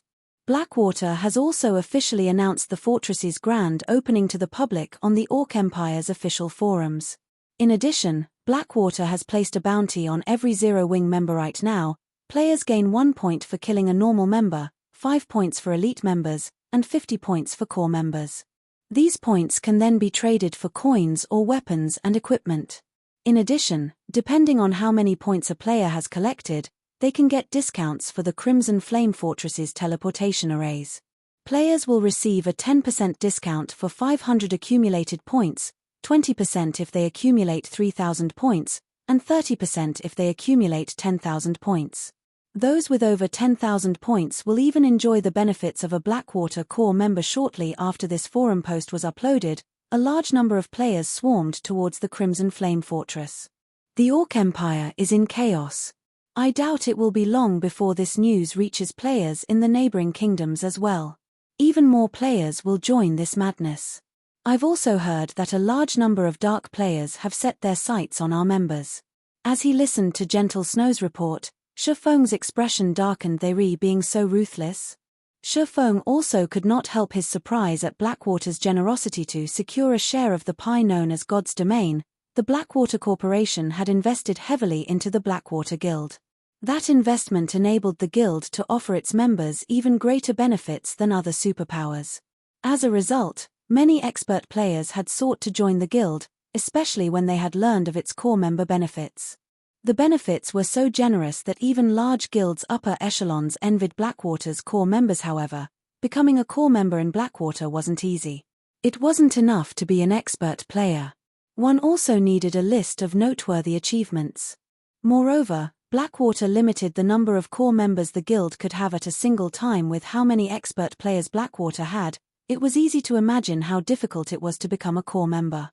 Even so, a vast number of players did everything they could to achieve that status. Now that Blackwater offered those same benefits for kill points, how could players ignore the temptation? Moreover, by doing so, Blackwater could scout for true peak experts. Even if Blackwater couldn't convince these peak experts to bear the responsibility of a core member, the guild could persuade these experts to become allies. Guild leader, should we limit our guild members' activity within the Orc Empire? Gentle Snow suggested no. Shifeng shook his head. We're already limited to a small area. If we reduce that further, our members in Silverwing town won't be able to level up. Since Blackwater has already declared war against us, then we'll prepare for war as well. Post an announcement on the Orc Empire's forums, stating that Zero Wing will offer the same point system as Blackwater.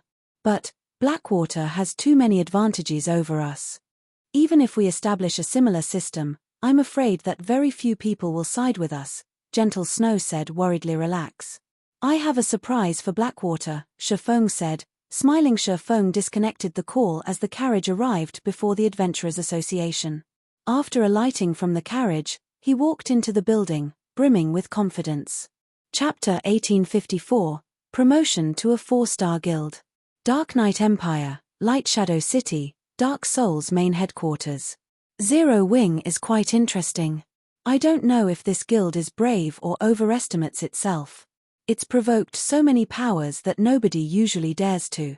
Not only has Lu Xingluo targeted Zero Wing now, but Blackwater also wants to exterminate the guild, Tiger Breaker said, smiling as he read the report he had just received regarding Blackwater's official declaration of war against Zero Wing. This latest move from Blackwater was particularly vicious.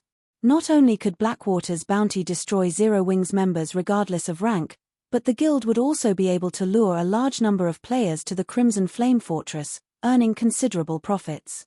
In addition, it would have its pick of peak experts, killing 3 birds with 1 stone. Although Zero Wing's foundation was sturdy, Blackwater was on an entirely different level.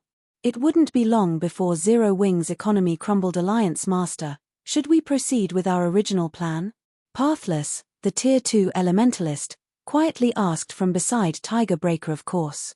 We had only accepted Starlink's commission, but now that Blackwater has joined the fray, not only are we going to proceed with our plan, but we'll also increase the number of participating members, Tiger Breaker said, snorting. We suffered quite a loss at Zero Wing's hands. It's time for Zero Wing to pay back that debt tenfold. Notify every adventurer team and tell them to send their experts to the Or Empire. I'll take command of the operation personally. We'll teach Zero Wing to fear Dark Soul. Understood.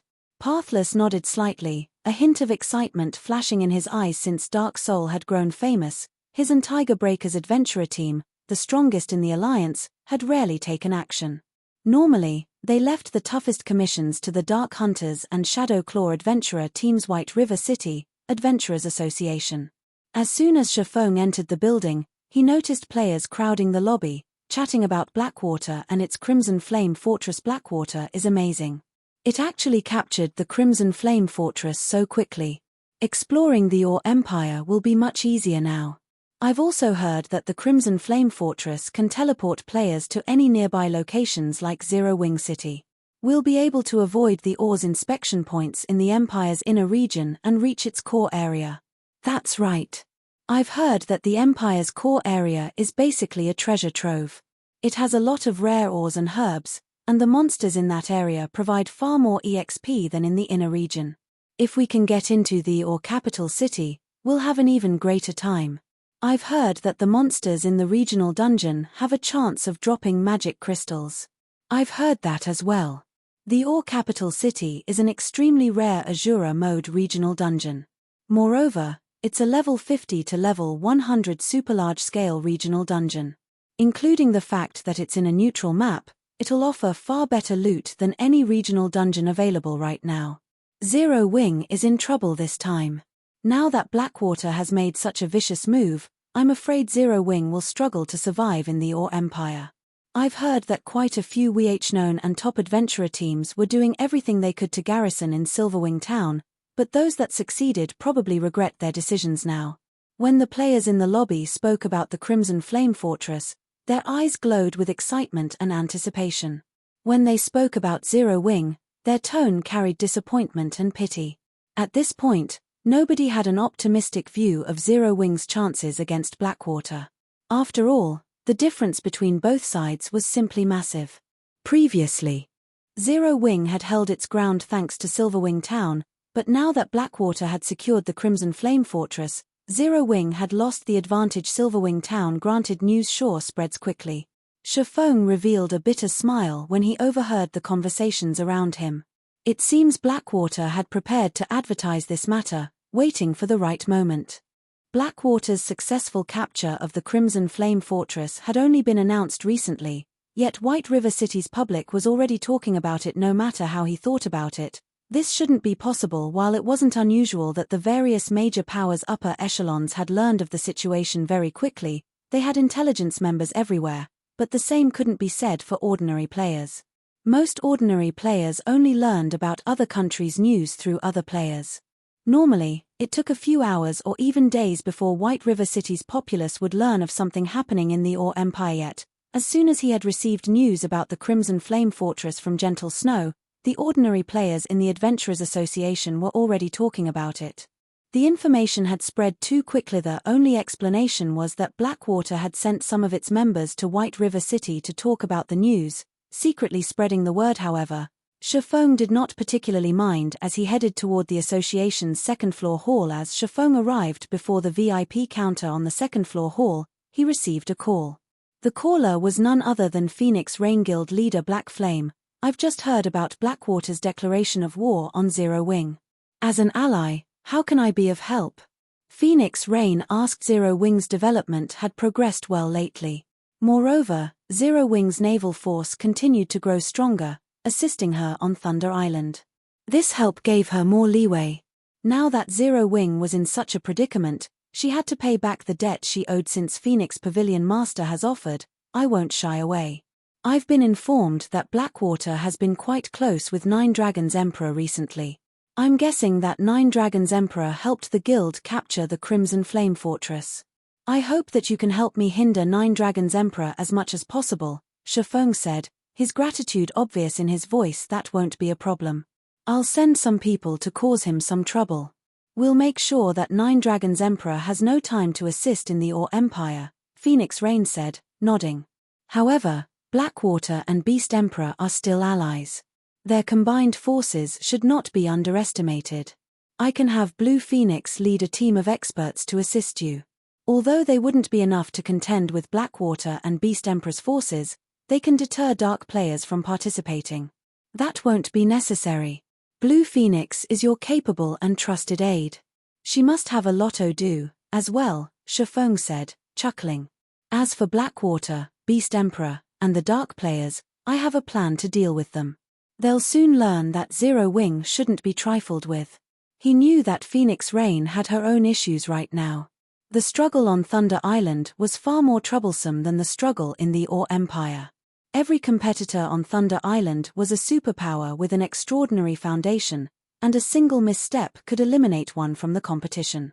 If Phoenix Rain could prevent Nine Dragons Emperor from joining the fight in the Ore Empire, that would be enough. All right. If you need extra funds, you can contact me for help at any time. Phoenix Rain was a little surprised that Shifeng had rejected her goodwill, but it wouldn't be right to insist on sending him reinforcements. After discussing the Dark Corrosion set, Phoenix Rain disconnected the call. Big Sis Rain, how did things go with Zero Wing? Should I lead some of my men over? Blue Phoenix asked curiously. Not at the moment. It seems that Zero Wing has already prepared for this. However, since Blackwater has decided to go all out, I doubt those preparations will last very long. It's best if you are ready to head out at a moment's notice, Phoenix Rain said. I understand. Blue Phoenix nodded. She felt as if Zero Wing was being too stubborn this time. Blackwater had occupied the Iron Empire, and its development speed was ridiculously fast. Even the Great Pavilion Master was awed by Blackwater's success. Blackwater even had more experts than the Dragon Phoenix Pavilion right now. The guild only lacked Domain Realm experts. However, while Blackwater didn't have Domain Realm experts, it had countermeasures for such monstrous players. Otherwise, it wouldn't have been able to remove the super first-rate guilds that had occupied the Empire. Meanwhile, inside a VIP room of White River City's Adventurers Association. Lord Protector, how may I be of service today? An NPC senior administrator asked Shifeng respectfully. I wish to promote Zero Wing to a 4-star guild. Here is the promotion order, Shifeng said. He then retrieved the 4-star guild promotion order and placed it on the table for the senior administrator to inspect. Chapter 1855, Town Level Guild. Promotion to a 4-star guild?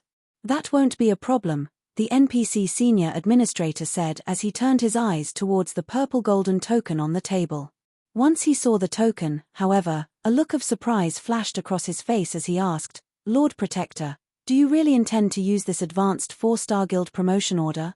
Is something wrong with it? Shifeng asked. Although he had noticed that the 4-star guild promotion order he had acquired was a different color than those he had seen in his previous life, it was a 4-star guild promotion order. He hadn't paid it much attention, assuming that the promotion order was slightly different since it had dropped from a world boss. Lord Protector, advanced 4-star guild promotion orders were produced when the Adventurers Association had first established. There are only 22 of these advanced promotion orders in existence scattered across God's Domain's continent. They are considered a trial for adventurer guilds, and the more advanced promotion orders an adventurer guild collects, the higher its status will be, enjoying greater treatment.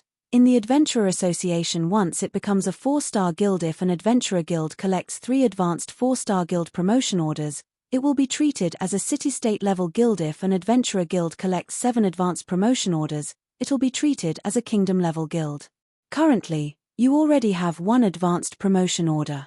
If you collect another 2, the Adventurers Association will recognize your guild as a city-state Lord Protector. However, if you promote your guild now, you will lose the opportunity and will have to climb the ranks slowly, starting as a town-level guild. Are you sure that you want to use this advanced 4-star guild promotion order now? After listening to the senior administrator's explanation, Shifeng looked at the purple gold token on the table, a little surprised. So, the Adventurers Association has this kind of method to elevate a guild's status. Shifeng understood what the statuses the senior administrator had mentioned represented. Other guilds would only come to learn and value the information after they were promoted to 4-star status. Once guilds reached 4-star status, they'd open a path in the Adventurers Association, gaining a temporary residence in every Adventurers Association across the continent of God's domain. From then on, members of 4-star guilds' base of operations wouldn't be limited to 1 or a few locations. They could expand their development across the entire continent and use the opportunity to increase the EXP and income they earned. This so-called path meant recognition from the Adventurers Association as an official guild. Official guilds would then be able to engage in adventurer guild work. However, even after becoming an official guild, guilds would receive varying benefits from the Adventurers Association. When a guild first became a 4-star guild, it would be treated as an ordinary level guild. If the guild wished to receive more support from the association, it would have to raise its status. The simplest method of doing so involved upgrading the guild's status from ordinary to town level, city-state level, kingdom level, and finally, empire level. Depending on the guild's rank in the Adventurers Association, the guild would have access to different degrees of problems. At the ordinary level, guilds would be commissioned to solve civilian problems. Generally, these problems were similar to large-scale guild quests that required guilds to wipe out some demonic beasts harassing the civilian population. Only, they might reward more EXP than ordinary large-scale guild quests. After an adventurer guild reached the town level, the Adventurers Association would acknowledge the guild's ability to solve a town's problems. Normally, town-level guilds would receive commissions from town nobles, and the rewards would be much better than ordinary-level commissions. Even when a town-level guild accepted a civilian commission, the quest would reward more than what an ordinary-level guild would receive. After all, a town-level guild was much stronger than an ordinary-level guild. When a guild reached city-state level, it proved to the Adventurers Association that it was strong enough to solve issues that plagued an entire region. Commissions city-state level guilds generally received involved crusades against the dark forces in a particular area. Normally, to rise from ordinary level to city-state level, a guild had to complete a significant number of large-scale guild quests, slowly accumulating prestige in the Adventurers Association. Large-scale guild quests only awarded 3 to 5 prestige points, but becoming a town-level guild required 700 to 1,000 prestige, depending on where the guild's main headquarters was located. The number and quality of large-scale guild quests would differ depending on the size of its NPC city, so the more prosperous the city was, the more prestige a guild needed to increase its rank. Thank you for the advice, but I have decided to go through with the promotion, Shifeng said after giving the matter some thought.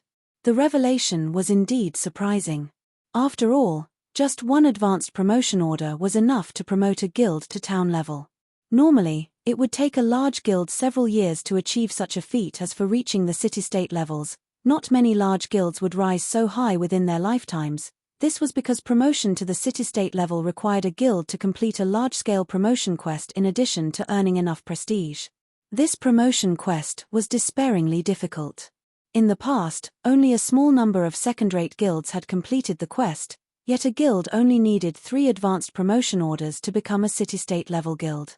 As for kingdom level, only a small number of first-rate guilds had reached that rank in the past. However, Shifeng didn't have the time to search for more advanced 4-star guild promotion orders. Most importantly, he didn't have a clear idea of where to obtain them. Even if he knew that world bosses dropped them, he wasn't strong enough to hunt those bosses yet. He had only slain the Flame Demon King thanks to his quest. If he tried to raid a mythic-ranked world boss, he'd only be asking for a beating since Lord Protector has decided. The processing fees and guild residence reconstruction fees come to a total of 60,000 gold. However, due to your status, we can offer you a discount of 10,000 gold, dropping your total to 50,000 gold, the senior administrator said after making some calculations. 50,000? Doesn't a normal promotion to 4-star status only cost 12,000 gold? Shifeng had already begun to retrieve the money from his bag, but after hearing the total cost, he froze with shock. As you are using the advanced 4-star guild promotion order, the promotion will require more work than usual. We also have to notify the various cities' nobles and announce the officialization of the Zero-Wing Guild. Hence, the procedural fees are slightly higher, the senior administrator said. How fraudulent. The senior administrator's statement rendered Shifeng speechless. However, when he thought about how Zero-Wing would instantly become a town-level guild, he considered the cost relatively low. This was basically spending money to save time. Following which, he obediently took out 50,000 gold and handed it to the NPC. While he had seen to his quest, Phoenix Rain and Unyielding Heart had paid off the materials they had purchased, earning him another 120,000 gold. Otherwise, he wouldn't have been able to afford the promotion fees. Once the NPC confirmed Shifeng's payment, a series of system notifications reached Shifeng's ears. Chapter 1856, Shock Starmoon Kingdom Region System Announcement. Congratulations to Zero-Wing for becoming Starmoon Kingdom's first 4-star guild. Rewarding 1 set of intermediate guild defensive magic arrays, 3,000 gold in guild funds, and 50,000 guild popularity. Guild emblem upgraded to Mysterious Iron rank. Starmoon Kingdom Region System Announcement. Congratulations to Zero-Wing for becoming the first guild to own a 4-star guild residence. Rewarding 100 Adventurers Association prestige and 20,000 guild popularity. Guild battle flag upgraded to bronze rank. Upon hearing the system announcements, Starmoon Kingdom's players couldn't help but gasp. I'm not hearing things, am I? Zero-Wing actually became a 4-star guild. Zero-Wing is amazing. I haven't even heard of a 3-star super guild, yet Zero-Wing has already been promoted to a 4-star guild. Zero-Wing's members are so lucky. I've heard that joining a 3-star guild will help new players quickly become elites. The Bronze Guild emblem even increases the buffs when you're in a party with other guild members. A 3-star guild receives more high-ranked quests than a 2-star guild, too. What kind of benefits will a 4-star guild enjoy? I don't know, but the benefits are definitely going to be better. Moreover, Zero-Wing's guild emblem has been upgraded to Mysterious Iron rank. The buffs the emblem provides will be much stronger. Maybe I should try my luck with joining Zero-Wing. As expected of Zero-Wing, Blackwater has just declared war on the guild, yet Zero-Wing has retaliated with such power. Blackwater will likely find Zero-Wing a difficult opponent. There's no doubt about that. I just received some insider information from a friend of mine. He just got his Mysterious Iron guild emblem from the guild residence, and he says it's much stronger than before. The bronze emblem only provides 3% more HP and 1% more attack power, but the Mysterious Iron version provides up to 2% to all basic attributes, attack power, defense, and EXP gain. As long as 6 or more guild members are within 150 yards, players will enjoy the maximum buff. There's no need to be in the same party. Right. There's also the bronze-ranked guild battle flag.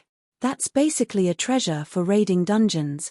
As long as you purchase it, you can plant it in a dungeon, and all guild members within 200 yards will receive a 10% increase to all attributes for 5 minutes.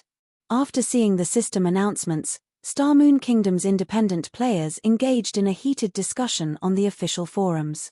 Many players had abandoned the thought of joining Zero-Wing after Blackwater's declaration of war, but now that Zero-Wing was a 4-star guild, it offered even better benefits.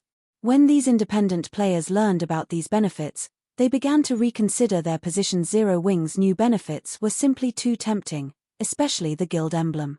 Previously, the Bronze Guild emblem had offered free teleportation between guild residences and increased attributes when in a party with other guild members. Not only did the Bronze Guild emblem save Zero-Wing's members money, but it also made it easier to grind monsters. Now that the guild emblem had been upgraded to Mysterious Iron rank, its effects had more than doubled. Moreover, The guild now had access to the Bronze Guild battle flag. With the battle flag's help, Zero Wings members would have a much easier time with dungeon bosses. After all, not every player in the game had the opportunity to learn a berserk skill. Meanwhile, the guild battle flag's buff was akin to a mini berserk skill for the entire team. Meanwhile, the various major powers soon learned of Zero Wings' latest promotion, so this is what Black Flame was talking about. Phoenix Rain could not help but shake her head and smile as she read the latest report regarding Zero Wing. Sure enough, Zero Wing hasn't changed. It is always full of surprises. Big Sis Rain, I wish I could see the expressions of Blackwater and Nine Dragons Empress people when they hear about this, Blue Phoenix said, giggling. Even she was tempted by the benefits a 4-star guild enjoyed, not to mention independent players. She could already imagine the massive crowd that would form outside of Zero Wing's guild residences.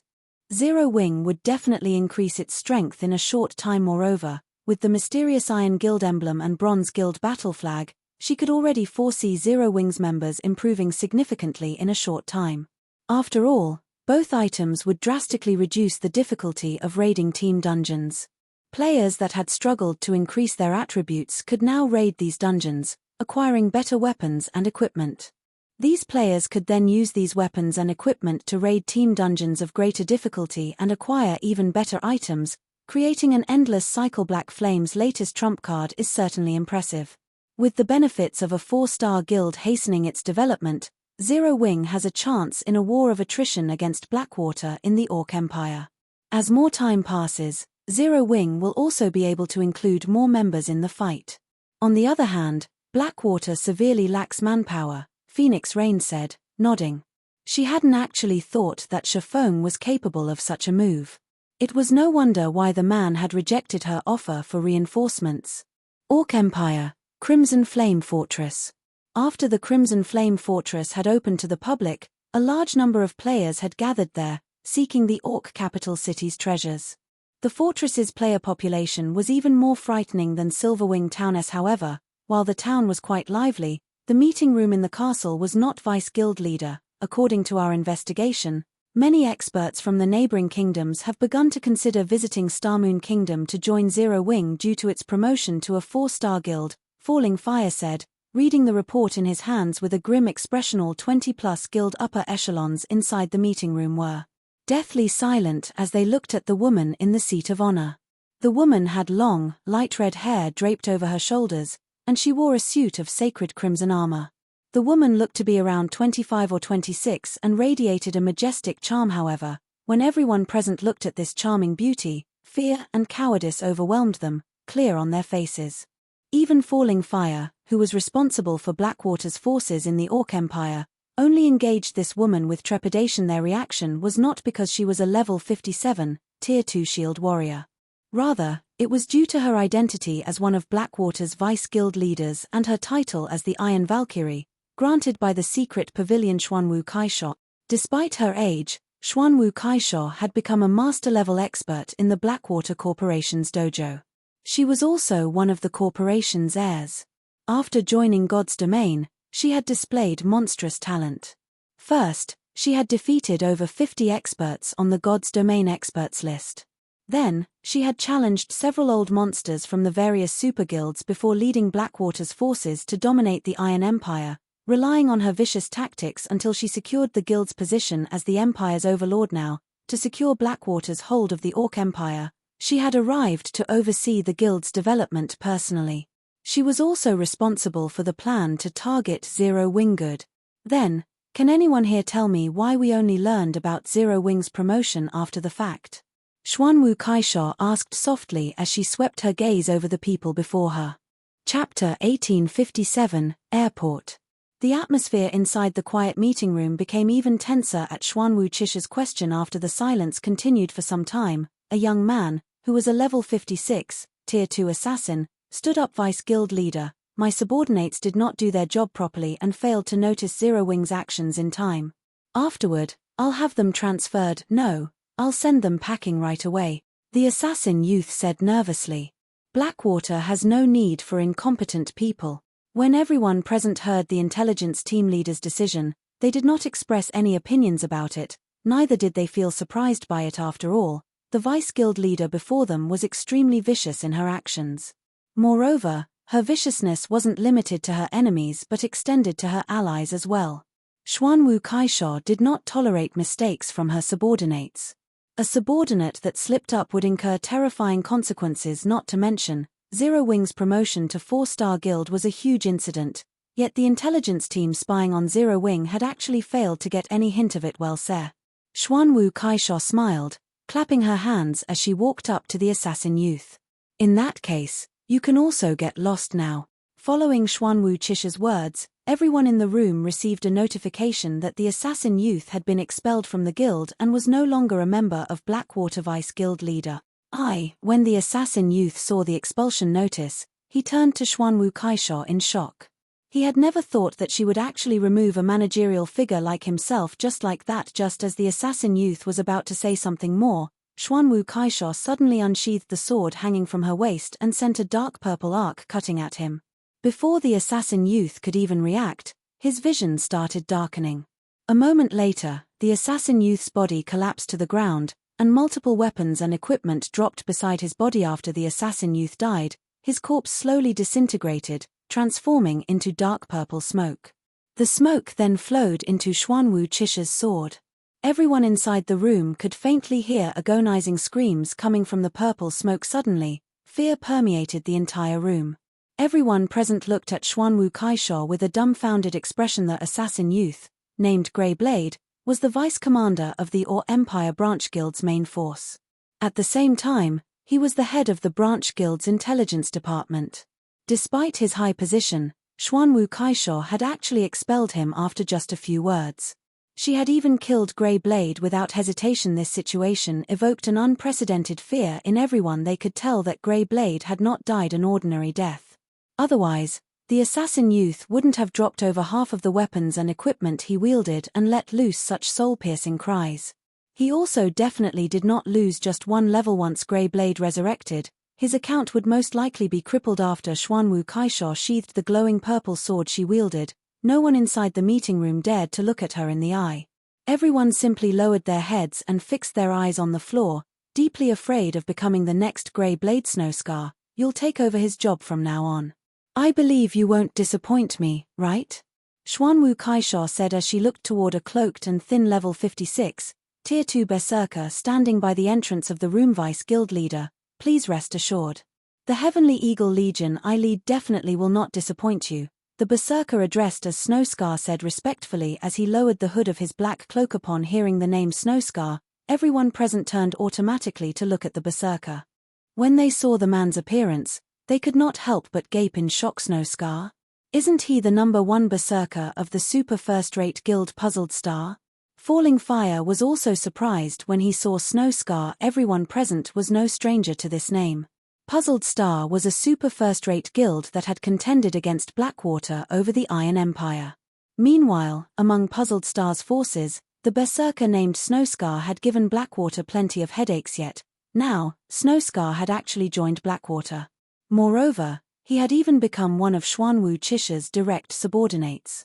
This revelation was simply too shocking. Since Zero Wing plans on using the benefits of a 4-star guild to fight a war of attrition with us, let's play along with them, Xuanwu Kaisha said as she eyed the map of the Or Empire displayed at the center of the meeting table. When she looked at the terrain around Silverwing City, the corners of her lips curled up slightly. The Iron Empire has become very boring lately, now that no more enemies remain there. Hopefully, Zero Wing can bring me some entertainment. Meanwhile, inside Zero Wing's residence in White River City, the atmosphere was extremely lively due to Zero Wing's promotion to 4-star guild. The guild residence in White River City had gotten upgraded into a 4-star residence. The new guild residence was much more majestic than before. The guild hall was now a massive 9-story tall building. Not only were there more private rooms available, but even the first-floor lobby had undergone significant changes now. Aside from the counter that issued high-ranking quests, there was also a counter operated by the Adventurers Association inside the lobby. This counter allowed players to pick up high-ranking quests that were normally out of reach.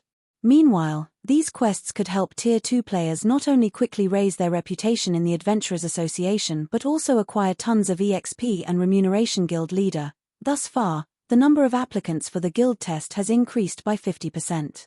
Many of our guild's experts have also started forming teams with elite members to raid level 50 team dungeons. I believe it won't be long before our guild elites have level 50 secret silver equipment as well, Aqua Rose reported excitedly. Then, we'll be able to dispatch large numbers of well-equipped elite and expert members to Silverwing Town and show Blackwater and those dark players who's boss. Although mainstream players had already reached level 50, due to the sharp decrease in drop rate for level 50 weapons and equipment, players weren't particularly well equipped right now. Let alone elite players, even level 50 plus expert players currently had only a few pieces of level 50 secret silver equipment on them. Excellent. Since so many people in the guild wish to raid level 50 team dungeons, let them prioritize raiding these team dungeons, Shifeng said as he pointed out a few level 50 team dungeons in Starmoon Kingdom. Although these team dungeons did not drop the best weapons, equipment, and materials, they were sources of fire essence stones, ice crystal water, and titan ore. These three materials were extremely rare and were very difficult to acquire from the market. However, they were also the main materials necessary for the Hell tank currently. Due to Zero Wing's promotion to 4-star guild, the guild's fame had skyrocketed, and the guild's growth potential had risen considerably. As a result of this change, however, the guild had also earned the attention of many superpowers. Originally, he had planned on directly taking control of the secret stone fortress. However, if he did so now, the consequences would be extremely severe. The various superpowers coveting the fortress would definitely go crazy over the matter. Hence, what he needed to do right now wasn't to take control of the secret stone fortress but to boost the guild's combat power. Meanwhile, the simplest way to do so was to expand the guild's arsenal of war weapons. Currently, he had 2 new war weapons he could make. One was the Guardian Puppet, while the other was the Hell tank. He had just acquired the Philosopher's Hand, and it would take Melancholic Smile some time to select trustworthy advanced lifestyle players. Nurturing these advanced lifestyle players into masters would also take quite a lot of time. The production of the Guardian Puppet required too many masters. It simply wasn't feasible to nurture the necessary masters within the amount of time remaining to take control of the secret stone fortress. Hence, the only option he had left was the Hell tank with sufficient Hell tanks. Although these wouldn't allow Zero Wing's members to roam the Ore Empire uncontested, defending the secret stone fortress should not be a problem. I understand. I'll have our guild members focus on raiding these dungeons, Aqua Rose said, nodding. She then started making the necessary arrangements. Meanwhile, after Shifeng was done assigning tasks, he went to White River City's teleportation hall and teleported to Starmoon City, then headed to the capital's city hall. Lord Protector, how may I be of service to you today? An NPC senior administrator greeted Shifeng as soon as he entered the building. Hello, I wish to construct an airport linked to Starmoon City in Silverwing Town. Here is my airport's construction certificate, Shifeng replied as he retrieved an ancient parchment from his bag.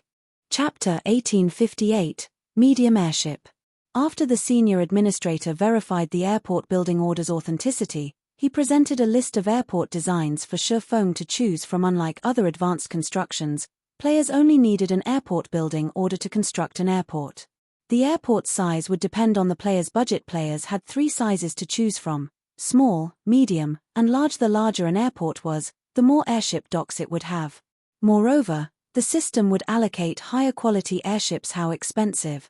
As Shifeng examined the various airports' prices, he felt like a poor bastard. The cheapest airport on the list the senior administrator had provided cost 50,000 gold to construct, whereas the most expensive small airport cost 150,000 gold.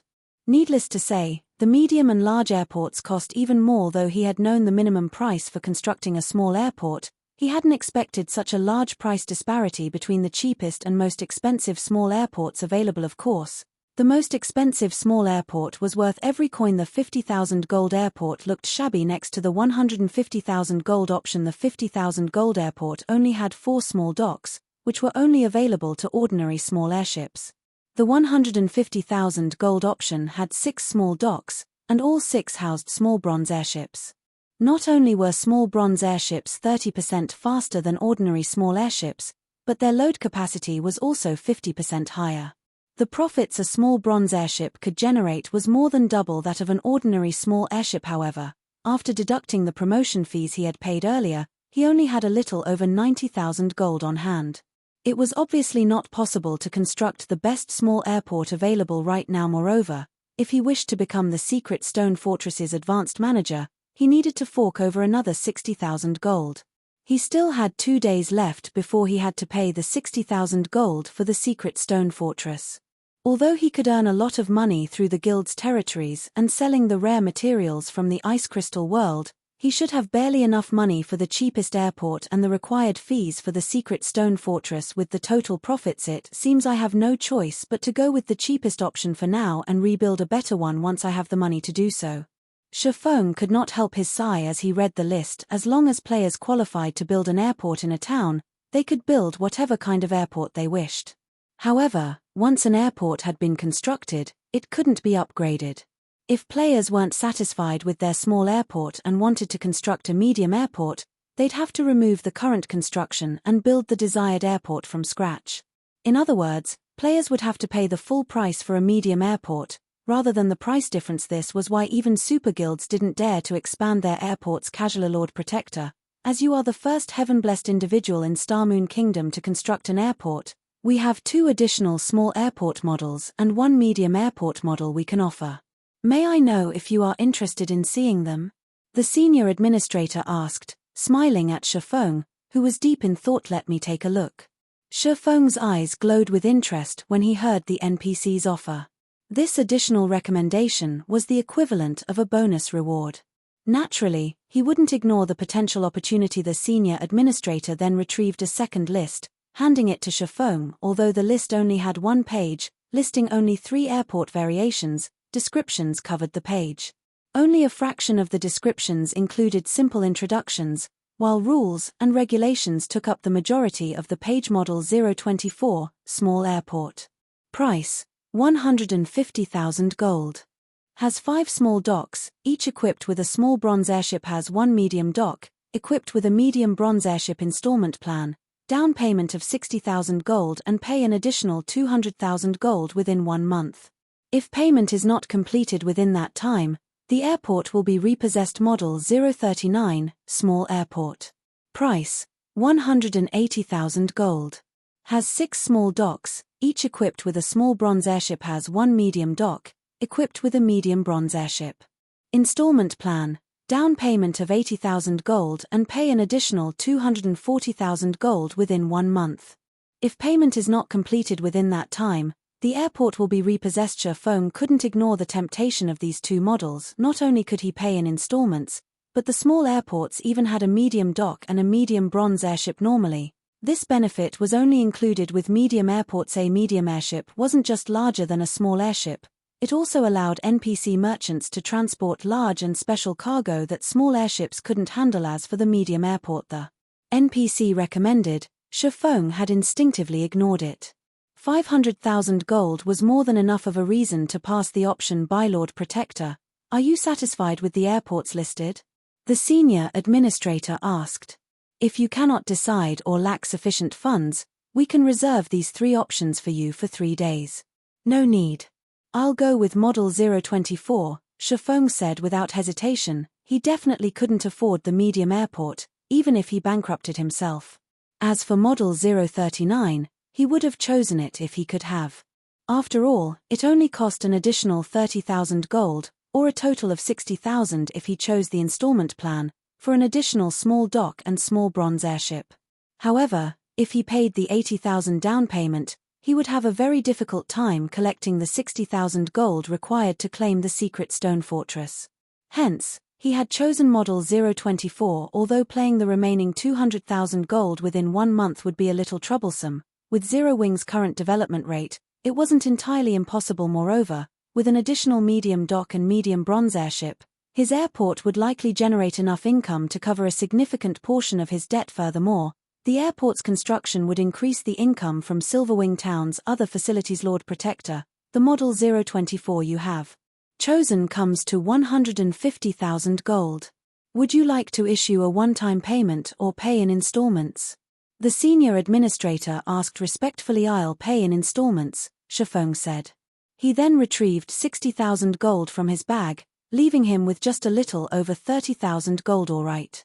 Once the senior administrator confirmed the payment, he explained, I have received the 60,000 gold. I will soon send people to Silverwing town to start the construction. The airport will take 2 natural days to complete. If you wish it, you can reduce the construction time to 1 natural day by paying an additional 6,000 gold. Just build it normally, Shifeng replied. Building an airport required a lot of time, which he knew. That was also why he had chosen to construct the airport now. If he completed the airport a day before schedule, it would do more harm than good. Once Shifeng finished with the airport selection, he returned to White River City's Candlelight trading firm.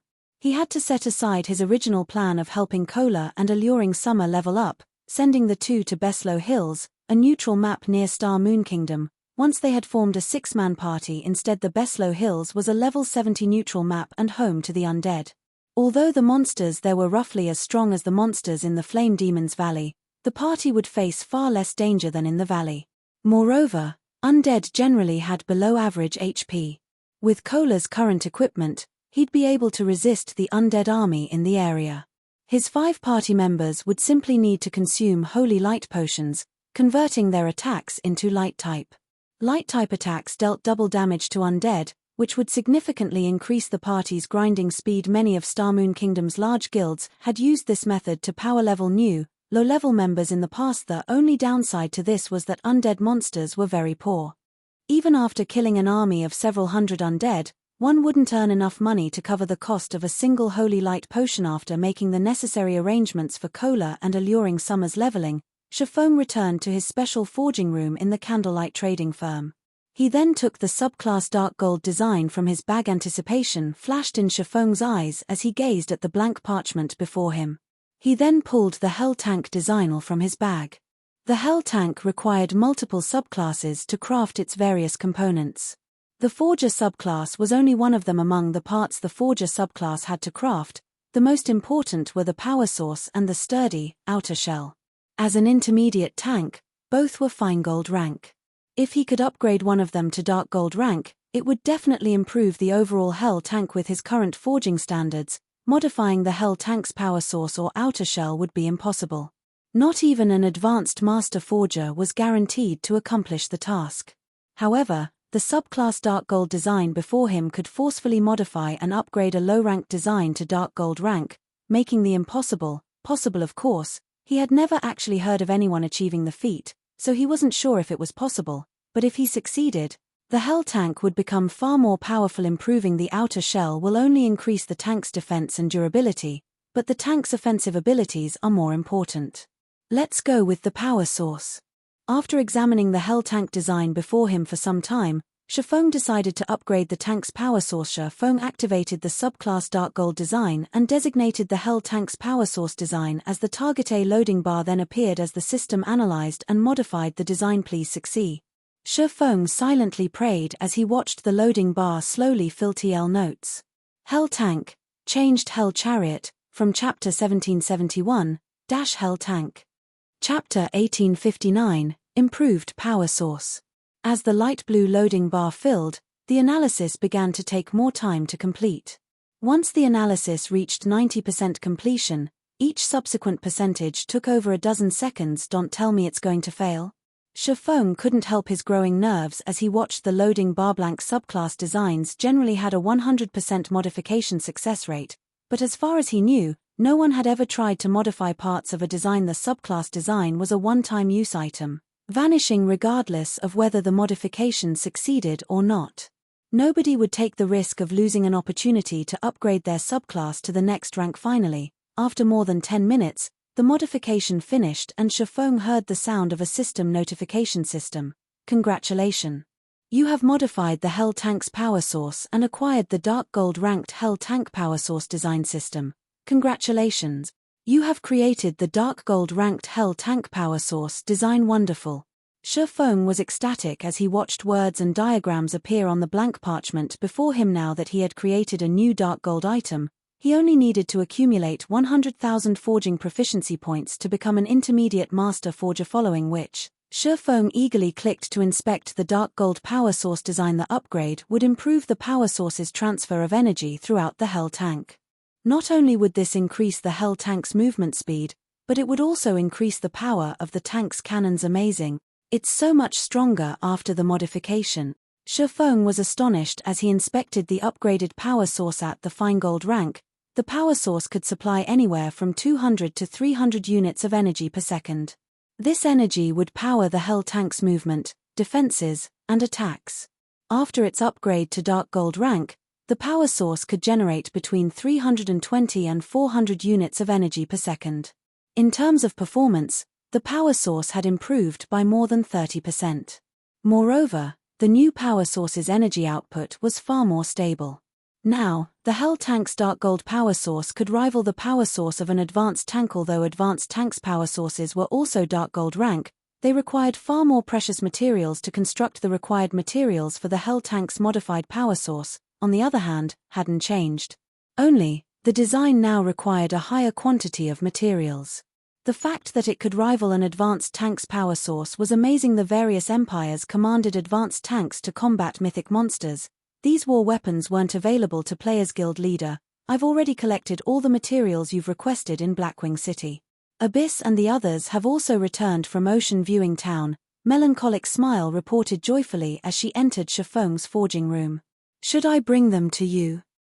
Send them here, Shifeng said, nodding. Now that he had completed the modifications, he could start the Hell tank's production with Titan City and Burning Abyss's tutelage. The Candlelight trading firm had gained 2 more master engineers, bringing the total to 3, the minimum required to craft the Hell tank.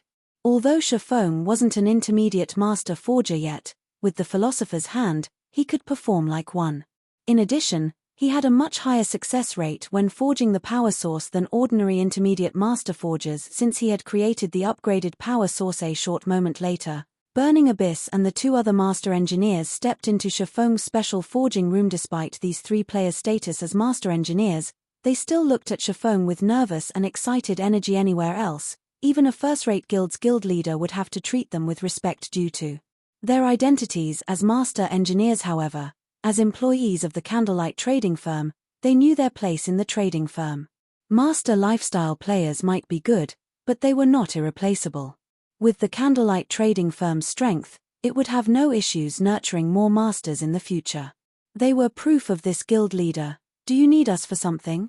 Burning Abyss asked. I've asked you here today to help me produce an item. However, before we do, you'll need to sign a confidentiality agreement, Shifeng told Burning Abyss's group of 3. If any of you don't wish to do so, I won't force you. I'll just find someone else to replace you later. If there are no problems, the contracts are on the table.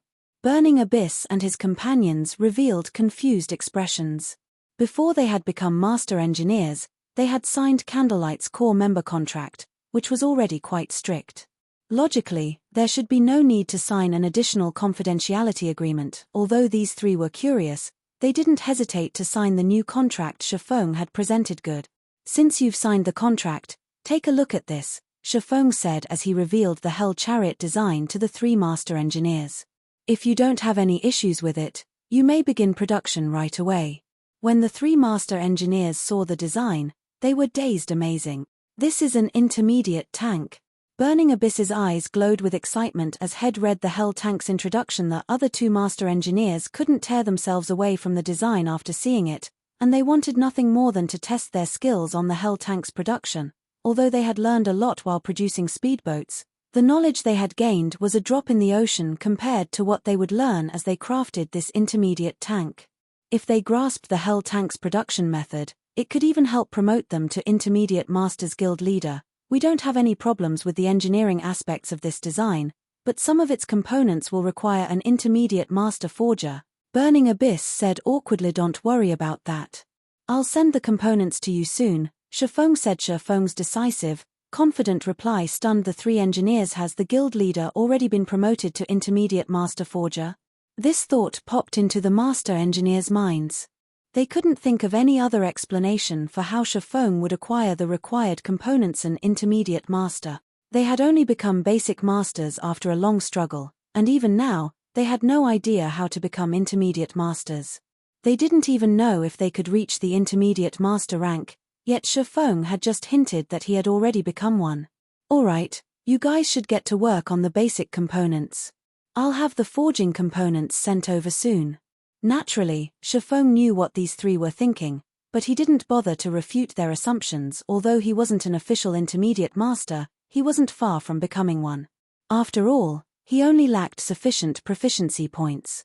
He could easily deal with that by investing time into forging items, following which, Burning Abyss and the others went to another special workshop and started to craft the necessary basic components. As for Shifeng, he activated the Philosopher's Hand's Philosopher's Soul. He then began to refine the Titan ore and the various other materials Melancholic Smile had delivered. After 8 straight hours of work, Shifeng had finally crafted all of the Hell Tank's forged components. Although he had failed multiple times and wasted a lot of materials, the losses were within his expectations. Burning Abyss and his engineers had long since completed their part, and once they received the forged components, the trio carefully began to piece it all together. As Shifeng watched the 3 master engineers combine the individual components and transform them into a full-fledged tank, he could not help his growing excitement.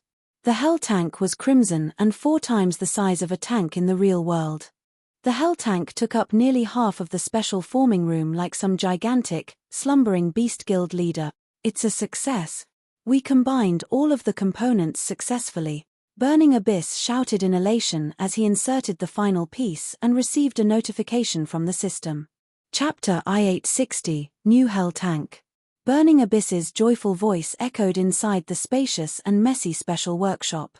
When the other 2 master engineers saw the cold, pitch-black Hell Tank before them, they, too, could not help but become excited. As the makers of the Hell Tank, they knew very clearly just how amazing it was. The Hell Tank's armor was made from Titan ore, an incomparably tough material that was basically indestructible to current players.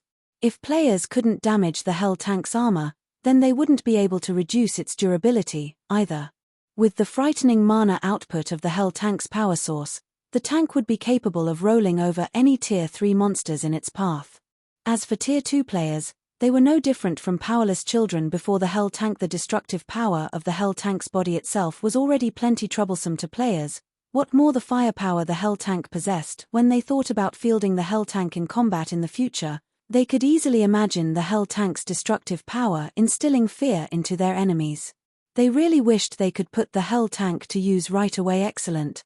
Shifeng also could not help a little excitement as he looked at the completed Hell Tank. Burning Abyss and the other 2 only understood that the Hell Tank was a very powerful weapon. However, they failed to appreciate what an intermediate tank represented, never having witnessed how frightening an existence an intermediate tank was when used against players out in the fields. Even a 100-man, Tier 2 expert team would be helpless against a fully armed intermediate tank. There would only be one outcome: death. The powerful armor of an intermediate tank was not something that Tier 2 skills and spells could destroy. Only Tier 3 attacks stood a chance of damaging an intermediate tank slightly. Hence, for Tier 2 players, going up against an intermediate tank would be akin to raiding an invincible monster. However, the immunity to Tier 2 attacks and below still wasn't the most amazing aspect of an intermediate tank. The crucial detail about an intermediate tank was its speed and power. If one had an intermediate tank, one could basically move unhindered, so long as one did not come across Tier 3 or above players and monsters or players that wielded war weapons. After verifying that the production was a success, Shifeng arrived before the Hell Tank and stored it inside his epic-ranked spatial bag. This scene stupefied Burning Abyss and his fellow master engineers. The Hell Tank wasn't an item that could be stored whole in a player's bag space. If players wished to store it there, they would have to disassemble it first into smaller parts, because not only did the Hell Tank occupy too many bag space slots, but its weight was also extraordinary. Normally, several players would be required to lug it around. Currently, even the most expensive 1,000-slot bag sold on the market could hold only 1/10 of the Hell Tank. If one wanted to store the entire Hell Tank in a single bag, said bag would need a capacity of 10,000 slots. However, this was still not the most crucial point. The deciding factor was the weight. Carrying a Hell Tank required at least 5 strength-focused Tier 2 players. Nevertheless, Shifeng had actually stored the entire Hell Tank all by himself. What Burning Abyss and the other 2 did not know was that epic-ranked spatial bags existed in God's domain. Take Shifeng's spatial bag for example. Not only could it store 12,000 slots worth of items, but it also had a built-in warehouse that allowed the storage of non-bag space items. In addition, items stored inside the spatial bag wouldn't add to the load of players. Hence, Shifeng was able to store the Hell tank without problems. After collecting the Hell tank, Shifeng had to inspect its attributes. As the Hell tank was a war weapon, its attribute panel could not be inspected while it was present in the outside world. At most, one would see only its name when inspecting it. Only after storing it in a bag space could one inspect it. Hell tank, intermediate tank equipped with a dark gold rank power source. Maximum capacity, 20 people, increases movement speed by 210%, possesses upper rank Tier 2 defensive capabilities, durability 400 additional skill 1 dash. Magic shield, constructs a Tier 3 magic barrier that can absorb up to a maximum of 3 million damage for 24 minutes. Each use costs 18 magic crystals, cooldown 10 minutes. Additional skill 2 dash. Hell cannon, 1,700 yard range. Deals a devastating blow at the Tier 3 standard to a 35-yard radius. Each use costs 90 magic crystals, cooldown 14 seconds. Additional skill 3 dash. Flame spears, creates 14 flame spears. Each flame spear carries power at the peak of Tier 2 and has a 150-yard attack range, cooldown 7 seconds. It's improved by so much. Shifeng hid his astonishment as he looked at the attributes of the Hell tank. The original Hell tank was already top tier among intermediate tanks. However, upgrading its power source to dark gold rank had improved it significantly in every aspect.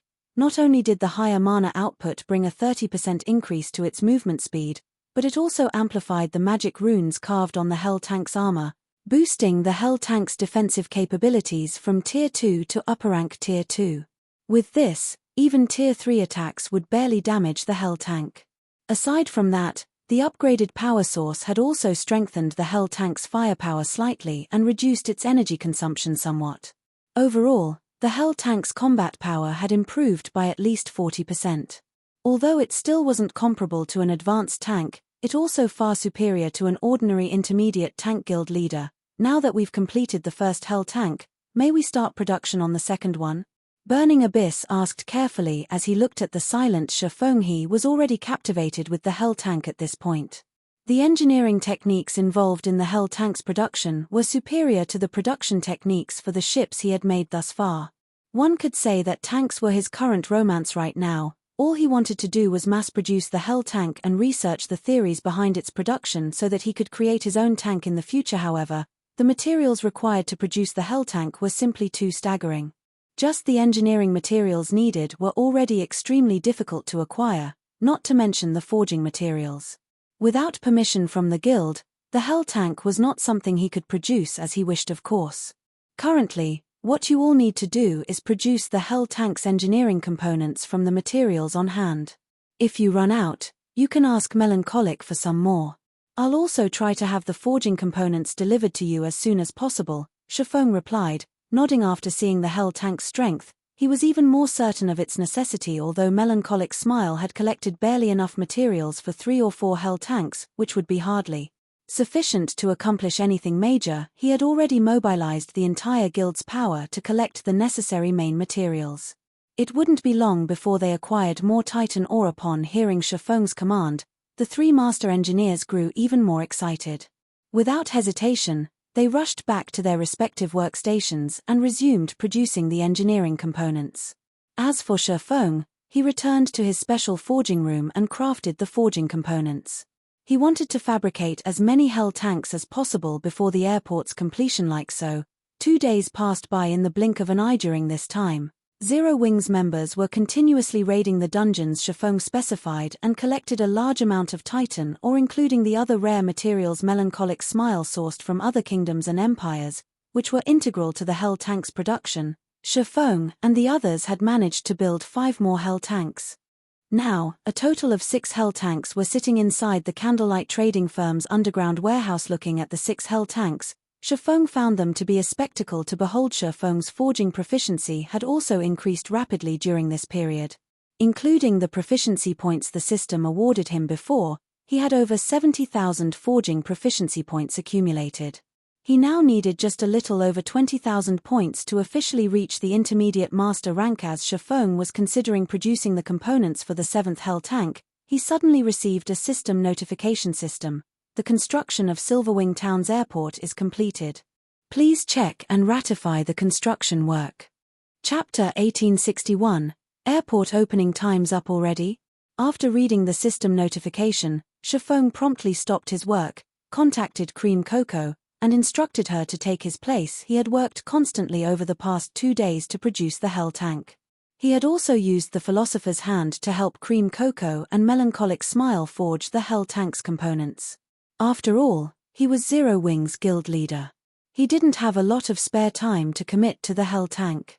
Now that the two women had become basic master forgers, the Philosopher's Hand could help them perform as intermediate master forgers. As well as the two women forged more components, their forging standards improved. Likewise, their production success rate increased. Although they weren't nearly as skilled as Shifeng when crafting the Hell Tank's upgraded power source, their success range was tolerable with this. Melancholic Smile and Cream Cocoa could work on the Hell Tank's forged components as long as they had materials. Even if he wasn't around when Hell Tanks were used on a battlefield, they weren't very effective unless an army had a certain number of them. However, once they had a sufficient force, players wouldn't be able to compare to their destructive power. Hence, production of the Hell Tanks must continue without pause. Moreover, once she used and familiarize herself with the Philosopher's Hand, Melancholic Smile could use the alchemy treasure effectively to nurture Candlelight's advanced lifestyle players. With it, she could gauge which players would quickly reach master rank. This, in turn, would increase Candlelight's strength far more quickly. After passing his work off to Cream Cocoa, Shifeng used a guild transfer scroll to teleport to Silverwing Town or Empire, Silverwing Town. As Shifeng walked through the streets, he could see that the town's player population had significantly decreased. The previously crowded main street alone had lost over half of its players. A strange depression had descended on the town. It was nowhere near as lively as it had been. Sure enough, the Crimson Flame Fortress's allure to elite and expert players is quite strong. With a glance at the streets, Shifeng noticed that the majority of these players were ordinary players. Very few were elites or experts. The Crimson Flame Fortress definitely couldn't compete with Silverwing Town in terms of facilities, but it could teleport players to various locations near the Ore capital city while evading the Ore army's strict patrol. It was a fatal attraction for elite and expert players since this allowed them to reach the Azura mode regional dungeon with far more ease. In contrast, although Silverwing Town was very close to the primordial divine ruin, a limited number of players were allowed to enter the ruin at any one time. Meanwhile, the various large guilds and superpowers monopolized the entry slots. Independent players had no chance of entering the ruin. It was natural that these players wanted to head towards the Ore capital city in search of treasure and EXP. After all, every player wanted to grow stronger and get rich overnight. The Ore capital city provided a golden opportunity. Even if players failed to find amazing treasure, they could acquire enough magic crystals in the regional dungeon to earn a small fortune, selling them to the various large guilds in bulk. Although the various team dungeons had a chance of dropping magic crystals, they didn't drop many, and the drop rate was painfully low. In contrast, even the Ore capital city's level 50+ Lord-ranked monsters had a considerably high drop rate. And these Lord-ranked monsters were common in the regional dungeon. Damn the Blackwater Guild. They've gone too far. We're not even Zero Wing members. We are just here for a few Silverwing Town transportation quests, yet they treat us like Zero Wing members, annihilating our team without a second thought. That's just the tip of the iceberg. Blackwater's members and the Dark players have stated that from tomorrow on, any player that wants to complete a transportation quest in Silverwing Town will have to pay a protection fee. Otherwise, they won't guarantee our safety during our quest. Surviving in Silverwing Town had become too difficult. I'm thinking of heading to the Ore capital city and be done with it. This is Zero Wing's territory. Isn't the guild going to do anything about this? Does Zero Wing even have the leeway to? Right now, Zero Wing's teams are constantly fighting Blackwater's members and the Dark players. There have already been several hundred skirmishes within Silverwing Town's vicinity. However, Blackwater is simply too ruthless. It used its point system to attract large numbers of elite and expert players to fight for it. Now, Blackwater's forces outnumber Zero Wing by many times. Zero Wing just doesn't have enough manpower to protect every corner of its territory. I've heard that Zero Wing has suffered more than 20,000 casualties already. Where would Zero Wing find the time and manpower to deal with the highway robberies? I've also heard that Aqua Rose personally led an expert legion to stop Blackwater's members in order to protect its territory. In the end, nearly half of Zero Wing's main force members and more than 2,000 Zero Wing experts died in that battle. Meanwhile, Blackwater lost a little over 2,000 experts and 3,000 elites. In the end, as Blackwater had too many people, and since bounty hunters had begun to join the fight, Aqua Rose's legion was forced to retreat. Now, Zero Wing has limited its movement around the town. It seems Silverwing town isn't hospitable anymore. Let's just try our luck in the ore capital city. Hearing the players leisurely chat on the street, some of the nearby independent players couldn't help their deep sigh. Silverwing town wasn't declining because its facilities had fallen behind the times, but because of Blackwater's ruthlessness. The guild gave independent players no hope of making a living in Silverwing town. They targeting the town's independent players now? Shifeng was surprised as he overheard the conversations. Has Blackwater's leader in the Ore Empire been replaced? Guilds rarely involved independent players when they fought each other in God's domain. Not only was the act morally bankrupt, but it would also leave a bad impression of the guild. Most importantly, it would turn independent players against the guild. Yet Blackwater ignored these consequences and attacked independent players. It had even gone as far as to charge protection fees. The vicious methods the guild employed wasn't typical of Blackwater's previous pattern. Previously, Blackwater had operated arrogantly. Although it had tried to use overwhelming power to force its opponents to submit, the guild had only pointed its blade at its enemies. The guild hadn't involved bystanders. However, Shifeng didn't give the matter much thought as he made his way towards the new airport. Regardless of what Blackwater actions, there was one thing he could be sure of: the guild was his enemy. Although Blackwater's new tactics were unexpected, now that the airport was complete, he could begin to take action very quickly. Shifeng arrived in the town's eastern outer area. Since this area didn't have any particularly important buildings, very few players normally visited this side of town. Since Silverwing town had deteriorated, even fewer people wandered this way. However, the gigantic magic barrier that enveloped the airport was extremely eye-catching, so a few passing players had stopped to examine the massive barrier. Recently, over a dozen level 100 NPC guards had gathered at the mountain-like barrier's entrance, attracting even more attention. Lord Protector, I am the guard team's Knight Captain Fleiss. I will be responsible for guiding you once we're inside. Fleiss, a Tier 3 Knight Captain, respectfully introduced himself as Shifeng arrived. I'll have to trouble you, then, Shifeng said, nodding, as he followed Fleiss into the magic barrier. The moment he entered the magic barrier, a luxurious, spacious airport appeared before his eyes. Ice-cold, metallic airships, radiating a manufactured aura, filled the airport, which could practically rival the medium airports he remembered from his previous life.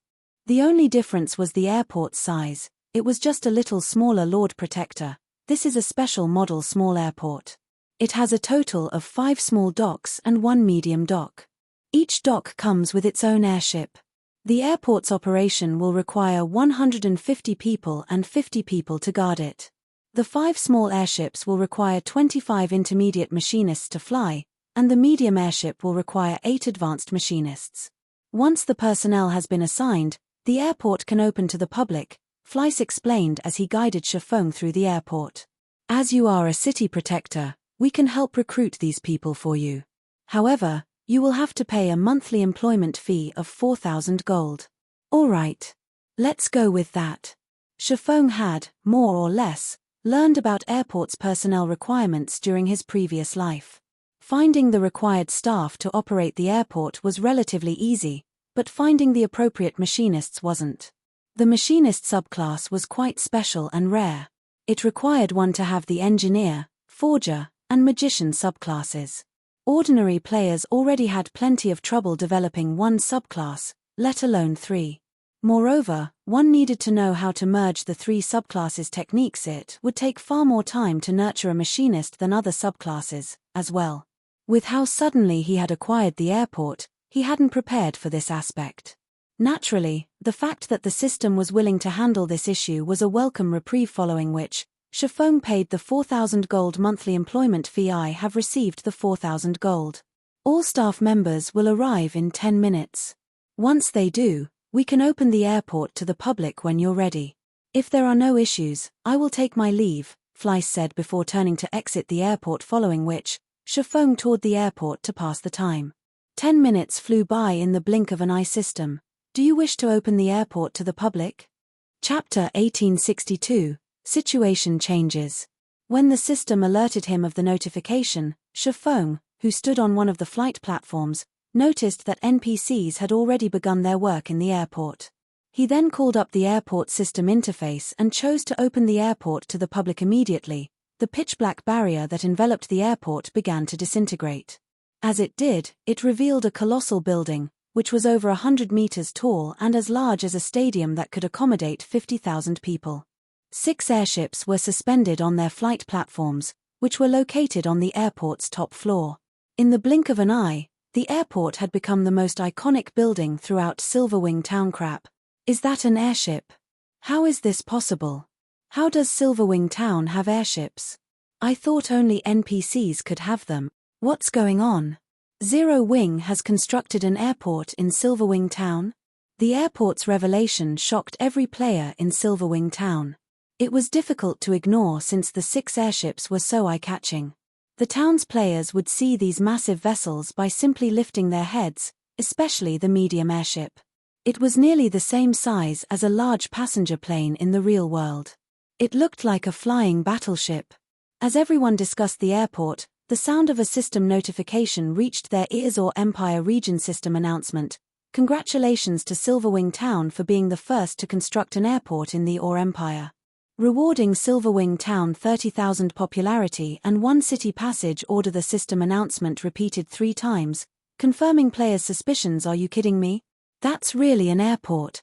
Zero Wing actually built one. Now that Silverwing Town has an airport, doesn't that mean we won't have to run all the way to visit the town anymore? We just board an airship. That's exactly what it means. What other use would an airport have? I wonder which NPC city this airport is connected to.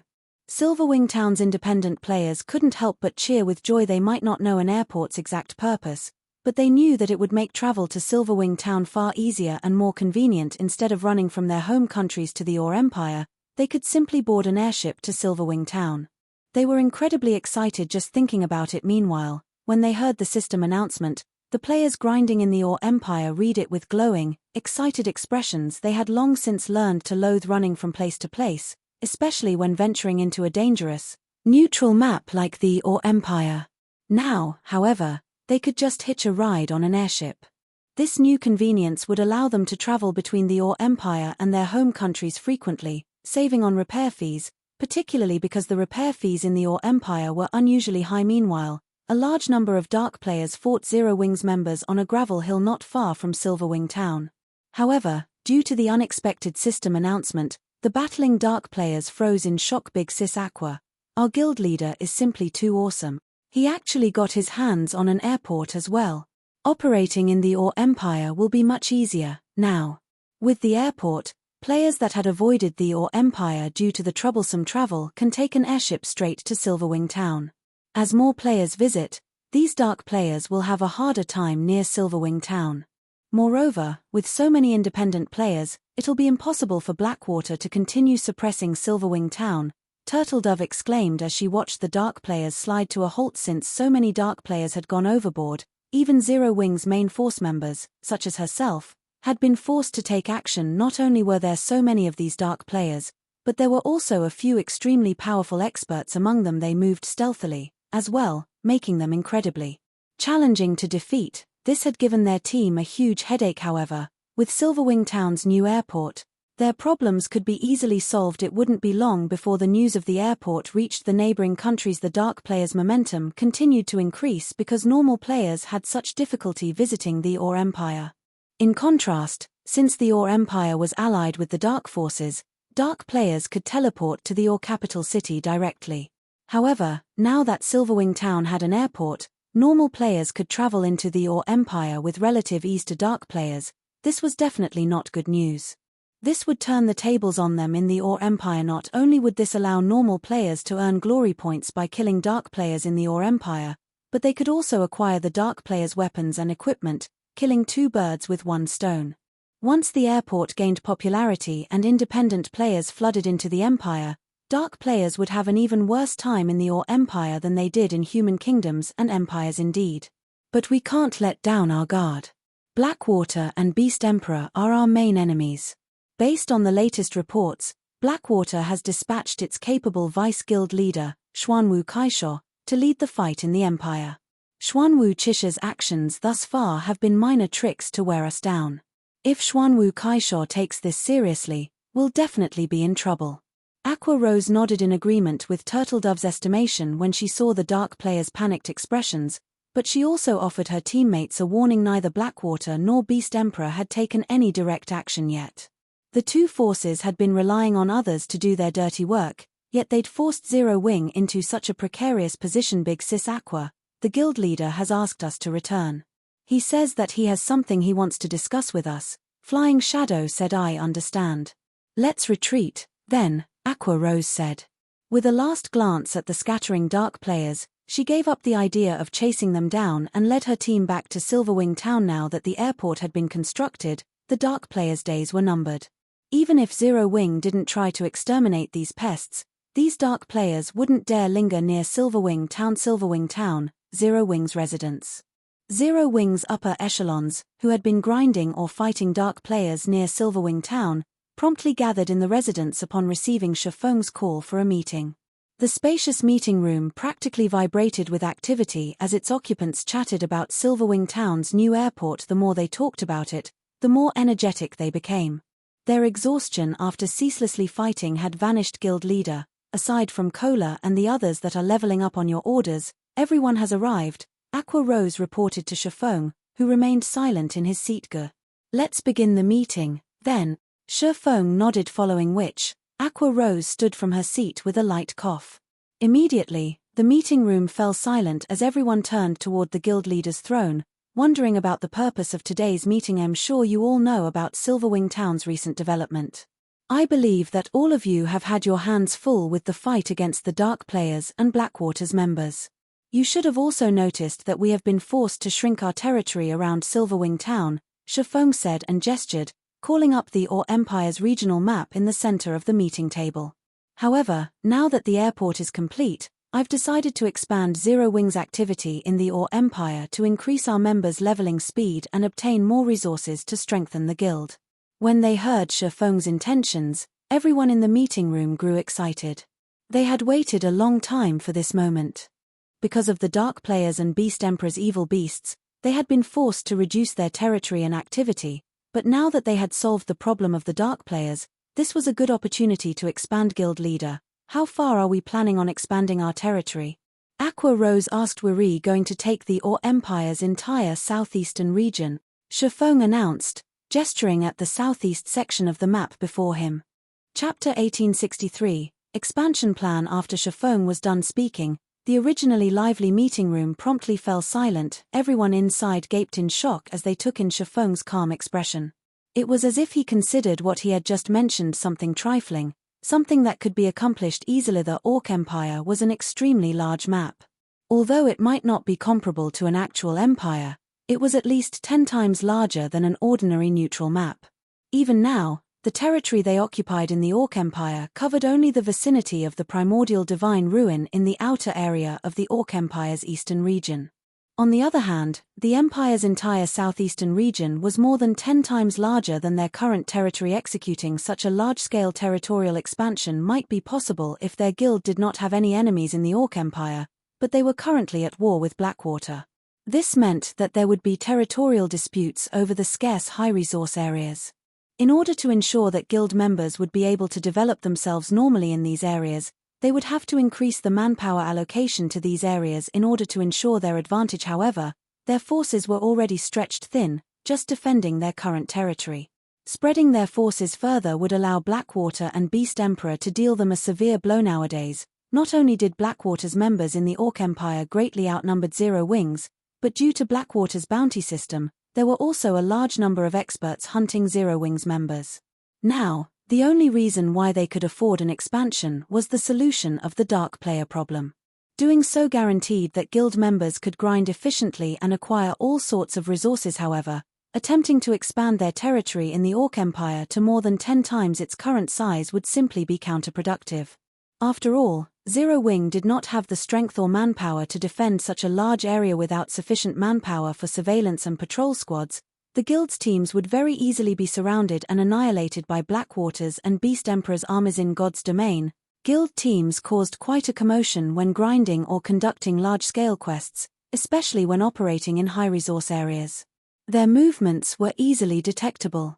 Hence, whenever guild teams were conducting an operation, they needed people constantly patrolling and monitoring the surroundings to prevent getting ambushed and surrounded by enemies. Moreover, even if they dealt with the manpower problem by moving more members from Star Moon Kingdom to the Orc Empire, the players tasked with surveillance and patrols needed to have sufficient strength. Otherwise, they would end up getting killed by some random party from the enemy. It might be fine if these players were killed once or twice, but if the frequency grew too high, these players would end up crippled. Not to mention, the players tasked with surveillance and patrol had to be capable of executing proper defenses and buying time. After all, compared to a large team of players, a small group of players would have an easier time escaping. Hence, players tasked with surveillance and patrol needed to be able to buy time for the larger team to retreat.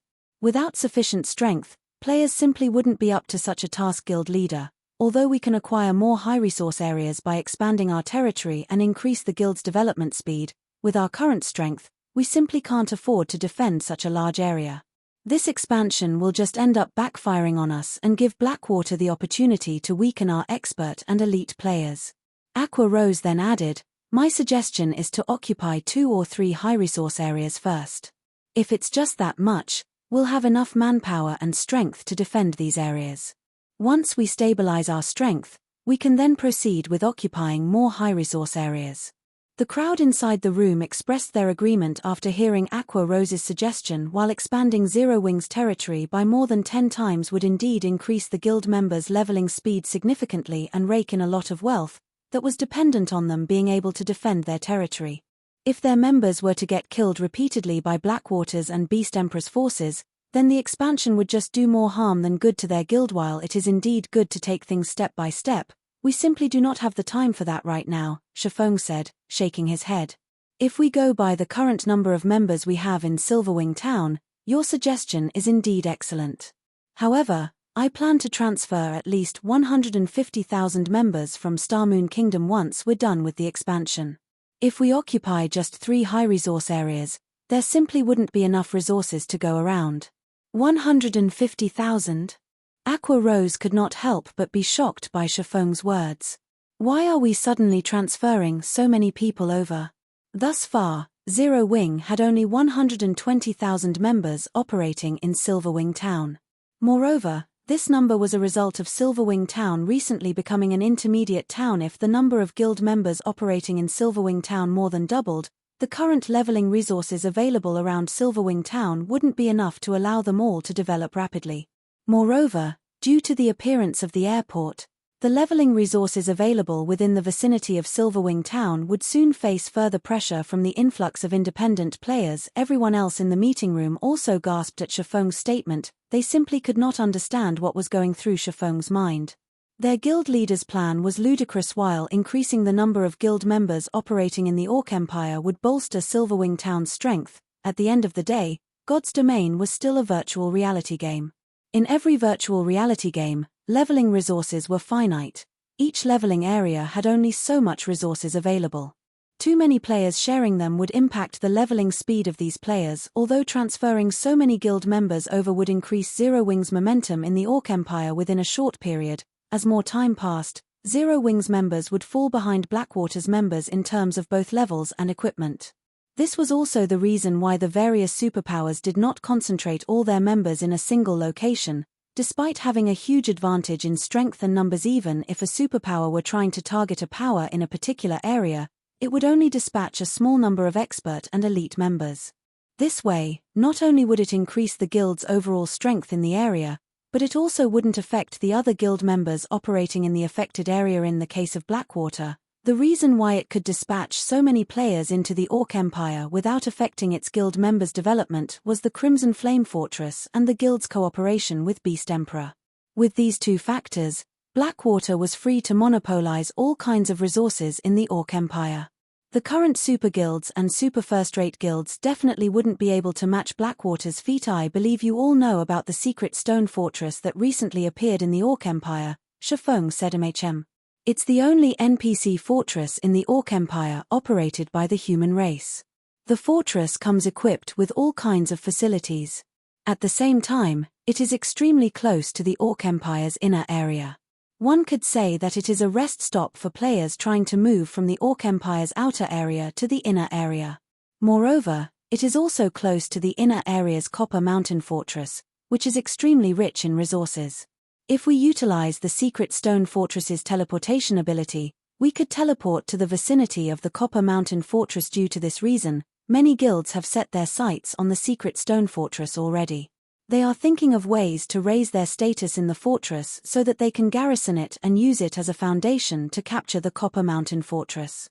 After hearing Shifeng's sudden non sequitur, Aqua Rose gave a detailed introduction of the Secret Stone Fortress. At this point in time, the Secret Stone Fortress was already a competition ground for the various large guilds. Particularly, after witnessing the Crimson Flame Fortress's daily income, the various superpowers were extremely eager to control a fortress of their own. That's right. Originally, I wanted to keep this matter a secret. However, there is no longer a need to do so, Shifeng said, nodding. He then swept a glance at everyone present and added, through completing a quest, I have already acquired the rights to garrison the Secret Stone Fortress. I believe you all should understand what this entails. Chapter 1864, Crazy Operation. The garrison rights to the Secret Stone Fortress? What? With the rights to garrison the Secret Stone Fortress, doesn't that mean our guild is now the fortress's manager? Upon hearing Shifeng's words, everyone immediately revealed surprised and excited expressions. The various large guilds were currently contesting crazily over the Secret Stone Fortress. They were all looking for ways to become the fortress's manager, so that they could use it as a springboard to acquire the nearby resources, particularly those around the Copper Mountain Fortress. A fortress allowed players to gain control of an area much more easily than a town. This was because the fortresses in the Orc Empire allowed players to teleport to anywhere within their vicinity. In other words, a fortress's entire teleportation range was its defended territory, and guilds could send large numbers of reinforcements at any time. With this, enemy players would have difficulty mounting ambushes or encirclements. In addition, the Secret Stone Fortress was partly managed by human NPCs, which made it the safest location in the entire Orc Empire. It was not a fortress that current players could threaten. Hence, becoming the manager of the Secret Stone Fortress was equivalent to taking control of an impregnable fortress. Due to this reason, the various large guilds were doing everything they could to become the fortress's manager. Yet, now, Shifeng suddenly informed them that he had already acquired the garrison rights to the Secret Stone Fortress. How could this revelation not surprise them? I understand. I'll head back to White River City immediately and start gathering the required manpower. Aqua Rose's eyes glowed brightly when she heard Shifeng's words. At this moment, she finally understood why Shifeng wanted to transfer an additional 150,000 guild members over to the Orc Empire. Their acquisition of the Secret Stone Fortress meant that Zero Wing's territory had grown to include all areas within the Secret Stone Fortress's teleportation range. The current number of guild members they had in the Orc Empire was naturally insufficient to fully take advantage of all that territory. Moreover, with the increase of so many guild members in the Orc Empire, Zero Wing's strength in the Empire would also skyrocket. Hold on for a second. Wait till you're done listening to my plan, Shifeng said. He could not help but shake his head and laugh when he saw Aqua Rose's eagerness to occupy the Secret Stone Fortress now. Having a large number of guild members garrison the Secret Stone Fortress is only the first step. Our true goal is the Dark Witch's Tower, in the southeastern region of the Orc Empire. The Dark Witch's Tower was originally an abandoned tower. However, after the Dark Forces and the Orc Empire became allies, it became a temporary teleportation point for the Dark Forces.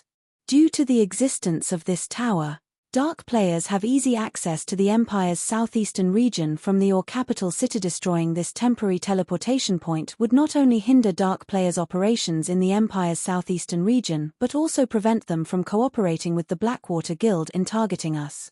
Although everyone in the room agreed with Shifeng's sentiments, They still had to shake their heads in disapproval after giving the matter some thought. Guild leader, although the Dark Witch's Tower's defenses aren't comparable to a fortress's, it is still guarded by dark NPCs. A large number of dark players normally gather there as well. The various superpowers have also thought about destroying this gathering point before, but Beast Emperor simply isn't giving them any chances. He has dispatched a large number of evil beasts and evil demons to guard the place long term. Even if we double the forces we currently have in the Ore Empire, the likelihood of us succeeding in destroying that gathering point is very low. That's right. Moreover, if we execute such a large-scale operation, there's no way that Blackwater won't find out about it. At that time, Blackwater will no doubt dispatch its own army to launch a pincer attack on us. At this point in time, the Dark Witch's Tower had become a target of hatred of normal players operating in the Ore Empire's southeastern region. Many wished they could burn it to the ground. Unfortunately, their hatred was useless. Not only did dark NPCs guard the Dark Witch's Tower, but there was also the presence of Beast Emperor's minions. Current players couldn't do anything about the place. If not for these reasons, the various superpowers would have long since eliminated the tower from God's domain and curbed the activity of dark players in the Ore Empire. Relax. I've already thought about this point. When the time comes, Aqua, you'll lead an army of 100,000 players and 200 miniature ballistas to assault Beast Emperor's ancient rock city. If we do that, Beast Emperor will definitely gather his minions to defend the fortress, drawing down his forces at the Dark Witch's Tower. Not to mention, those dark players will no doubt come seeking to take advantage of the siege battle, which will further reduce the number of players defending the tower. When the time comes, I'll personally lead a 1,000-man team and thoroughly destroy the Dark Witch's Tower. Shifeng said. Destroy the Dark Witch's Tower with just 1,000 players? Guild leader, isn't this too dangerous? After all is said and done, that place is a gathering point for the dark forces. No matter how deserted it becomes, there should still be around 2,000 or 3,000 players inside the town. Not to mention, there are also several hundred dark NPCs there. Everyone in the room chimed in worriedly. A team of 1,000 is just right. Any more and our movements will be discovered very easily. Plus, even if our team of 1,000 is discovered, our enemies will just treat us as a team that's going out to grind or do a quest. They will never think that we are actually going to destroy the Dark Witch's Tower, Shifeng said, shaking his head. For the operation this time, the key point will be whether the main army will be able to lure away the evil beasts and evil demons. The more monsters lured away, the higher my side's chances of success. Guild leader, leave it to me. I'll definitely make our movements known. I'll let Beast Emperor and Blackwater think that we're going for a final stand. At that time, they'll surely spare no effort in trying to deal us a heavy blow, Aqua Rose said. Only, are you really fine with just 1,000 players? 1,000 is more than enough, Shifeng replied, chuckling. If nobody has any problems, we'll start the operation right away.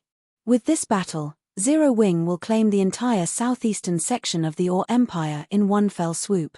The 1,000-man team he planned on bringing with him to the Dark Witch's Tower wasn't actually meant for battle. The team would be there only to serve as support and scouts. The main actors in this operation would be the 6 Hell tanks he produced. Although 6 Hell tanks were still far from enough to siege a city, destroying a small gathering point for dark players would not be a problem for them. Moreover, he also wished to take a good look at the power of the Hell tanks. Understood. Everyone felt their blood boil with excitement at Shifeng's words. Although they weren't sure whether Shifeng was actually capable of destroying the Dark Witch's Tower, they had been waiting a long time for such a large-scale war. The fights they fought before had been scuffles at best. They had also been suppressed by the Dark players and Blackwater's members all this time and had long since gotten fed up. Now that they had an opportunity to fight on a real battlefield, they more than welcomed it. Immediately, everyone took action according to Shifeng's arrangements. As for Melancholic Smile, she hurried back to Starmoon Kingdom and started gathering the guild's elite and normal members, readying them to head toward the secret stone fortress. For a time, the entire Zero Wing Guild was a beehive of activity. This situation befuddled the spies the various large guilds planted in Zero Wing.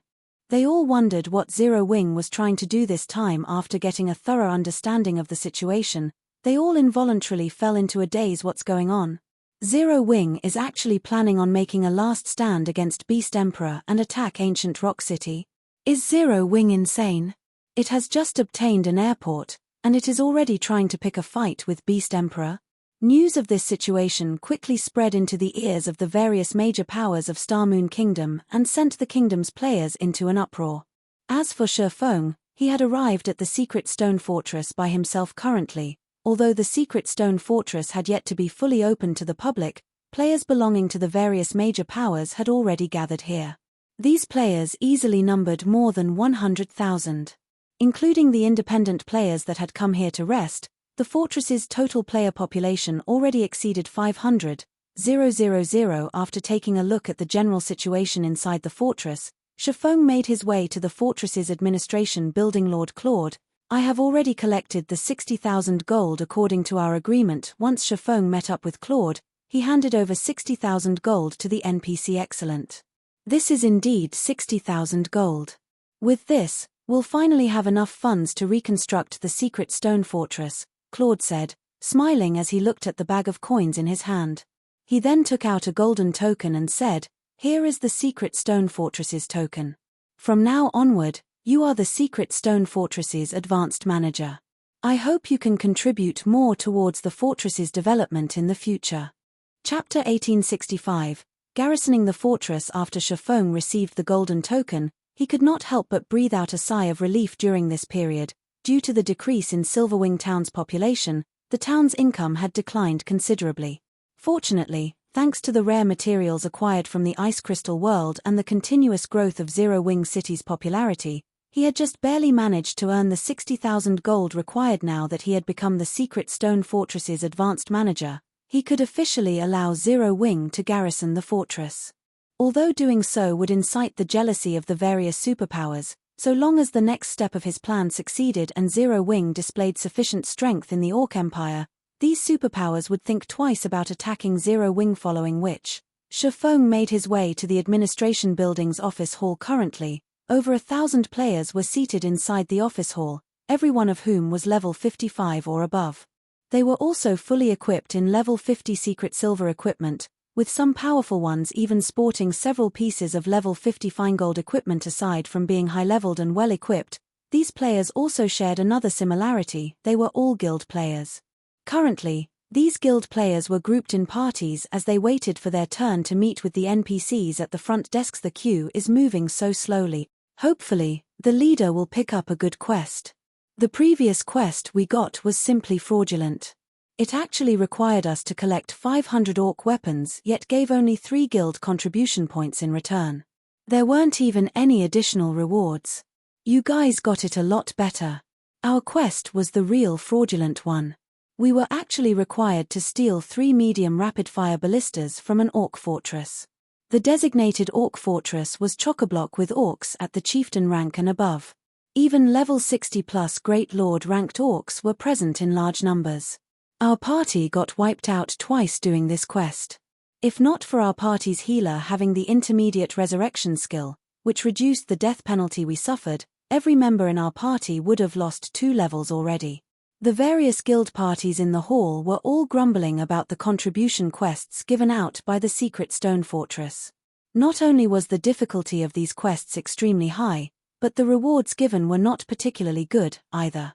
However, they also couldn't refuse to do the quests.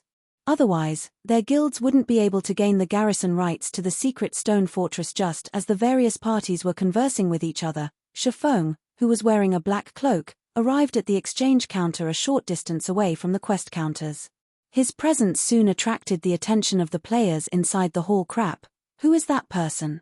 Is he actually using his contribution points to exchange for items? Impossible.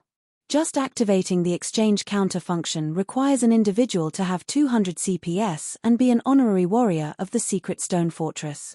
After my party did a high-ranking quest, each member only got between 5 to 10 CPS, and that quest took my party over 5 hours to complete. Even if that guy doesn't sleep and does quests one after another, there's no way he would have 200 CPS right now. He should be asking about the available items for exchange. Currently, the secret stone fortress had been opened for only 4 days.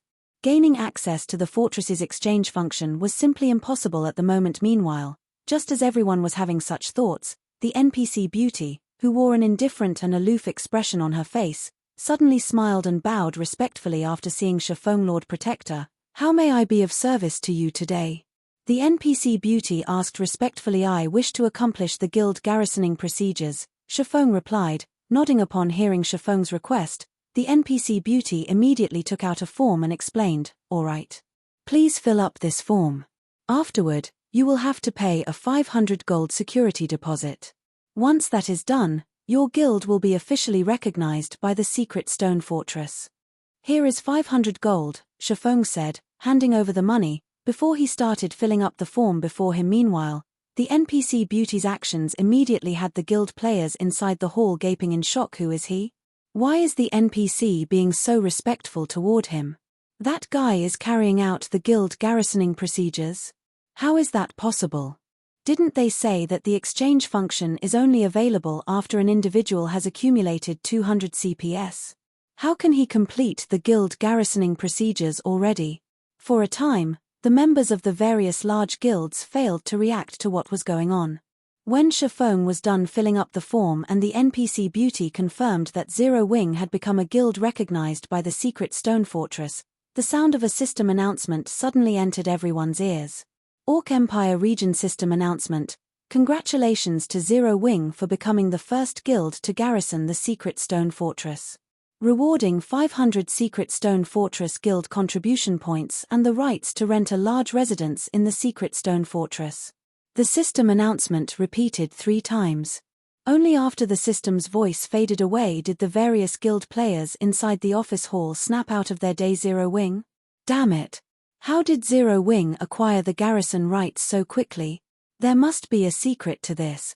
We need to report to our superiors immediately. At this moment, the eyes of the various guild players present had already turned bloodshot. The large guilds had long since made the secret stone fortress a priority. In order to secure the garrison rights to the fortress, their guilds had invested a ridiculous amount of manpower. However, even now, their guilds still had little to show for their efforts. Nevertheless, Zero Wing acquired not only the garrison rights but even a large residence. This benefit would provide significant help to a guild in competing for the Orc Empire's resources very quickly. News of this matter entered the ears of the various superpowers upper echelons. Isn't Zero Wing just an up-and-coming guild? Now, it has not only an airport but also the garrison rights to the secret stone fortress. Not bad.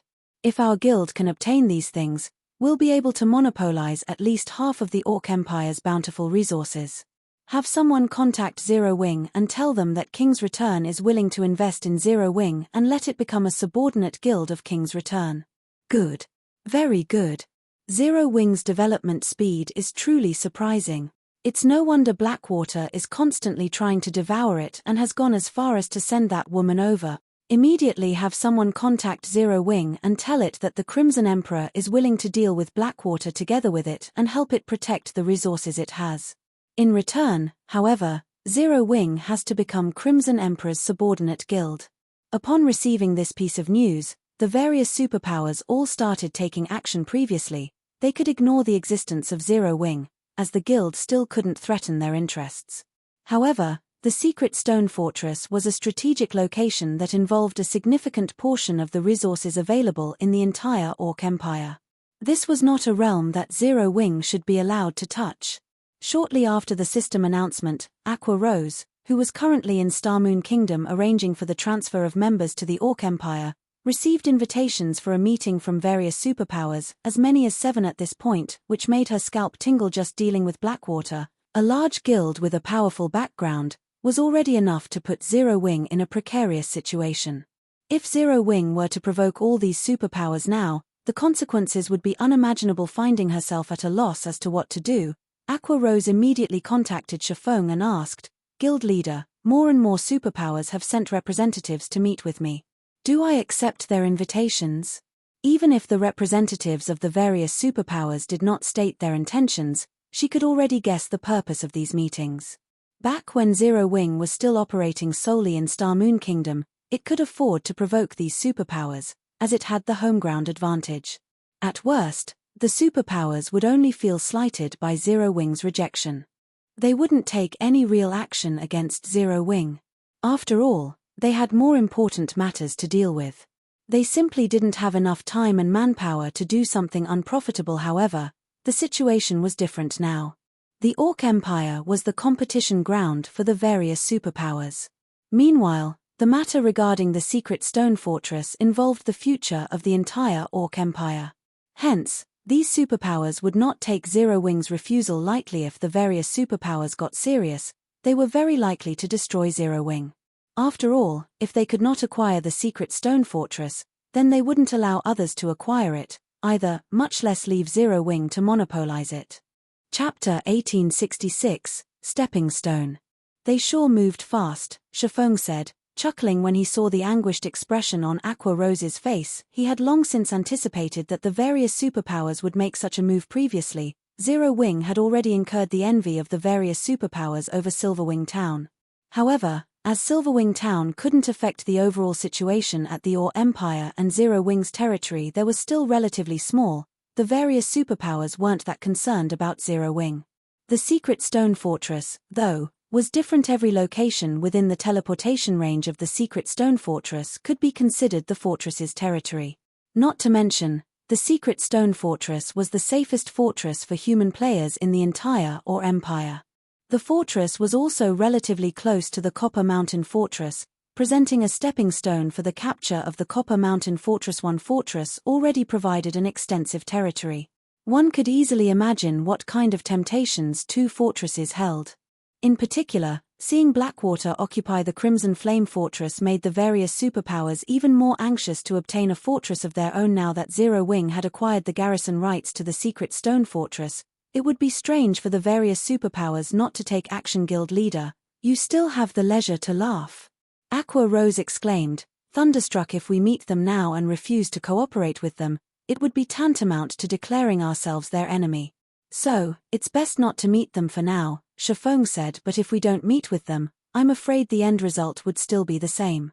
Aqua Rose felt that Shifeng's proposal wasn't a good idea, either. In fact, maintaining their silence would most likely annoy the various superpowers even more. That's why I said that we won't be meeting them for now, Shifeng pointed out, chuckling. How are things coming along on your side? I'm almost ready. I'll be able to have our members transfer over in half an hour or so, Aqua Rose said. Another half hour? After giving the matter some thought, Shifeng said, that's too long. For now, you should return to Silverwing Town and leave the transfer for Snow to handle. Once you're back, immediately gather an army and head for Ancient Rock City. So soon? Aqua Rose asked in surprise. With the superpowers already getting antsy, we naturally need to hasten our movements, Shifeng explained. Moreover, if we drag things on for too long, Blackwater and Beast Emperor might alter their plans to deal with us. If that happens, our assault might not go so smoothly. I understand. I'll gather the army right away, Aqua Rose said, nodding. She promptly dropped her current task and proceeded according to Shifeng's demands. As for Shifeng himself, he returned to White River City's Candlelight trading firm. The Hell tanks were too large, and transporting them would not be an easy task. Moreover, Shifeng didn't want too many people to know what he was up to. Hence, he decided to transfer the tanks one by one, all by himself. Fortunately, it would take Aqua Rose quite some time to gather an army of 100,000 players at such short notice. After Aqua Rose returned to Silverwing Town, the first thing she did was release a guild announcement stating that she was seeking to gather 100,000 members over at Silverwing Town to execute a siege against Ancient Rock City. Meanwhile, participating members had to be an elite member or above and at least level 50. Shortly after the announcement went public, it sent a commotion throughout Zero Wing. What's going on? Are we going to make a final stand against Beast Emperor? That's Ancient Rock City we're talking about. I recall there being over 1 million evil beasts inside the city. There are even tier 4 NPCs and a large number of mythic evil demons and evil beasts. We won't even be enough to serve as appetizers if we try to attack all those monsters. Didn't you read the announcement properly? We won't be just 100,000 players. We're also bringing 200 miniature ballistas. Those are war weapons. Even those evil beasts and evil demons won't survive against them for very long. Moreover, Since the guild has decided to attack Ancient Rock City, it definitely has other trump cards in store. Ha ha ha. This is wonderful. During the last major war, I was only a normal member of the guild.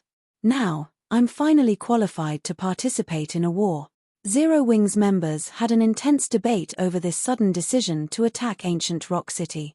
This was especially true for the guild members that frequently operated within the Or Empire. Thus far, they have been constantly suppressed by Beast Emperor's evil beasts and evil demons. Now that a good opportunity to vent their pent-up frustration was before them, they were naturally eager to jump at the chance. Meanwhile, word of Zero Wing's large-scale operation naturally entered the ears of the various major powers almost as soon as it was announced. Interesting. Zero Wing has just acquired the garrison rights to the secret stone fortress, and it is already planning to assault Beast Emperor's Ancient Rock City. How rich! Zero Wing is actually mobilizing 200 miniature ballistas in addition to an army of 100,000 elites. Is Zero Wing trying to use this as an opportunity to demonstrate its strength and solidify its position in the Or Empire? Does Zero Wing want to prove itself to be qualified for the secret stone fortress's garrison rights?